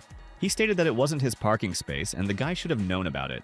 His henchman also ran up to him, but Sinuang was not afraid and asked whose parking space it was. Suddenly, an enraged Yang emerged from the car and demanded that he leave them alone immediately. The fat man asked if it was her car and the girl answered yes. Then the stranger said that he had noticed this place in the morning and would like to take it. Gao replied that this was a public parking lot and that the space could not belong to one person. Sinuang began to realize that this man was clearly looking for trouble. Suddenly, the fat man grabbed her by the hand and ordered her to immediately move her car. But this had no effect on him. The unknown man continued shouting and demanding that he vacate the parking space. In the end, the teenager could not stand such rude behavior from the stranger. Having ordered him to let the girl go, the fat man naturally began to be insolent, holding Gao back. Turning to the young man, the thugs declared that he was clearly tired of living, since he decided to stand up for the lady. At that moment, Yang grabbed her phone and said she would call Tylan right away. But Sinuang said that it was too late to do that. Gao was very surprised. After asking Han what he meant and why it was too late to call Van, the fat man, in turn, demanded that they immediately kneel before him. Of course, no one intended to do this. Sinuang, on the contrary, made the situation worse. And in the end, it paid off, as the unknown thugs immediately rushed towards him. The teenager instantly dealt a crushing blow to their leader, and he instantly fell to the ground. After which, Khan unleashed a barrage of furious attacks on the remaining thugs. Yang watched in amazement as the strangers were beaten, realizing that Wang was truly incredible. By that time, Sinuang had easily scattered the big guys, and they didn't want to mess with him anymore. Suddenly, one of them asked him for permission to take his friends to the hospital. A stunned Gao asked the guy if he really did martial arts, but Han answered in the negative, hurrying her to get into the car and finally go have a good bite to eat. Naturally, after these events, she began to like him more, and Yang constantly thought about him. Thus, the system recorded an increase in the girl's level of regret. In this way, the unknown thugs only helped him to win Gao over. Soon Yang and the main character arrived at a wonderful establishment and sat down at a table. The waiter immediately offered them a legendary bottle of 30-year-old Chateau Talbot. Naturally, they agreed, and the young man began pouring wine into their glasses. Raising her glass, Yang suggested drinking to Han, because if it weren't for him, she wouldn't have dealt with them. The teenager, in turn, agreed, and during a simple conversation, they began drinking expensive wine. Gao suddenly announced that last year her classmates told her that Sinuang was working at a good company. But the guy decided to change tactics and said that he had been unemployed for several months. The girl was horrified, saying that he should pull himself together and not get upset about it. She also mentioned compensation, and the system instantly informed him of Yang's increased regret, The young man said that he was actually happy to quit his previous job, as it was slavery for pennies. Understanding that she needs to be extremely careful in order to raise the level of regret, Gao noted that Sinuang was being honest with her, as others would have looked for excuses for firing her. Then Khan went on the offensive and said that he was extremely glad to meet her again. Young asked him why he no longer resented her for school when everyone bullied him. But Wang stated that at that time he was madly in love with her, and therefore forgot about everything. He added that there was no point in stirring up the past, since he now had a completely different life. The perplexed girl could not understand how he had changed so much. After pouring another glass of wine, Sinuang said that one should always look forward and not look back. Gao, of course, agreed with this, and suddenly Han wished her and Talon a happy marriage. A stunned Yang immediately said that she had no intention of marrying him, after which they finally started eating and continued to chat pleasantly. Suddenly, the teenager stood up in his chair and announced that he needed to leave. As soon as the guy headed towards the restroom, her phone rang. Naturally, it was none other than Van, which was extremely inopportune. Concerned, Lan asked where she was, and the young lady said that she had decided to treat Han to dinner at a restaurant. Tai asked her again if everything was okay with her, and if this Shin was overdoing it. At the same time, he did not understand what happened to his friend, whom he asked to deal with the sweet couple. Yang asked him back why he suddenly started asking her about this, realizing that Wang was clearly hiding something important from her. Of course, he started denying everything and said that he just wanted to know how she was doing. However, she really did find it all quite strange, and she hung up. Sinuang, in turn, went to pay the bill when he received a message from the system. Where Gao's increased regret was mentioned, Han couldn't understand who had helped him again. Yang herself continued to reflect on Tylan's suspicious behavior. And just when she assumed that her husband had set it all up, Van returned to the table. At the same time, he noticed the phone in her hands, realizing that Lan had clearly called her and helped him once again. This has become a trend lately, and in general, Sinuang could rely on him in this matter. Noticing the sad grimace on Gao's face, the guy pretended to be concerned about her condition. Naturally, she was flattered that Khan was supposedly worried about her, since the young man played this role extremely convincingly. Suddenly, he even began to insist on taking her home, saying that she was clearly not feeling well. After all, he knew perfectly well that one should always stop at the right moment and show the girl his best qualities as a gentleman. Yang noted with a smile on her face that Sinuang had been looking after her all day today. The guy replied that true friends always do that, and the girl became embarrassed. Khan was curious if he could bring her regrets to 100% in one day. Once outside, the protagonist politely walked her to a luxury car. Meanwhile, it was late evening, and the teenager, like a true gentleman, put her in the back seat. They soon arrived at her home, and Yang invited him over, but Han suddenly refused. He added that they would only be separated for a couple of days and would then meet again in the hall, after which a self-confident Sinuang, with a smile on his face, declared that it was time for him to return home.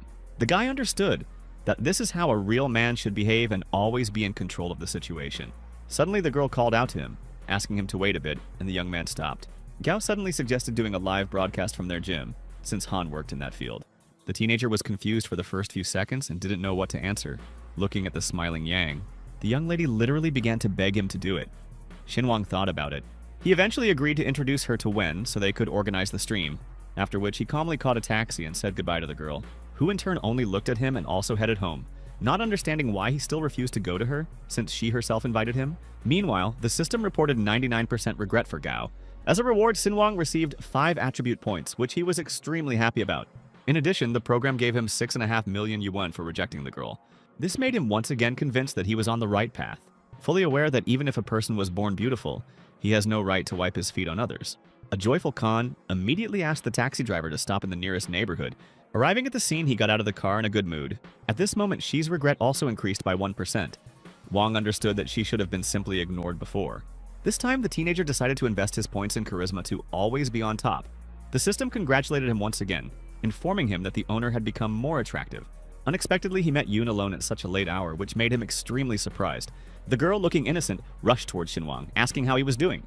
The guy immediately greeted her, but did so extremely reluctantly. C caught herself thinking that Han had become much more attractive and handsome. Yoon became noticeably nervous and couldn't do anything about it, not understanding why her heart was beating so hard when she saw him.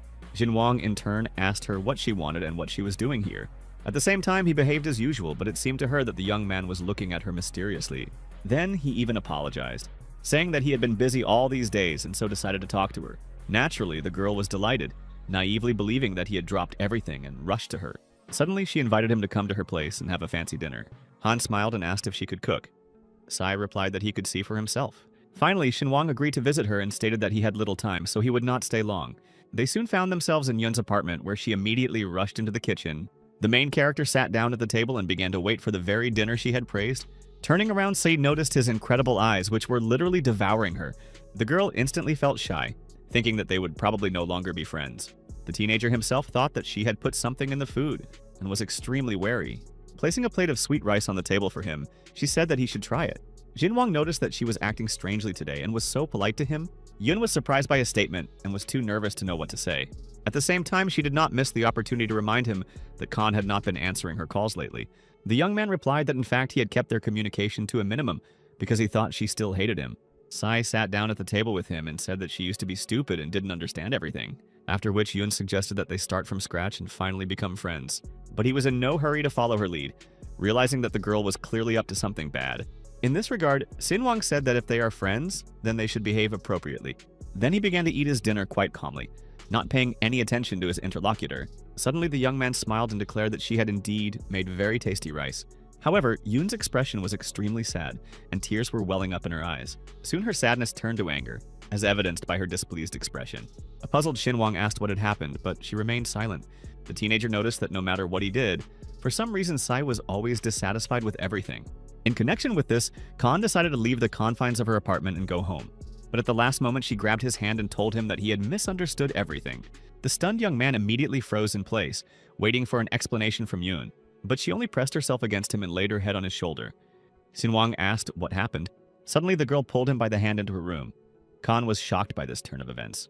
At the same time, for some unknown reason, she closed the door to the room behind her. Then she pushed the guy onto the bed and began to look at him mysteriously. After which she put on a real show for him, which the young man was delighted with. But he continued to pretend that she had stepped beyond the bounds of what was permitted, as if he didn't like it.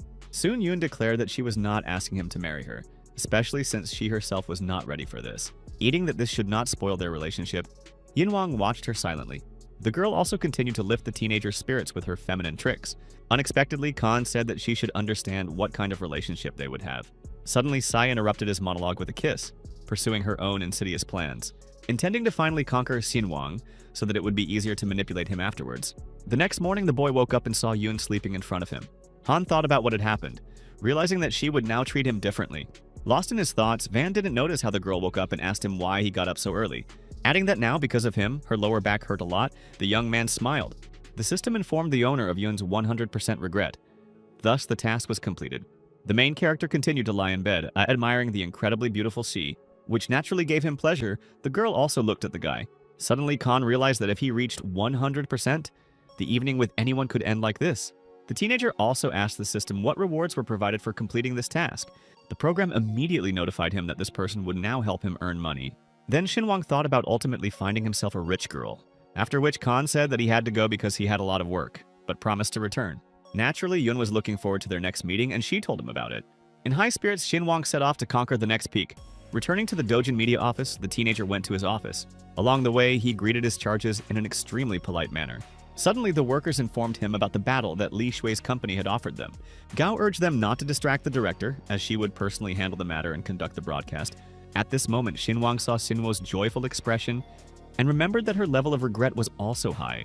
Therefore, he should start processing it in order to finally achieve the desired result. At the same time, Han asked Wen to focus on more important matters and not to broadcast. He added that this time he wanted to test Chu and she would be the one to deal with it. In fact, he decided to help her get a promotion in the company in order to increase regret. Nuo, dumbfounded, asked how she could do that if she was a B rank. Khan urged her not to refuse such an opportunity because it was a chance to become more successful, and of course, she agreed. Sinuang then asked Gao to inform Shui that they were accepting the challenge from their streamers.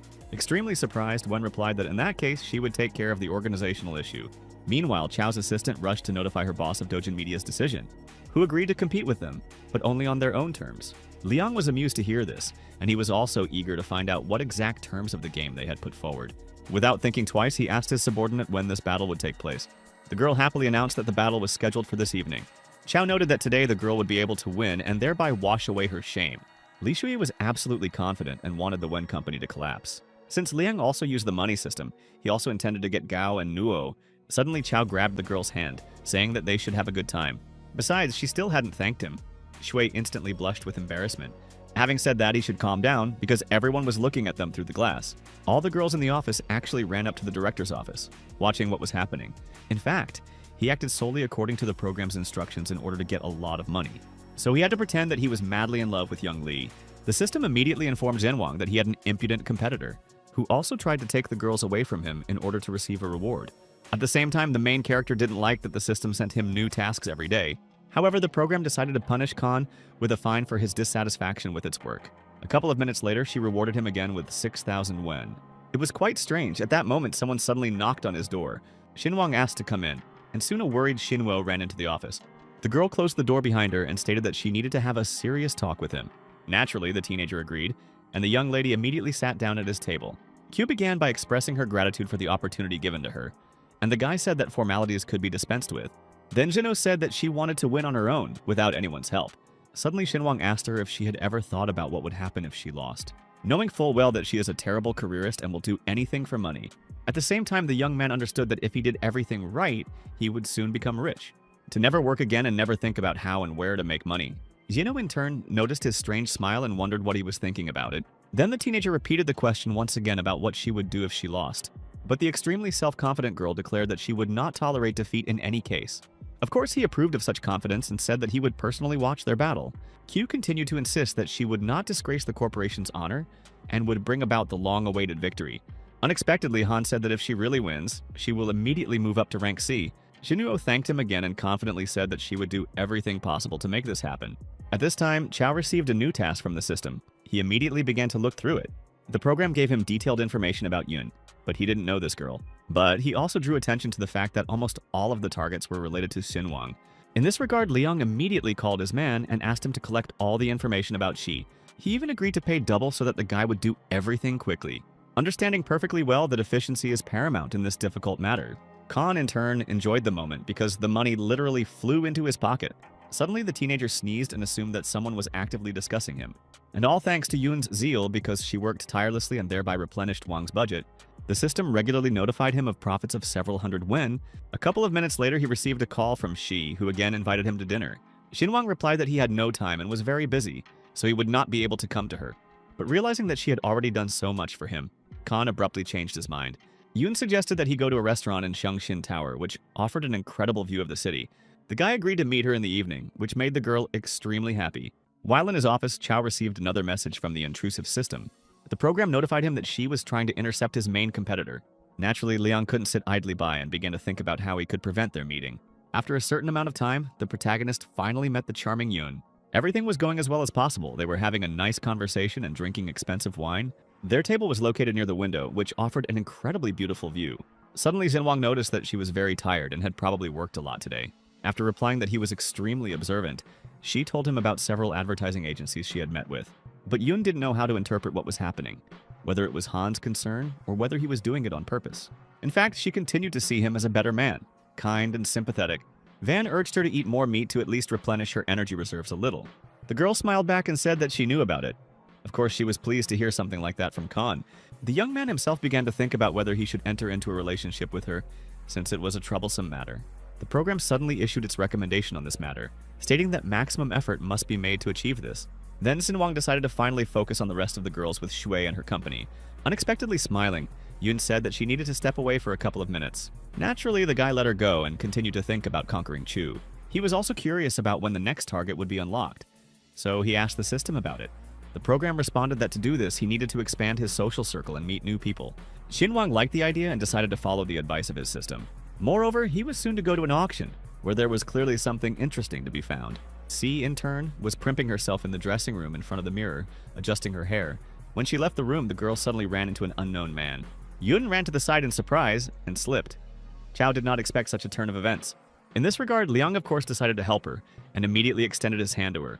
After a couple of seconds, he grabbed her by the waist and pulled her towards him so that she wouldn't fall, after which, like a true gentleman, he asked her for forgiveness.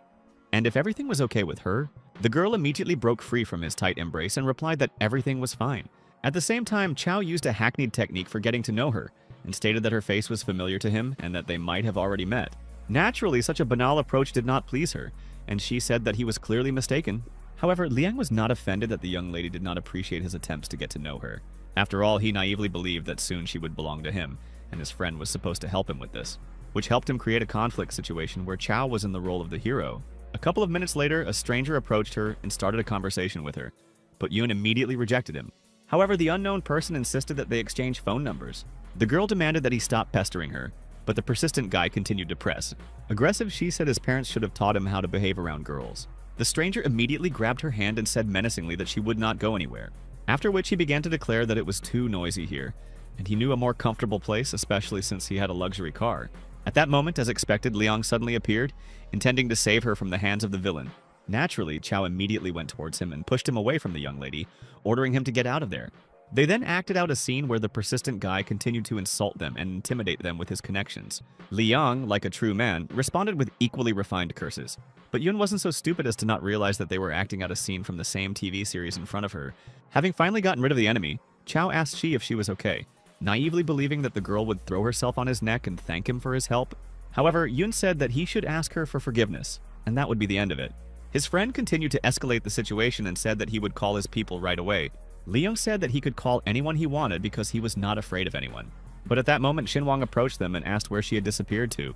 Surprised, she asked him in return why he had come, and Han said that she had been in the restroom for too long. So he thought that Yun might need help, and decided to check it out. A stunned Chow began to realize that this was the very guy the system had warned him about.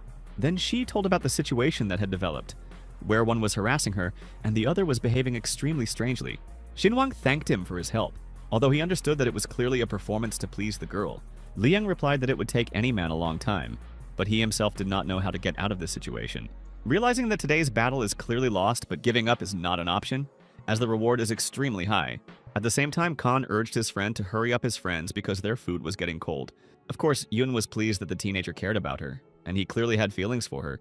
Then she also decided not to be shy about showing her love, so that everything would be mutual. Chow, in turn, could not think of anything better than to leave the restaurant in disgrace.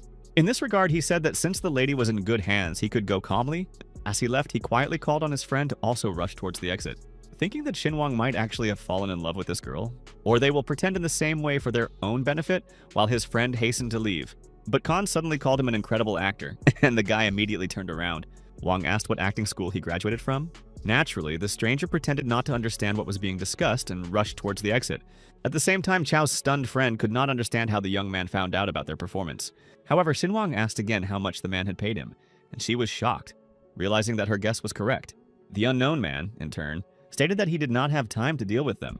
So he followed his comrade, but Khan offered him an incredibly profitable deal. Having said that he was ready to pay him 10 times more than his simple-minded friend, the stunned guy immediately stopped. Van noted that he definitely needed money. At this time, an embittered Liang went straight to the restaurant parking lot.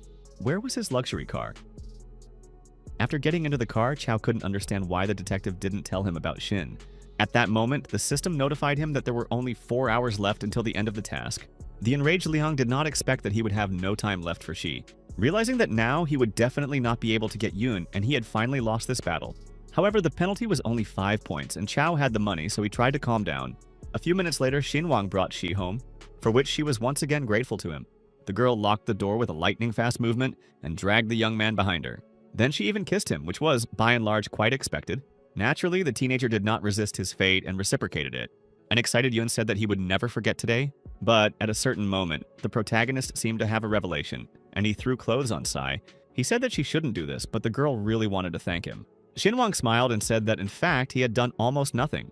He didn't like the fact that Yun was currently in control of the situation, but it was simply impossible to resist something like that, because it was a beautiful sea. Moreover, she turned out to be extremely persistent, which awakened incredible feelings in the guy. It was impossible to resist, and so Sinuang let everything slide. The unstoppable Yun took advantage of this, literally throwing him onto the bed. At this time, in the neighboring building, people were celebrating and drinking heavily, paying no attention to them. The next day, the Dojan media office was a hive of streaming activity. Gao tried her best to calm Jinyo down and said that she would definitely succeed. She added that even defeat is an incredible experience, and she shouldn't be so nervous. Of course, Chu completely agreed with this and got straight to work. Wen herself rushed into Sinuang's office, who was in a good mood. The smiling manager asked his subordinate if she had ordered everything. Gao replied that she had purchased plane tickets, booked a 5-star hotel, and rented a car. Han in turn asked her to look at Shui. Wen looked at the monitor in surprise. The teenager then asked her what she thought was the best thing to do with Li. The puzzled girl did not understand his question and asked again what he was talking about. Sinuang immediately reminded her of the situation at the bar, where she had suggested that they organize this streamer battle. Gao noted that what she loves most in life is money and power, so she is ready to do anything for it. The smug young man thought for a moment, realizing that he really did have a lot of money. However, there were problems with dominance, as Khan was always gentle with the girls. Wen suddenly glanced at her phone and said that the live broadcast would start in a couple of minutes. Sinuang replied that everything was fine and they would definitely be able to win. By then, Sinuang was ready to start streaming and went to the appropriate room. As soon as the broadcast began, a smiling girl greeted everyone present and announced a blogger battle. At the same time, she was interested in what exactly the audience wanted to see, or to organize a dance tournament. Shui, in turn, could not understand why Liang began to irritate her so much. After which, throwing all thoughts aside, she also started the stream and greeted all subscribers. Sinuang decided to watch the broadcast of the famous blogger Li. Suddenly, the guy started showering her with various gifts and money, after which he intended to move on to the next stage of his brilliant plan. Noticing the impressive donations, a stunned Shui wondered who this generous stranger was. In connection with this, Li decided to give the main character her legendary dance, realizing that this could be rewarded with an even larger donation, and she would win the competition, after which the girl turned on some upbeat music and started dancing. In places, her dancing looked ridiculous, but Shui moved the way she felt, which naturally made an indelible impression on all the viewers, including Khan. Li thought only about victory and was ready to do anything for it, which is what Wang took advantage of. Meanwhile, Sinuang also persistently tried to amuse the audience and pose for the camera. This brought her a lot of gifts and donations, which literally flowed like a river. People were going crazy over her live broadcast, but Shui kept up with her. Having received several very substantial donations, the young lady thanked everyone for their support. Soon, Li surpassed Chu in views, and the system rewarded Sinuang with 6 million yuan. Then the teenager decided to start playing for high stakes and play a little with the girls. By running Sinuang broadcast on multiple phones simultaneously, Khan thus dramatically increased her views, but this was only the beginning, because then he started sending gifts and donations to his own subordinate. For a certain time, the young man did not slow down and continued to shower Chu with donations, who also began to dance on camera, which is what the cunning guy was counting on. Of course, her efforts were justified by hundreds of gifts, which made her immensely happy. However, there were also those who were not very happy with what was happening, which angered Sinuang. Sinuang also noticed the controversy in the comments and couldn't figure out what was wrong. Naturally, Shui also noticed the absence of her main donor, since there were practically no other gifts. Then she decided to find out what was going on, and once again started corresponding with him. But all the messages from the unknown person were deleted, which was quite strange, so she quickly left. Having told everyone that she needed to change her clothes, she was also curious about what Liang was doing, who in turn tried to understand who this stranger was and where he got such money. A moment later, Li burst into the office and announced that they were losing. Chao, stunned, asked how this was possible and what had happened. Shui encouraged him to join the game and also sent her money to win. But the director said that Sinuang had received a huge number of donations and he couldn't get around them. The system instantly notified Liang that Li's attitude towards him had worsened by 50%. Chao was simply shocked by such an unexpected turn of events. Liang soon announced that he was about to send her some money, but Chu's fans literally bombarded her with donations. Finally, the girl calmed down and noted that nothing terrible had happened, and they would definitely win. At the same time, Chao understood that he could only spend the 200 million limit on conquering girls. Li, in turn, hastened to return to the live broadcast, declaring that she was expecting money from him. Ling didn't know how to get out of this situation because the program didn't give him any reward. However, it was impossible to let Shui lose since this was his first goal, which meant he had to see it through to the end. Then he began to send his last money and gifts to his ward. Naturally, Sinuang was aware of what was happening and decided to respond to such a generous donor. Besides, he was eager to finish this exciting game with his victory. As a result, the system gave him a reward of 600.5 million yuan, thus burying all the efforts of Chao, who could not understand how this happened. Suddenly, he dropped the phone from his shaking hands, realizing that this was the end. The guy was simply crushed and didn't know how to solve this problem. The employees passing by also did not understand what had happened to him and why he was in such a state. Meanwhile, an enraged Shui was moving around the office, declaring her defeat. Approaching her manager, she asked what they should do now, since after the last stream, many had moved to Dojan Media. At that moment, the program informed him that he had lost another 20% of Li's relationship. Chao was horrified because he had spent 50 million yuan and still had not achieved any boring results.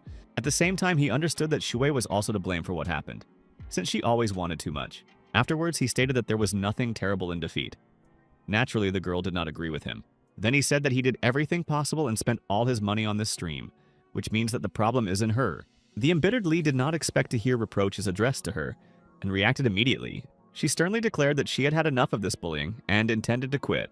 The angry director noted that the whole problem was her selfishness, because she always thought only about herself. Sinuang, in turn, modestly celebrated the victory in his office. Suddenly, Gao came into his room and said that Shui had decided to leave the company. Khan, of course, expected this, but he didn't think that everything would happen so quickly. He then asked Wen to do everything possible to ensure that Li became their employee. A stunned Gao declared that she was absolutely not suitable for them, and was quite willful. But Sinuang said that she was an experienced worker and would be of use to them, and the young man urged Wen to prepare for the auction. Assuming that Khan was knowledgeable about this, she decided to trust him completely in this matter. As soon as she left the office, Wang immediately sent another donation to the defeated Shuya as a consolation. At this time, Li continued to be angry at her former boss, not understanding how he could allow this to happen. A moment later, she received a message about a large sum of money being transferred to her card. A couple of minutes later, she received a new message from an unknown admirer, where the guy asked if she could guess who he was. The next notification simply shocked her as Khan stated his name. Out of the blue, he wrote that he had booked a table at a restaurant and wanted to have dinner with her. Shui couldn't believe that this was really the same director of Dojan Media, and of course, she couldn't miss such an opportunity to meet him in person. After a certain time, the girl came to the restaurant and knocked on the door of the VIP room. Where the main character was, as soon as she entered, Khan noted that they had not seen each other for a long time. Lee asked him why he needed all this, since he had his own corporation. The teenager immediately changed the subject and invited her to sit at the table to have a snack after a hard day at work. Sitting down at the table, she again asked if it was he who had brought Gao to the top streamers. She was also curious to know why he sent her so much money. The young man only smiled in response. At this time, the sommelier poured them glasses of expensive wine and headed for the exit.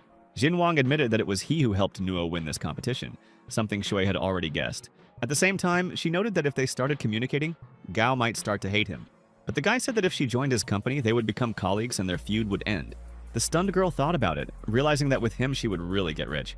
Khan continued to persuade her and urged her to name the amount so that she would agree to sign the contract. But Lee misunderstood everything and demanded that he admit that it was Wen who sent him to mock her, after which he decided to get ahead of the situation and named the figure of 100 million won, which simply shocked her because Shui only wanted to ask for 10,000. The system informed the owner that the teenager had exceeded all of the young lady's expectations and therefore returned 90 million to him. Lee doubted Xinwang's proposal for a long time, but money was a powerful tool. Khan began to rush her with an answer, saying that she might not have such an opportunity again, because he has a huge amount of money and he can help her become better and happier. Shui understood all this perfectly well, but at the same time, a strange feeling did not leave her. The program immediately notified Khan that the girl's regret had increased by 40%. She suddenly agreed to take a job with him, but noted that she would not stay for long. Jinwang said that she could resign whenever she needed to. He added that he is ready to spend huge amounts of money on high-quality and experienced workers, as this is the key to the company's success. It is worth noting that with the increase in charisma, the young man became more eloquent and was able to persuade anyone. So, of course, a positive result awaited him, and in the end they shook hands as a sign of further joint cooperation. Khan caught himself thinking that he was moving in the right direction, because in just one evening he had won Shui over. Chao in turn continued to oppress himself, realizing that his future was over. The system constantly urged him to start a relationship with Yun, otherwise the mission would fail. Enraged, Liang once again began to destroy everything around him, not understanding how he could achieve this. The program also notified him that in case of failure, 20% would be debited from his account. This caused the guy to fall into complete despair, not knowing what to do to improve the situation. However, he still rushed towards Shi, thinking about how to win her favor. The girl, in turn, continued to work hard on the next shoot, thereby earning money for her beloved, but she didn't know about it. The main character was only happy about this and could only count his money. However, he was confused by Yun's way of earning money, so he decided to find her a job. The system rewarded him with another portion of money when Gao asked what he was thinking about. Jinwang replied that he was developing a new plan to obtain even more funds. In fact, Khan intended to at least double his fortune, which was what filled his head. Then Wen suggested that he expand the corporation, but this also required money. Meanwhile, Xi was brought a bouquet of flowers and told that some young gentleman had sent them. A joyful Yun asked if this man hadn't introduced himself. However, it didn't matter, since the girl believed that they were from Sinuang, who was extremely attentive and most likely noticed that there were yellow flowers everywhere in her house. So she immediately asked her assistant to collect her things so that she could go to him. However, when she left the room, the same stranger from the restaurant was waiting for her. Xi realized that it wasn't actually Han, which of course made her very upset. Chao, in turn, immediately turned to her and broke into a sly smile. Yun was shocked by this unexpected turn of events and didn't know how to react to what was happening. Ling immediately began to pretend to be a polite gentleman and greeted the young beauty, after which he matter-of-factly asked her if she liked the bouquet of yellow flowers. A saddened sigh asked him in return, asking if it was really he who gave her these roses. The guy responded positively, saying that he noticed yellow flowers in her photos and therefore decided to please her. But the system informed him that his actions were only making the situation worse. At that moment, an extremely dissatisfied Yun returned the flowers to him and asked him not to come to her anymore. The program immediately recorded a sharp decline in the girl's attitude towards him. But at the same time, C asked him if he really thought of offering her a job as a model. Chao said that he just wanted to meet her because he liked her, but the beauty's attitude inevitably declined, and Liang could do nothing about it. after which she announced that she had a boyfriend and that they should not meet anymore. Realizing that whatever he did would cause Xi's standing to fall, he remained silent. As Chow watched her go with a sad look, he realized that he would not be able to complete this task. Thus, the indicator reached minus 90% of Yoon's location. Leong literally fell into despair, which had already become a kind of pattern for him. Meanwhile, Sinuang and his assistant Gao went to the airport, where they were met by a personal driver who was supposed to escort them to the hotel, because in the evening they will have a banquet in honor of the opening of the auction. After a certain amount of time, the protagonist and Wen successfully arrived at a luxury hotel. The driver said he would contact Khan half an hour before the event began. Upon entering the hotel, they were met by an extremely polite staff member who led them to the elevator. He stated that their luggage had been delivered to their room, for which Sinuang thanked him. At this moment, Han heard the spirits of unknown people talking about Zhang Li's sudden appearance. Based on their dialogue, the teenager understood one thing. This man was quite rich and influential in these circles. They also mentioned how he deals with his enemies. The young man understood that he really should be extremely careful with this man. Gao also heard their conversation and noticed that this Zhang was a very influential person.